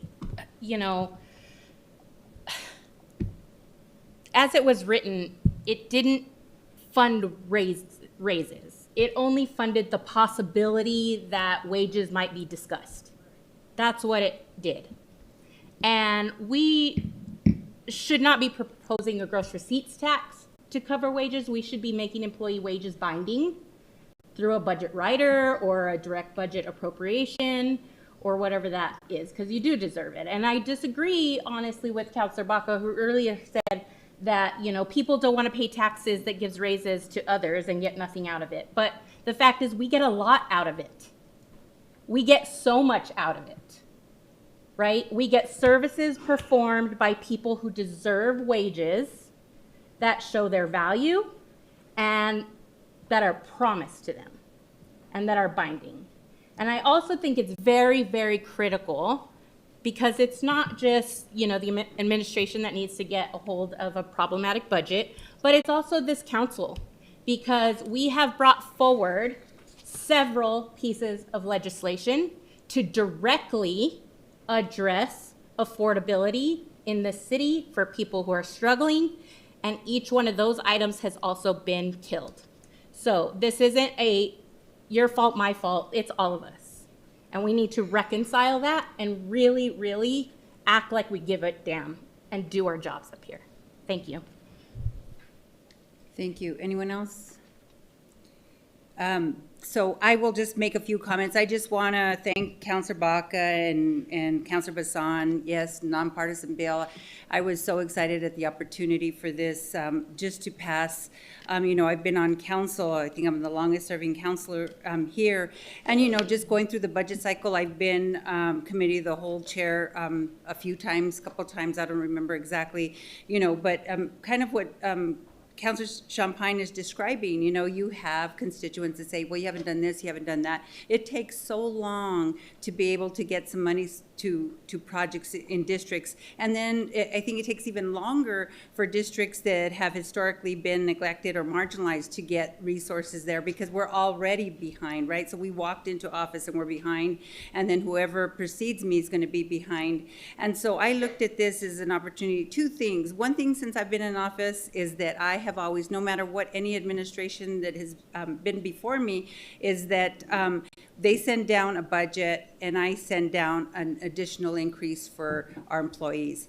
And I am, after being here 12 years, I am tired of the 1%, 2%, 0.5%, take away a percentage, take away reoccurring, and so I just looked at this as an opportunity to be a real game changer for us in the city of Albuquerque, to really be able to get them up to a par and to actually add more to that.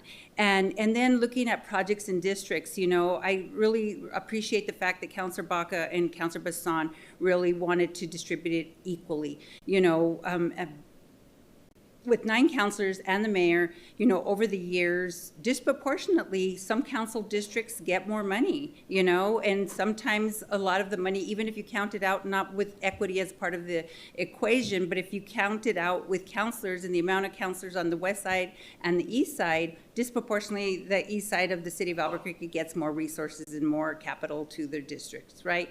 So looking at this and being able to have some resources to be a real game changer in our community. You know, I look at, we need a multi-gen center in the district. It's gonna be forever. Whoever comes in after me it's gonna be forever. It just takes time. And then the projects, the amount of the projects always, as Vice President described, it's always a moving target. You're trying to get something done, and then all of a sudden you finally get the money and you're celebrating, and they're like, oh, it's been 2 years, so the project costs have gone up. So I really looked at this as an opportunity for the city of Albuquerque. Talking to the union, you know, we have issues in the city. We have our parks that are lacking, right? Our parks are lacking because we don't have enough employees. Our parks are lacking because we don't pay our employees well enough. We look at the art, and we see on our way to work, and we see the homeless and the encampments. Solid Waste is chasing their tail, trying to pick up after all the encampments that are there, clean up on Central, right?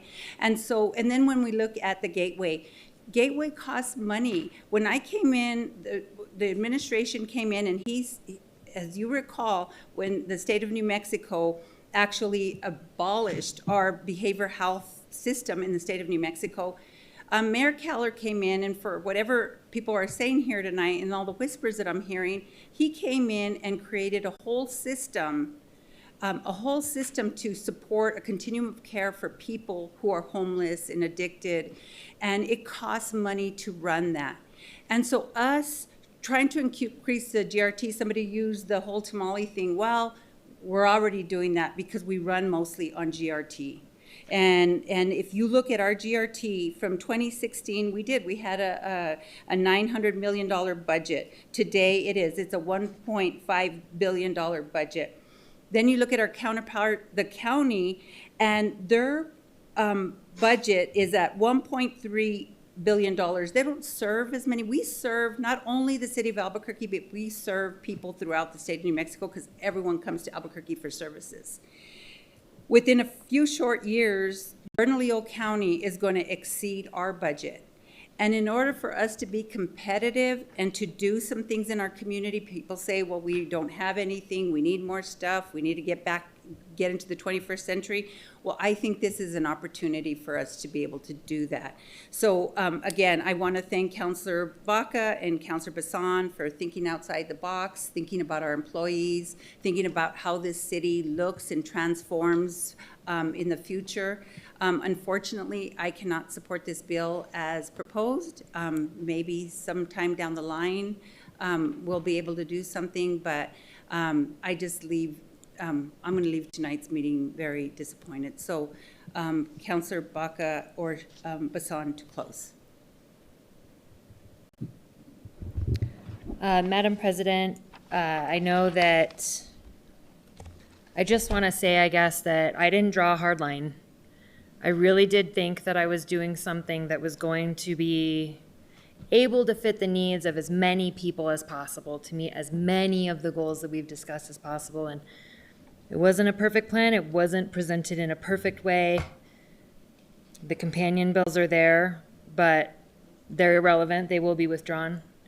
And, you know, I think that I was truly I talked to the employees, I talked to the city, I've talked to constituents. I know that this is something that they're not excited about, especially from people that have supported me and people that do align with me in pretty much everything else that we talk about. So, you know, I know that I have a feeling this is going to get spun. When I vote against this bill, it's going to get spun later saying I was just setting you all up for something. I can promise you I wasn't. I can promise you I really did try to see that this was going to help our city employees. It was going to help, yes, with projects. I get it. I see some of the faces, I see some of the frustration, but I also see some of the disappointment.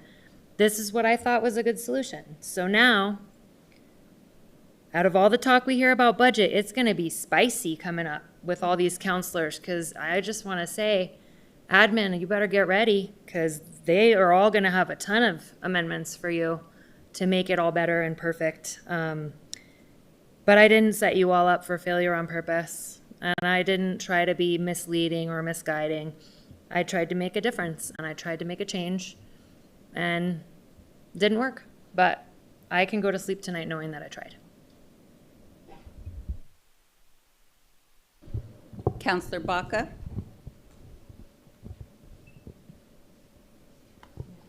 Thank you, everybody. I appreciate all the energy and time from both sides. This isn't a small thing. You know, we want to do great things. You got to take big swings. The good things in our city, the great things in our city exist because of these types of initiatives. Our people matter. Our people matter a lot. We can do all things. We should do all things. All that said, yeah, the second time it goes down. So it goes. I obviously will not be supporting the bill because the spirit of this bill is now gone. Thank you. Thank you, Madam Clerk. Counselor Baca? No. Counselor Bassan? No. Vice President Champagne? No. Counselor Peopleburn? Yes. Counselor Grau? No. Counselor Lewis? No. Counselor Rogers? No. Counselor Tejas? No. President Pena? No. Bill's on a 1-8 vote. Madam President, Counselor Vice President Champagne. make a motion to suspend the rules. I know it's 10:06, but looking at the agenda, there's a couple other spicy things coming up. So make a motion to extend the meeting to midnight. I'll second that. So there's a motion and a second to extend the meeting until midnight. Madam Clerk. Madam President, I need to apologize to the people who are on Zoom about this. I'm sorry. Counselor Baca? No. Counselor Bassan? Yes. Vice President Champagne? Yes.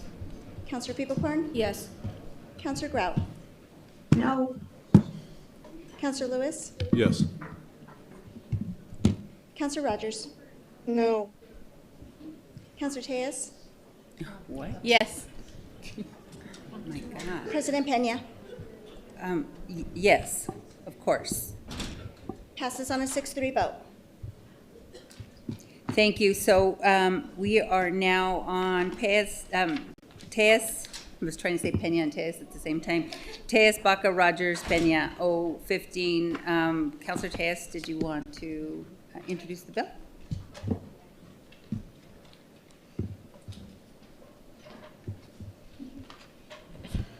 Thank you, Madam President. Let's see, adopting a, 015, sorry. 015, adopting a new section in ROA 1994, Chapter 5, Article 1, prohibiting the use of city property for immigration enforcement, adopting a new article in ROA 1994, Chapter 13, to be known as the Safer Community Places Ordinance. Move to pass. Second. There's a motion and a second for a due pass of 015. Why don't we just go to public comment before we go to the amendments? Thank you, Madam President. First up, we have Fabiola Landeros, followed by Stephanie Robles, followed by Teresa Hernandez. Good night, Mr. President, Mrs. President, and members of the City Council. My name is Fabiola Landeros with El Centro, and I'm an immigrant rights and workers' justice organization with over 6,500 members. Over decades, we pass and defend immigrant-friendly policies recognizing our community's vast economic, civic, and cultural contributions. El Centro initiated the Safer Community Places Ordinance because Trump's vision of mass deportation is tearing families apart, causing chaos and fear, is having far-reaching impact on public health, public safety, or education system, or economy. ICE tactics targeting immigrant workers, small business owners, and taxpayers, the backbone of our economy, are both cruel and bad economy policy. Mass deportation also requires racial profiling, putting Native American, native-born Hispanos, and other communities of color at risk. We have seen the constitutional rights of citizens and non-citizens alone being trumped, and this by design, not by accident. Ya basta. Thank you. Stephanie Robles, followed by Teresa Hernandez, followed by Andres Esquivel. Good evening, Madam President and members of the City Council. My name is Stephanie Robles. I'm a member of El Centro de Igualdad y Derechos. I'm very proud to be a first-generation college student and first to study nursing in my family.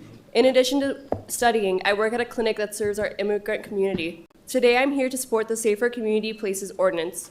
As a healthcare worker, I have firsthand seen how fear is directly affecting the health in our communities. Many patients are no longer attending their medical appointments, which means they're losing the opportunity to improve their health and access to life-saving treatment. Some people have shared with me that they are afraid to go to work or even pick up their medications. Others are requesting copies of their medical records because some of their family members have been taken to detention centers and are not receiving the care they need. I have seen patients who were once happy and active now live with terror of what might happen to them or their families. This is why today I ask you to approve this ordinance so that people who depend on medical care can receive it with dignity and without fear.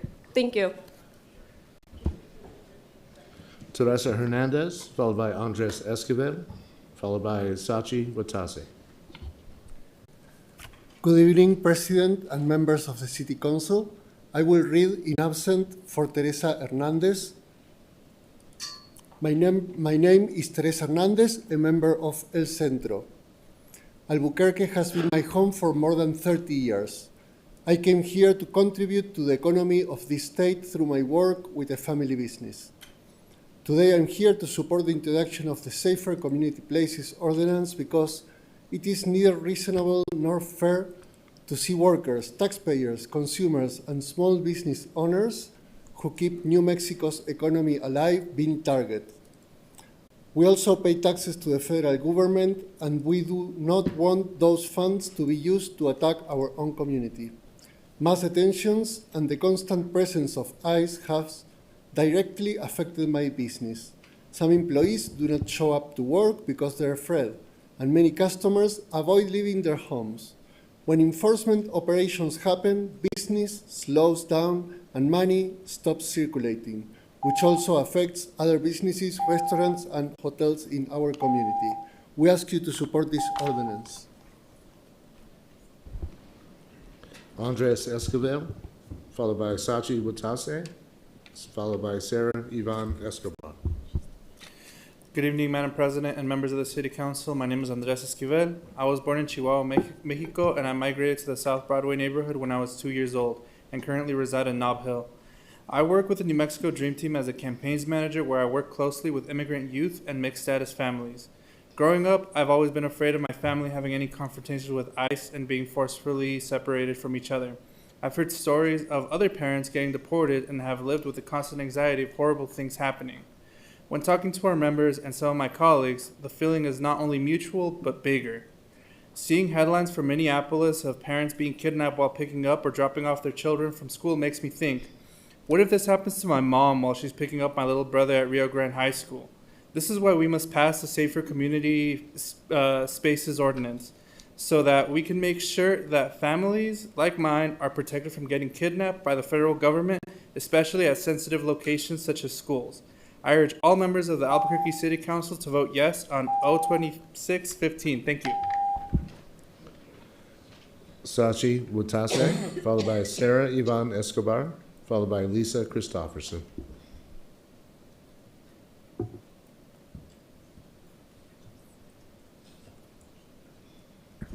Sarah Yvonne Escobar, followed by Lisa Christofferson, followed by Jessica Martinez.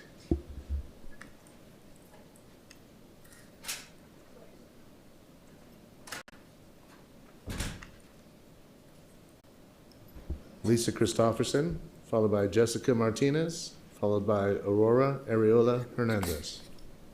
Hi, thank you very, very much. As you know, I'm the daughter of an immigrant, and I am the granddaughter of an immigrant, and I'm a great-granddaughter of an immigrant. And I want to say that I appreciate that there's going to be some sort of an Immigration Safety Act. It is very disingenuous in knowing that ICE doesn't actually stage on public spaces for the most part. So being on ICE Watch, I can tell you what they're doing is they go through parking lots and they scan the license plates.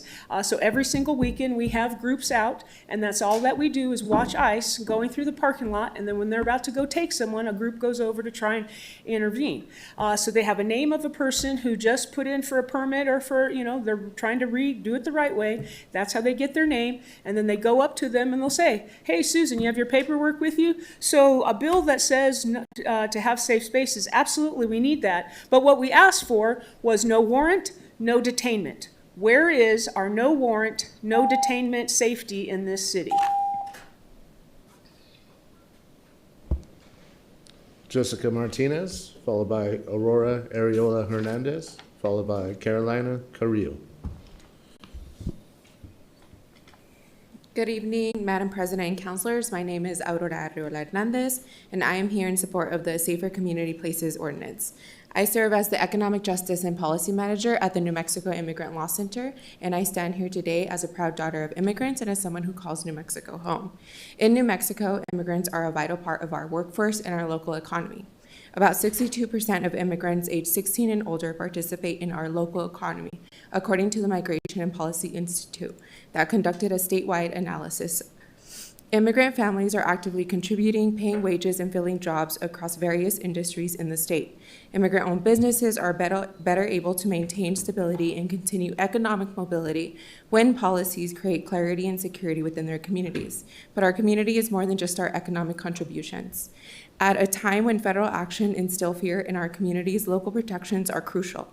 Fear of attending school, accessing services, or reporting crimes harms public safety for everyone.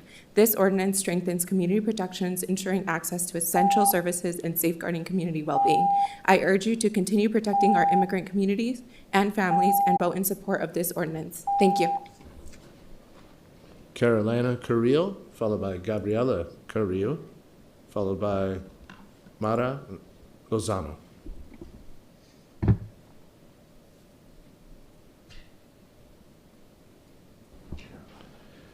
Gabriela Carrillo, followed by Mara Lozano, followed by Victor Romero.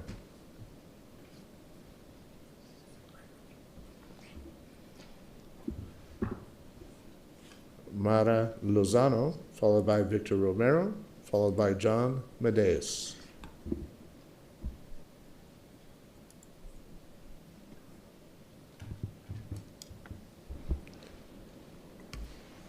Good evening, Council President and Councilors. My name is Victor Romero Hernandez, and I serve as the Policy and Coalitions Manager at the New Mexico Immigrant Law Center, and I'm here in strong support of the Safer Community Places Ordinance. In New Mexico, many immigrant families are forced to choose between their safety and accessing essential services. Some skip medical care, avoid grocery stores, or keep their kids home from school because they fear immigration enforcement and family separation. This ordinance draws a clear line. City property and resources should not be used for immigration enforcement, and community spaces like schools, clinics, and shelters should remain safe for families to access. Unfortunately, there is an amendment being proposed by Councilor Lewis, which is based on false premise. This ordinance does not prevent federal agents from executing lawful judicial warrants. It simply sets limits on the use of city resources. Our communities deserve policies that build safety and trust, not amendments that undermine them. Thank you. John Medeiros, followed by Anami Das, followed by Grace Dukes. Good evening, Madam President and members of the council. My name is John Mattis. I'm a resident of District 7. I am here on behalf of First Congregational United Church of Christ, located on Lomas and Girard. And I am here in support of the ordinance that's before you now. First Congregational Church is an immigrant welcoming church. We have undertaken a number of efforts on behalf of immigrants, most notably in providing an apartment and a variety of services for those immigrants who have come seeking our support and who have no other way to survive. They came to this country for a variety of reasons, but it's basically a question of survival, why they came, and why they need support when they're here. Thank you very much.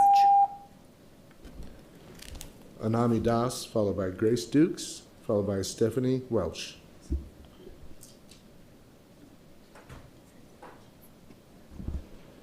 Grace Dukes, followed by Stephanie Welch, followed by Nell Burris. Thank you. First off, to echo my friend's comments, I'm also on ICE Watch every weekend, and those are their tactics. Members of the council, our community is under attack. Armed masked thugs are invading our communities and kidnapping our neighbors. They have no regard for our laws or morality, and this cruel treatment of our neighbors cannot continue any longer. The people being targeted by ICE are beloved community members. They are our neighbors. The changes made by this ordinance, as is, without Councilor Lewis's hateful and illegal amendment that says bad precedent, are a necessary step to show our immigrant neighbors that they belong here. They came to this country to seek a better life and are faced with persecution from a government that has no regard for humanity. We have to take a stand, keep our families together, and protect those who keep our economy strong. Reject the amendment that sets bad precedent, is illegal, and pass the ordinance as is. Thank you. Stephanie Welch, followed by Nell Burris, followed by Dennis Curtis. Madam President and councilors, my name is Stephanie Welch for the New Mexico Center on Law and Poverty. We thank the sponsors of O2615. We stand in support because people should be able to work to support themselves and their families safely, with dignity, and with their rights respected. Yet immigration enforcement agencies are using people's need and desire to work against them, trapping and ambushing people at their workplaces without respecting workers' or businesses' rights, and targeting workers of color who work for low wages. Notice and transparency about immigration enforcement activities allow workers to plan, prepare, and have a fair opportunity to address challenges to their immigration, work authorization, or citizenship status. This ordinance helps provide that notice and transparency by requiring employers to tell the people who work for them once the employers know their workplace has been targeted. We urge you to enact the ordinance. Thank you. Nell Burris, followed by Dennis Curtis, followed by Janice Herrera. Good evening, Madam Chair, councilors. Thank you for your service to Albuquerque. My name is Nell Burris. I'm a retired Albuquerque Public Schools educator, and I'm in Councilor Bassan's district. Today I heard something that really rang true for me. It was a speaker I heard on the radio, and he said the basic unit of democracy is neighbor-to-neighbor relationships. And he also went on to say that across our political spectrum, our differences of opinion on how to resolve issues, most of us, if not all of us, would agree we do not want to have our neighbor dragged from their homes at night and taken to somewhere that they will be harmed. So it has been my utmost privilege and honor to work with the immigrant community in my role as an educator. I have become an advocate and friend of people who are sitting here, and it would break my heart to see them dragged from their houses. And I urge you to support O2615. Thank you very much. Dennis Curtis, followed by Janice Herrera, followed by Lena Weber.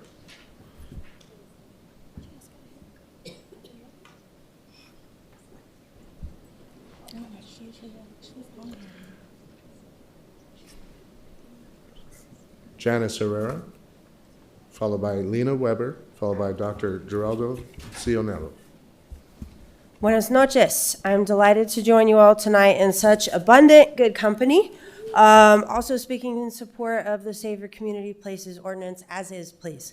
To reiterate, Article 2, Section 10, all people of New Mexico shall be secure in persons and property from unreasonable search and seizure. All people. We make community, and we make community safe. In 2019, I began volunteering with Albuquerque Interfaith, an alliance of clergy and civilians organized in response to the humanitarian crisis at the southern border, a crisis precipitated by the federal government. Years ago, I escorted families through our Sunport Airport on their way to await due process for their asylum claim. I met dozens of mothers, fathers, children, all desperate for safety. These families were released by Border Patrol from ICE detention, and I am horrified to imagine how ICE would mistreat them now on our streets. All people, we make community, and we make community safe. No mass goons with my tax dollars. Fight for a moratorium on sweeps. Thank you. Lena Weber, followed by Dr. Geraldo Cionello, followed by Teresa Garcia. Good evening, Madam President and members of the Council. My name is Lena Weber. I'm the Director of Public Policy with the American Civil Liberties Union of New Mexico, and we urge your support of this ordinance. Under the 10th Amendment, we are under no obligation as a city to facilitate or use our public resources for federal immigration enforcement, and in fact, it would be unconstitutional for the federal government to pressure us to do so. This ordinance creates clear guardrails for the use of our public resources and takes concrete action to defend New Mexicans' rights, including under the Fourth Amendment, in a moment when federal authorities are actively violating the Constitution, disregarding due process, and engaging in rampant racial profiling. However, the proposed amendment to create a novel form of local liability for federal activities is a very harmful, misguided vision that attacks basic principles of democracy and public safety and chills constituent representation. Further, this amendment would likely violate state law by creating a preemption issue. The New Mexico Tort Claims Act already establishes a framework for governmental immunity subject to certain exceptions. For this reason, we urge your support of the ordinance without the amendment. Thank you so much. Dr. Geraldo Cionello, followed by Teresa Garcia, followed by Tad Niemitzki. Good evening, Madam President and members of the City Council. I am again an alternative health doctor, minister, and waited 9 years legally to become a naturalized American citizen and taxpayer. I'm all for safer community and immigration as long as it's done constitutionally, like I did as a naturalized American citizen from the Philippines. That's what many other countries do if you follow the rules legally and want to become a citizen of their countries. Please stop the false narrative, the Safer Community Places Ordinance, which aims to prohibit the use of city-owned property for federal immigration enforcement activities. ICE is only doing their jobs constitutionally to stop crime at the course. Now, how do you know that so-called immigrant is not a criminal, rapist, molester, sex trafficker, murderer, etc.? This ordinance is a sanctuary policy for criminals, not citizens. ICE is only protecting people according to the Constitution, Article 4, Section 4. The United States shall guarantee to every state in the Union a Republican form of government and shall protect each of them against invasion and an application of the legislature. So please oppose any attempt to interfere with ICE or any other law enforcement agency. Thank you. Teresa Garcia, followed by Tad Niemitzki, followed by Alejandro Arreola Hernandez. Good evening, Council President and Councilors. I am in support of this bill and strongly oppose Dan Lewis's amendments, where I will make my comment in Spanish so my community understands that I support this bill for them and for my family. Mi nombre es Teresa García, soy una orgullosa hija de migrantes, primera generación de Parral, Chihuahua, y una residente del Distrito 3, donde ha estado abogando por protecciones para nuestras comunidades durante varios años. Durante mi campaña para el Consejo Municipal el año pasado, hice una promesa a mi comunidad de que continuará defendiendo políticas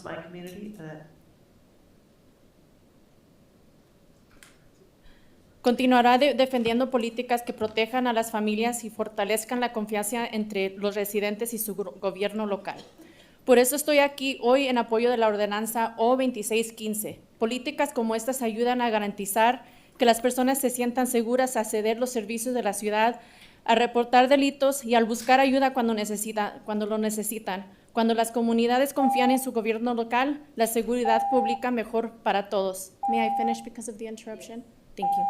Servir como concejal de la ciudad significa representar a todas las personas que viven en su distrito, no solo a las que solo son ciudadanos y solo son a quienes se parecen a ustedes o comparten su mismo origen. Nuestras responsabilidades es con las familias, los trabajadores, a los niños que forman parte de nuestros vecindarios y que dependen de su gobierno municipal para ser tratados con dignidad y justicia. Albuquerque es más fuerte cuando nuestras políticas reflejan ese compromiso con todas las personas que llaman a esta ciudad su hogar y hacer claro que nuestras familias están aquí para trabajar para una vida mejor con seguridad. Por esas razones les pido al Consejo que apoyen la ordenanza O2615 y rechace esta en media propuesta por concejal Dan Lewis. Gracias. Do you want me to translate it? It's right here. Okay. May I provide the English? Or I can I have it in English and Spanish. Okay. Sorry, I didn't realize that there needs to be translation. Good evening, councilors. My name is Teresa Garcia. I'm the proud daughter of an immigrant and a resident of District 3, where I have been advocating for protections for our communities for several years. During my campaign for city council, I made a promise to my community that I would continue to stand up for policies that protect families and strengthen trust between residents and their local governments. That is why I'm here today in support of O2615 and a start that is still needing clear protections. Policies like these help ensure that people feel safe accessing city services, reporting crimes, and seeking help when they need it. When communities trust their local government, public safety improves for everyone. Serving as a city councilor means representing everyone who lives in your district, not just those who are citizens, not just those who look like you or share your background. Our responsibility is to the families, workers, and children who make up our neighborhoods and who rely on their city government to treat them with dignity and fairness. Albuquerque is stronger when our policies reflect the commitment to all for who call this city home. For that, I urge for council to support O2615 and not support the amendments made by Dan Lewis. Thank you. Ted Numitsky, followed by Alejandro Areola Hernandez, followed by Miss Ward.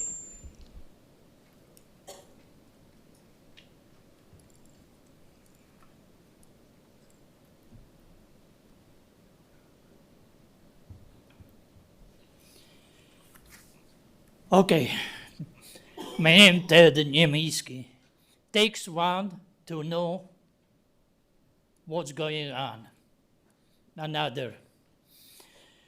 This is such screw up state, not only city, but state. Sanctuary, city, sanctuary, state. We have immigration office here in this building. Well, New Mexico,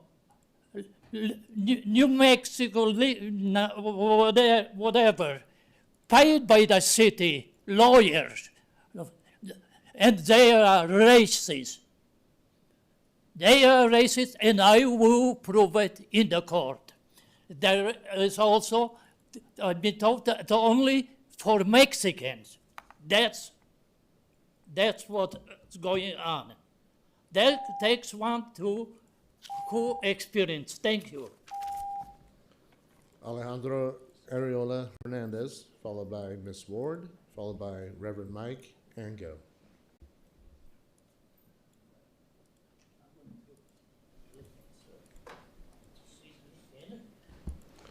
Miss Ward, followed by Reverend Mike Ango, followed by Eric Greenblatt. Madam President, councilors, I'm speaking as an individual tonight. Please vote for this ordinance. Albuquerque should not be complicit in the kidnapping, detention, and abuse of our fellow citizens whose families may be new, relatively new to our city, or who have inhabited this land for centuries. That's the truth of the matter. That is happening. Even though those numbers may be small relative to the total number of detainees, one illegal arrest is too many. Beyond that, an astonishing 70% of detainees nationally in September 2025 had no criminal record.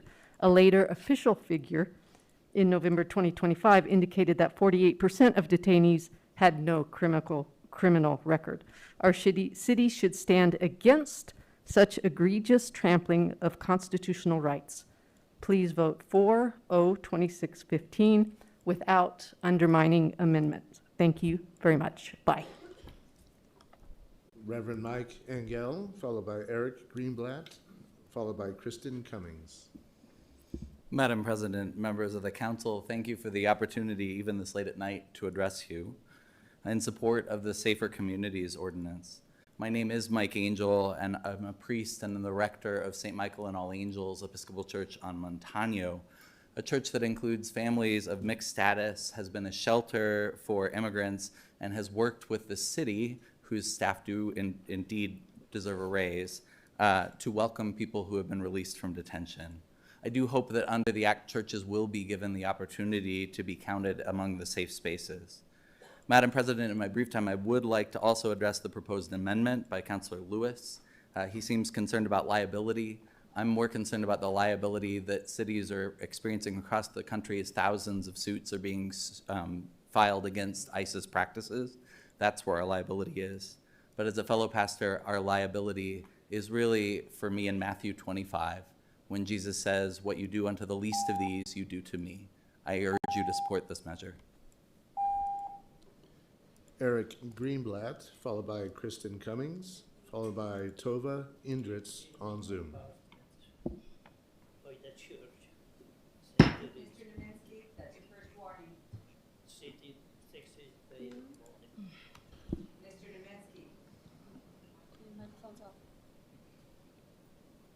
Kristen Cummings, followed by Tova Indritz, followed by Megan Yosis.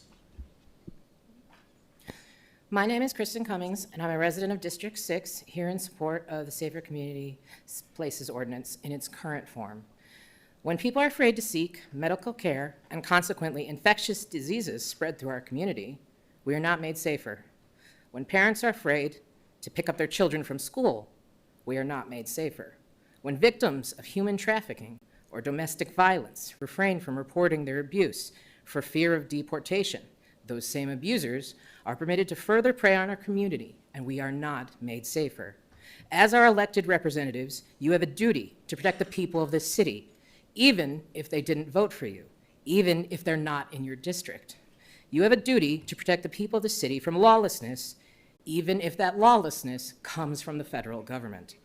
The Safer Community Places Ordinance shouldn't be necessary. These spaces should already be inviolable. But as we do not live in that world, I urge you to meet this moment head-on and restore basic decency by passing this ordinance without Lewis's poison pill amendment. Thank you. Tola Indritz, followed by Megan Yosis, followed by Sally Duradke. Madam Council President and council members, my name is Tova Indritz. I'm an attorney here in Albuquerque. I'm testifying on behalf of the New Mexico Criminal Defense Lawyers Association, an organization of over 400 lawyers in New Mexico, to fully endorse and support Ordinance O-2615, prohibiting the use of city property for immigration enforcement and adopting the Safer Community Places Ordinance. While we support all of it, I want to specifically mention Section 1317.3, which includes, quote, courthouses and judicial facilities, which I believe would include probation offices, as well as schools, hospitals, and legal services providers, libraries, and other places. We have been seeing ICE arrests at or near courthouses, including recently. Such ICE arrests at or near courthouses discourages people from coming to the courthouse, whether as a criminal or civil litigant, someone coming to pay a traffic ticket, or as a witness or a victim. Everyone needs to have access to the problem-solving function of the court system. And these ICE arrests affect U.S. citizens as well, because when U.S. citizens cannot get their witnesses to come to the courthouse to testify, that means that U.S. citizens aren't going to have a fair shot at their court case. So we urge you to pass this ordinance. Thank you very much. Megan Yosis, followed by Sally Duradke. Good evening, Council President, council members. My name is Megan Yukis, and I live in the 4th District of Albuquerque. I urge you to support Ordinance 15, the Safer Community Places Ordinance, because immigrants are part of our community. They have just as much humanity and just as much value as human beings as anyone else who lives here. We don't want in our community to be going to the library or going to, you know, city property and, you know, having ICE there harassing people, pepper spraying people, shooting people, kidnapping people. I read a really awful story today about a woman who was detained by ICE, and, you know, they poured chemicals on her or something. It's just every single day it is something like that. And I don't want for Albuquerque to become the next Minneapolis, where it's just horrible and traumatizing for every single person who lives here. Thank you. Sally Duradke, followed by Diane Cox. Good evening, Madam President and members of the board. I'm now holding a sleeping baby, and I'm looking down at my child and thinking all of the things that I hope for my child and that I hope for all immigrant children that are here. I don't see any difference between my kids and kids who happen to be born somewhere else. Many members of our community are immigrants. Many of my friends are immigrants. Many children that go to school with my children are immigrants. So I really think the Safer Community Spaces Act is a matter of dignity and respect for all people. I urge your support. Thank you. Diane Cox, followed by Marcelin Costner. Yes, good evening, President Pena and councilors. I'm speaking in support of the Safer Community Places Ordinance without Councilor Lewis's amendment. I live in District 8, and I live in a very comfortable, affluent neighborhood, which is mainly white. And we're Democrats, Republicans, Independents. And one of the things that is a common thread is that we support our entire city, all of our communities, not just our white, privileged bubble. One of the reasons that I moved here was to get away from what is going on in some red states and red cities. My son is a naturalized American, a person of color, and until Donald Trump came into power, I never, ever had to worry about him, his safety, whether he was going to be targeted or anything. His father, who's even whiter than I am, and I now have our son carrying around his passport and everything. We do not want to have this happen in Albuquerque. This is not what we stand for.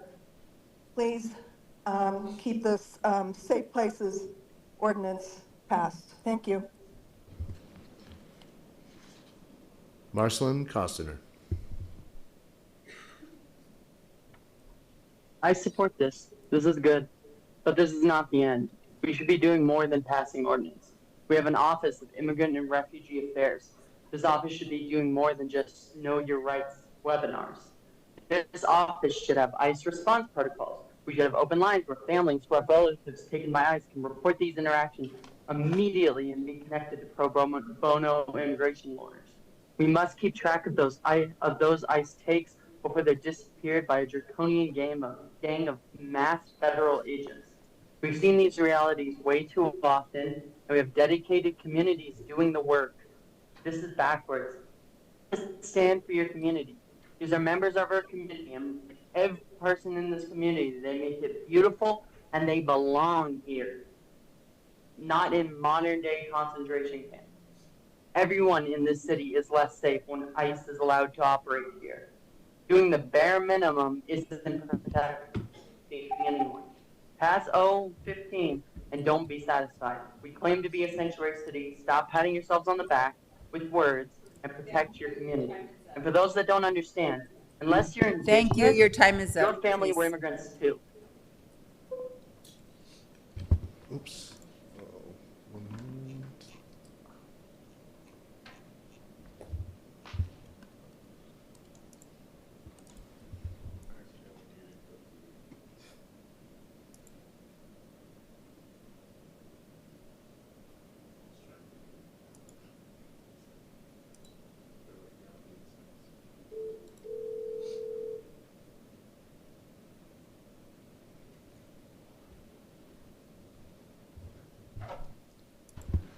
Marceline, thank you.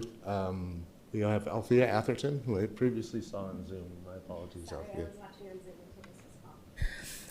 Thank you, Madam President. I'm speaking today as a District 6 mom. I want to speak in strong support of the bill, but in opposition to the floor amendment Councillor Lewis claims to be proposing. It is one thing to be opposed to an ordinance. It is another to ask your colleagues to waive their legislative immunity to score a political point. This rumored amendment is an empty posturing move that could have very, very real consequences in the city budget. How can we afford to invite liability when, as we just heard, so much goes unfunded in our city budget? It would frankly be a reckless precedent to set and a sad choice, a very, very sad choice. We need to pass this bill to make our spaces safer and accessible to everyone who call the city home, regardless of their documentation status or what agents might assume one's documentation status might be. Both Democrats and Republicans in the Judiciary Committee have documented that ICE has been very clearly violating people's due process. Let us protect the dignity of Albuquerque residents.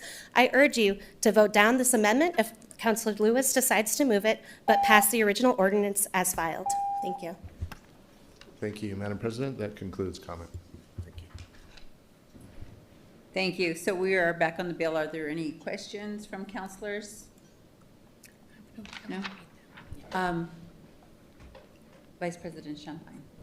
Thank you, Madam President. I'm just out of curiosity, and this, I don't know who can answer this, but it's my understanding that the county passed something similar to what's being proposed here, and listening to folks of here and expressing that the city places need to be safe and so on and so forth. The jail is run by the county or by us? County. Is it the county? County. Okay, so since the county passed this, is ICE not allowed to be at the jail? So if this passes here, ICE is not allowed to be at the PTC if they are called?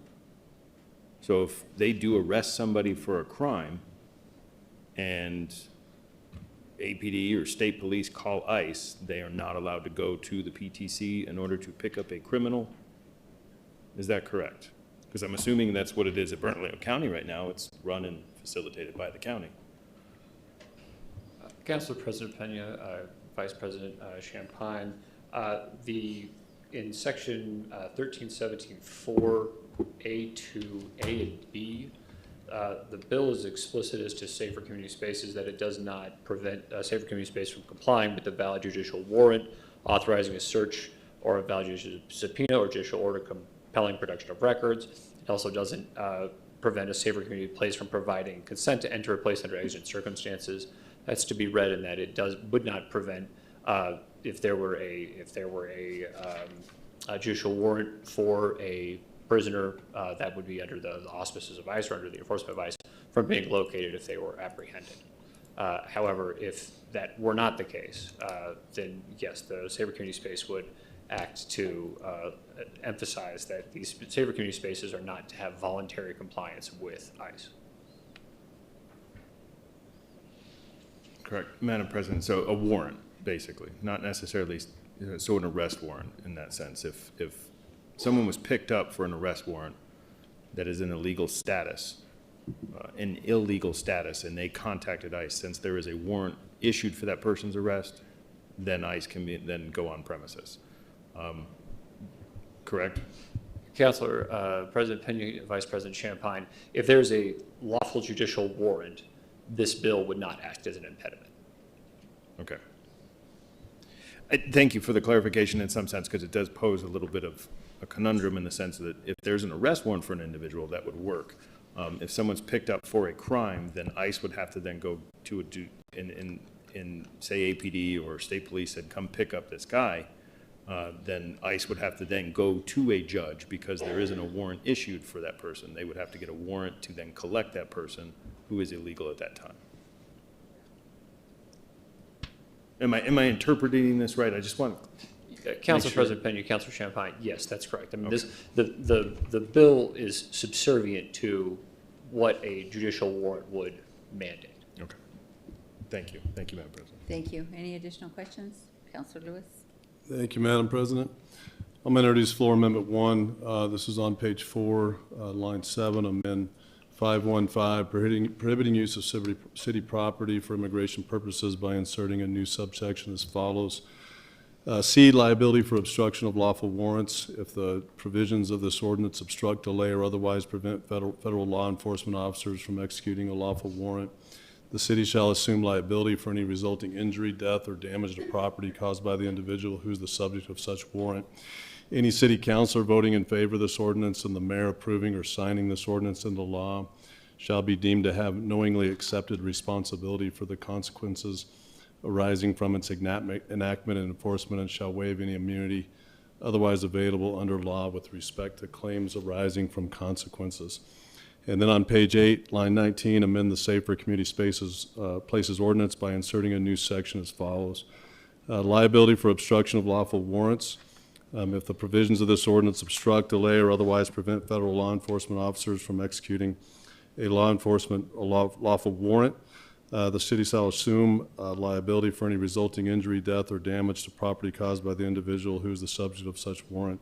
Any city councilor voting in favor of this ordinance and the mayor approving or signing this ordinance into law shall be deemed to have knowingly accepted responsibility for the consequences arising from its enactment and enforcement, shall waive any immunity otherwise available under law with respect to claims arising from such consequences.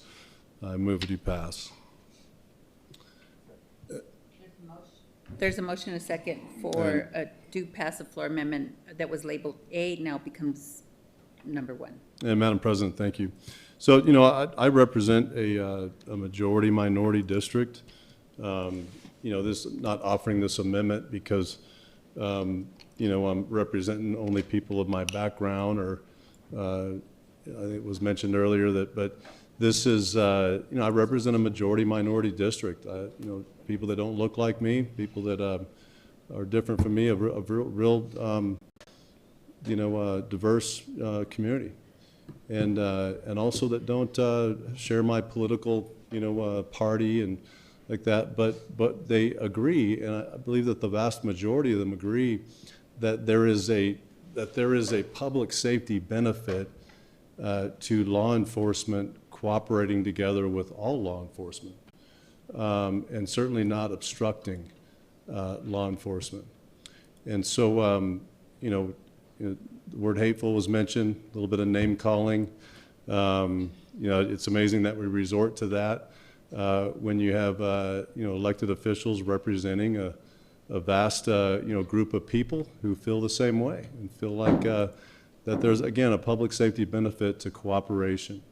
The challenge with this bill is that it's not just not cooperating with federal law enforcement. It goes further to obstruct, you know, law enforcement from, you know, doing their job, and which I think many people in this community find disturbing. And so this is an amendment that's it is sincere. It's meant to provide a you know, a level of responsibility, you know, for decisions that are made that I think do, you know, have some victims. Now, I want to say very clearly too that, you know, there's always the accusation that you know, we couple in, you know, illegal immigrants with crime. I think the data is very clear that the percentage of illegal immigrants that commit crime is much lower than the percentage of natural-born citizens that commit crimes. So, you know, that's not a part of this argument. The argument is that there are real victims. You know, there's victims like Jada Gonzalez, who was murdered just a few years ago by a person who was here illegally. You know, the state reports it, but just in the last year, cases of drug trafficking, you know, network that was dismantled, multiple charges, one person including being an alien in possession of a firearm, kidnapping and smuggling in an Albuquerque home, you know, a scheme where they held undocumented immigrants captive in a Southwest Albuquerque home and threatened them with violence and cartel retaliation. An Albuquerque couple that were indicted for conspiring with alien smuggling organizations to use their rental properties as stash houses and laundering the proceeds. In 2005, August of 2025, 48 individuals, 20 of whom had prior convictions for serious crimes such as homicide, criminal sexual penetration, sexual assault, and drug trafficking. I won't say the name, but a Mexican national that was sentenced to 10 years in prison in March 2026 for convention of legal reentry and violent crimes. I mean, it's so I mean these are just in the last year. So I'm saying again the proportion to natural-born citizens in America, and to make that comparison, absolutely not. But are there real victims in Albuquerque, and are we exposing ourselves as a city by obstructing those who are tasked under, by the way, decades and decades, and whether it be this administration or the Biden administration or the Obama administration, we're carrying out the same tasks as they are now. So that's the intent of this bill, and I think it's appropriate, and it certainly is sincere. But I do have a couple questions for the administration, just because this does relate to the mayor's executive orders. I think it's a continuation of that, or a little bit of a continuation of that from the mayor's executive orders back in the summer. And so, Ms. Singal, you may be the best one to answer this. And we've talked about this before, I think a few months into it. But do you know, I imagine you have those numbers maybe before you, but one of the mayor's executive orders was for city employees that see ICE activity on city property to report it. So since this last summer, do you know how many reports have been made? Madam President and Councillor Lewis, I don't have that information in front of me, I'm sorry, and I can't recall. Okay, is it documented? Do we document those? Madam President, Councillor Lewis, my understanding is that we have a process for them to report. It is recorded when it is the case. We have had instances that have been reported that turned out not to be ICE activity. We've had instances where individuals have been bogus, bad actors essentially, acting in ways that were unfortunately attempting to behave like in the ways that we have seen ICE activities in other cities. So I can't be precise right now as to what is the exact information. So as far as you know, has there been any reporting from a city employee? I mean, it was pretty clear that you're required. You have to report it if you see it. And do you know of, as the CEO of the city, do you know of any reporting of ICE activity on city property? And since the summer, so this is almost, good 8-9 months?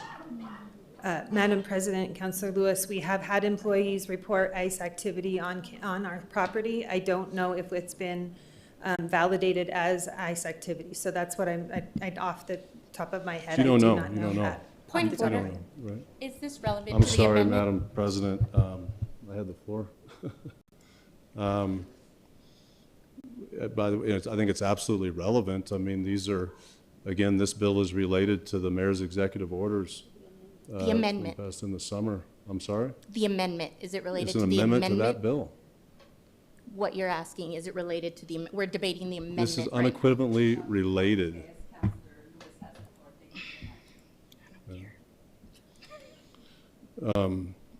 I mean, it's amazing. I mean, we get angry about this and angry about a differing opinion, but again, I'm offering. I get angry about people this, dying. What am I lying about? I said dying. Yeah.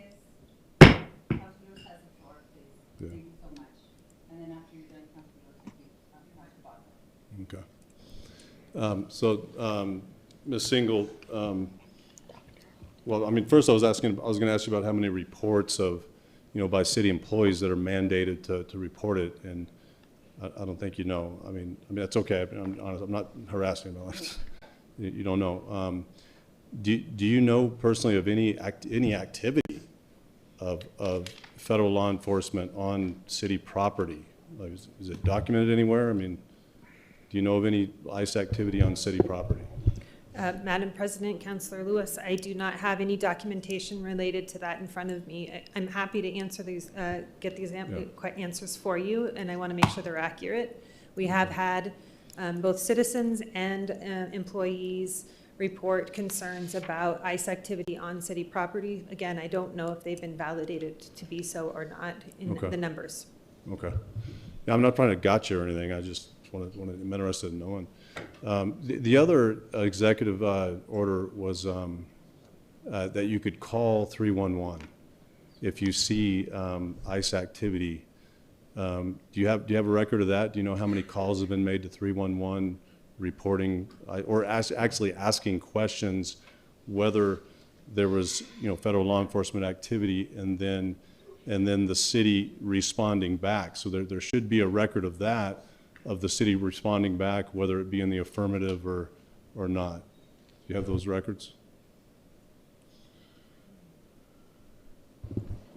Madam President, Councilor Lewis, we do have a record of individuals calling and requesting information for validation of whether or not instances that they have seen in the community are ICE activity. APD has been able to primarily be the agency to confirm or get clarity on that.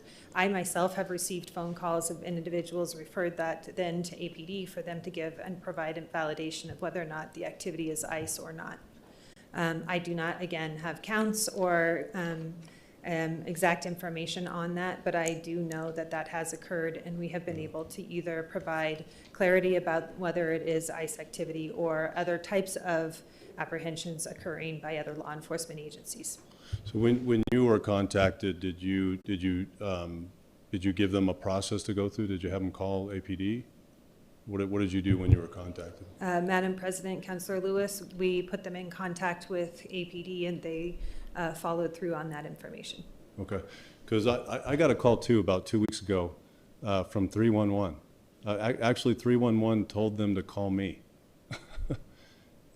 It was a mother whose daughter believed that she was being followed by an unmarked car, and she called 311 to ask if there was some reports of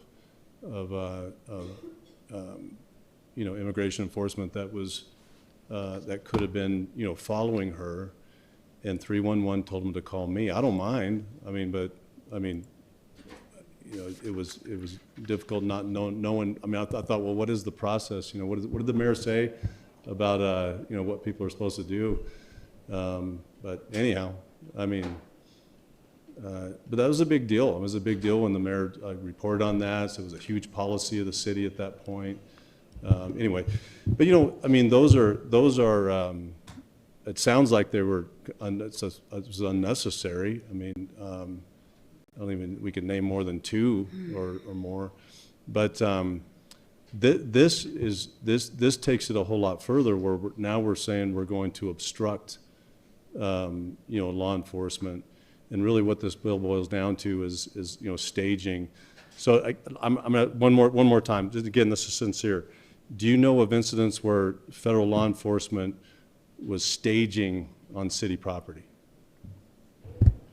Madam President, Councilor Lewis, I think the understanding of this and the intent around this language is so that we're clear about the city's position related to doing so, and it has been done in other cities. So I want to be clear that I, again, don't have information. We currently have not been monitoring every parking lot and every piece of city property to be able to answer that question definitively. I think there is obviously fear of city property being used for that purpose and limiting people's access to the services that we provide in our community and them not feeling safe in doing so if it isn't available for this purpose. Like other cities like Minneapolis, you said you looked at other cities and saw the concerns and thought, you mentioned you considered other cities like Minneapolis or others that are. Madam President, Councilor Lewis, I think we have examples across the country.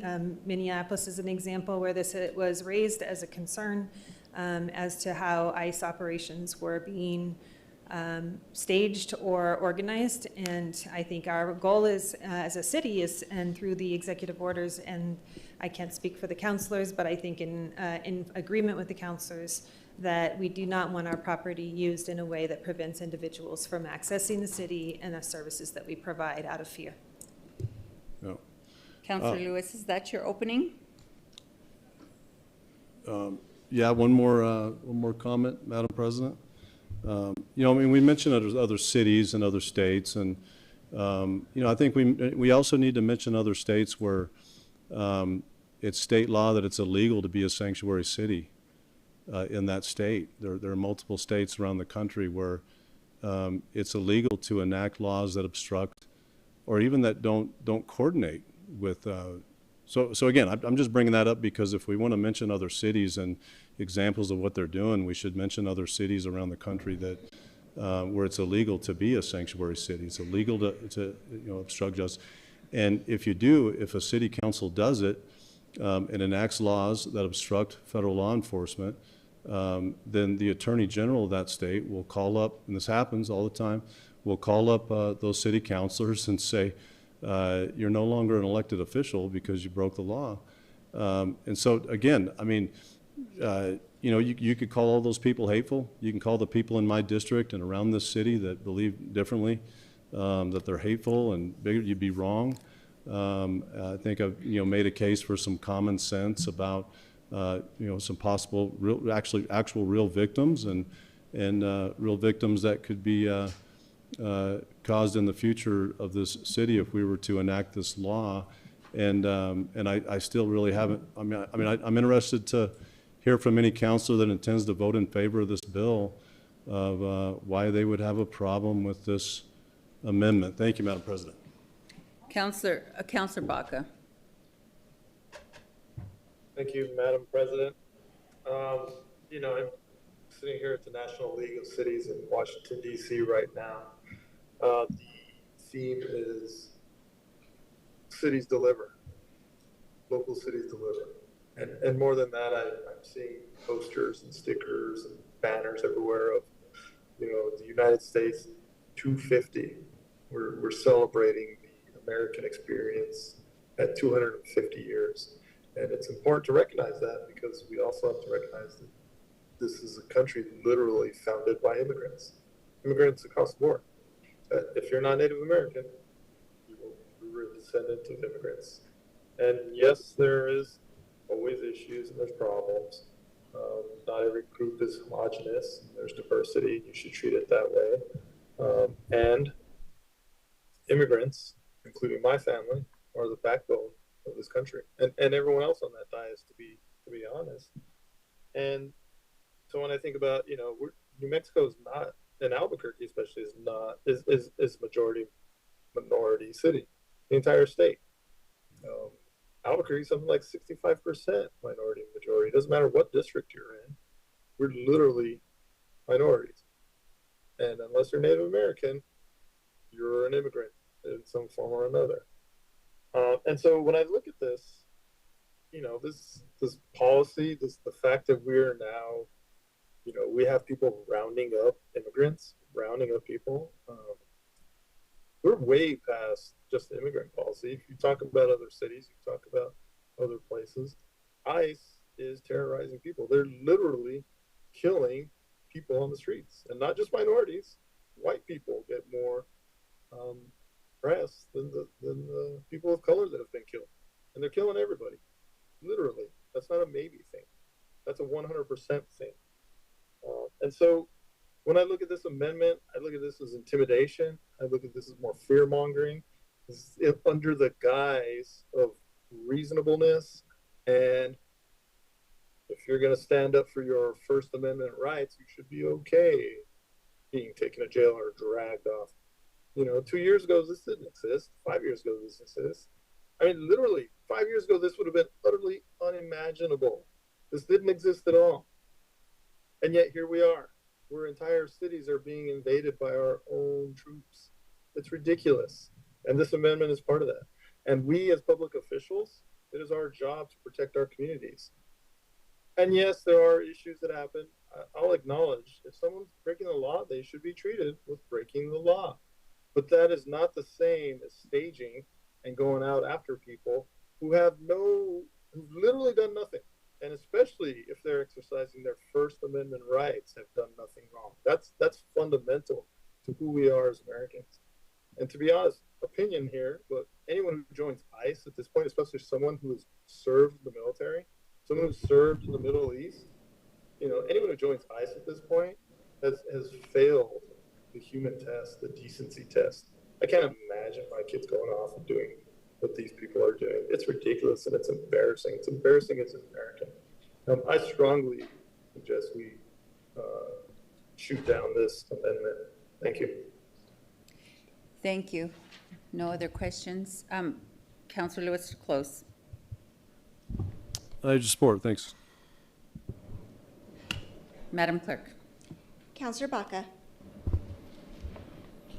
No. Councillor Bassan. No. Vice President Champagne. No.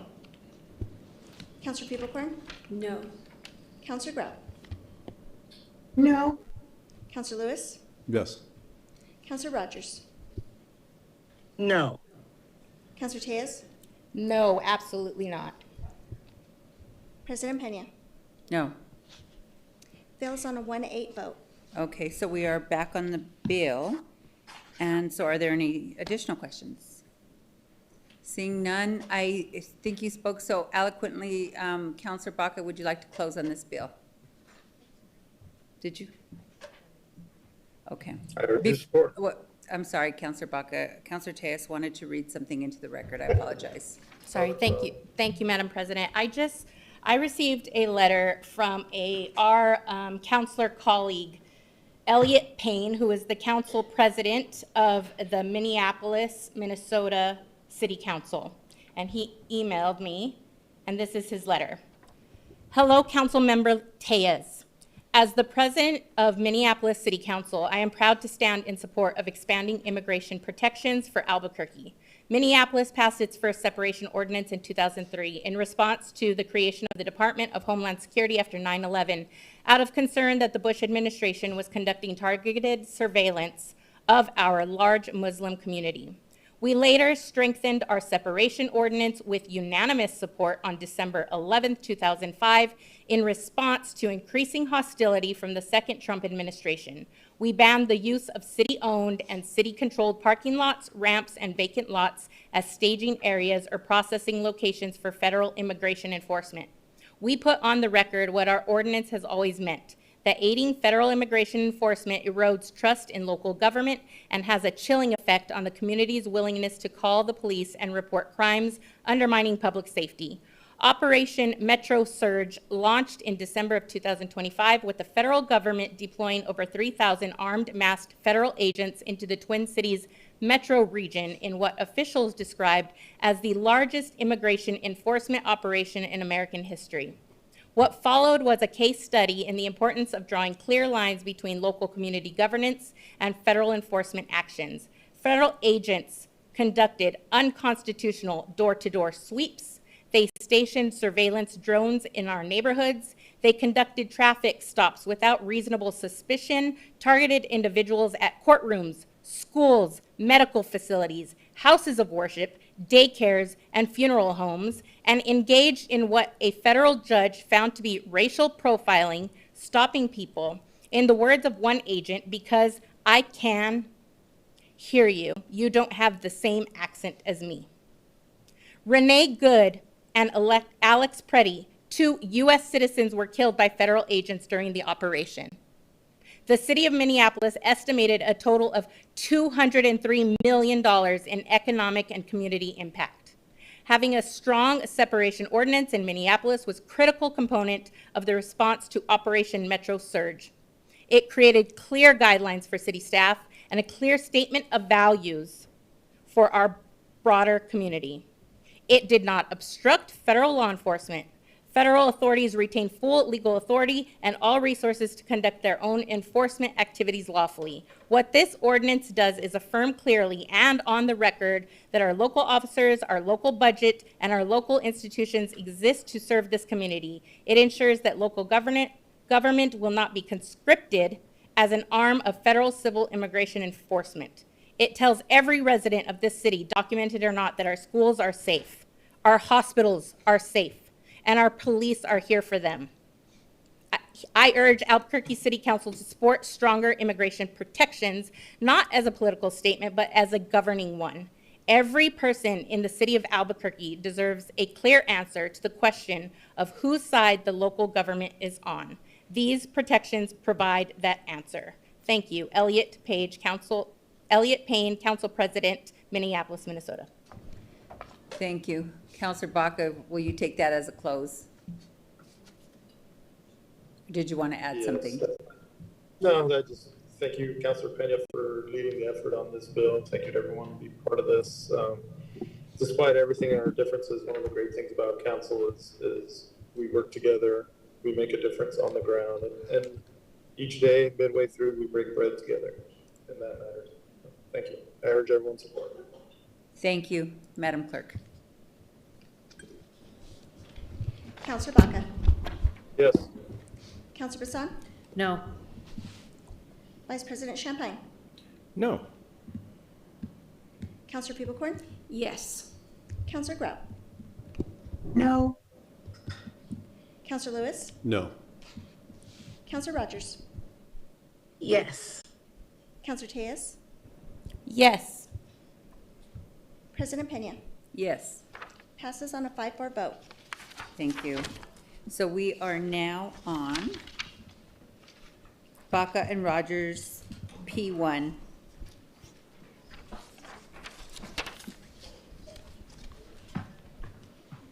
I don't know who wants to open. Oh, but thank you, Madam President. P1, adopting a proposition to be sent to the voters at the 226 general election, proposing to amend the charter to require appointment and confirmation of the Director of Albuquerque Community Safety and designating the position as ACF Chief. I move it to pass. Second? There's a motion, a second by Councilor Rogers. Is there anyone signed up to speak on this? There was, Madam President, but Diana Cox is no longer present in Zoom. Okay. Thank you. So we have no. No. Okay. So are there any questions from City Council? No? Yeah. I have it here that you're going to move deferral, so Councilor Grout has a question before. Oh, we're going to do a deferral? Yes. Okay, I'll just wait. Okay, so back to Councilor Rogers or Baca. Thank you, Madam President. Just a quick, this is part of a larger package to, here in Albuquerque, we've created the system, and kudos to a lot of people who've been involved with this administration and so many others. ACS is truly the third leg of the stool of public safety in a way that other cities do not have. And this is part of the package to actually formally recognize it as an equal partner in public safety as A, as a chief, and B, as we move on, opening up the doors to larger fiscal, trying to blank on the word. In fact, I'll leave Councilor Rogers to talk on that part, but symbolically and formally, we need to create, step one is to make the Director of ACS a chief on par with the APD and AFR chiefs. And fiscally, there'll be another part. Please, Councilor Rogers, take over. Councilor Rogers. Thank you, Madam President. Thank you, Councilor Baca. Yes, this is also, as I mentioned earlier, we're really digging into the public safety tax. So after this, we also need to do the right thing to make sure ACS, being the third arm of our public safety, to also benefit from the revenue from the public safety tax. And so this is the first step of that. That also needs to go to the voters. And so we're excited to stand up ACS as a true third arm of public safety by making sure, and I was torn, I'll be honest, I know ACS is supposed to be different than law enforcement, and the chief title has really been, is tied to that some in most people's minds. But I know for leadership and for her to be seen as an equal to her counterparts, this is a critical step in that. And so I urge your support. Thank you, Councilor Rogers. So would one of you like to make a motion for a deferral now? Yes, I will move for a deferral, and it has to have 2 hearings, so that's why we're deferring it as a item for the voters. So yes, I move for a deferral. Would April 6th be a good date? Would April 6th be a good date? Yes, thank you so Okay. much. You're welcome. Okay, so there's a motion and second by Counselor Baca. All those in favor of a Madam Clerk, all those in favor of a deferral to April 6th. Madam Clerk. Counselor Baca, Yes. Counselor Bassan, Yes. Vice President Champagne, Yes. Counselor Peoplecorn, Yes. Counselor Grout, Yes. Counselor Lewis, Yes. Counselor Rogers, Yes. Counselor Tejas, Yes. Yes. President Pena. Yes. Passes unanimously. We are on the last item under final actions. Counselor Baca and Rogers, this is the companion bill.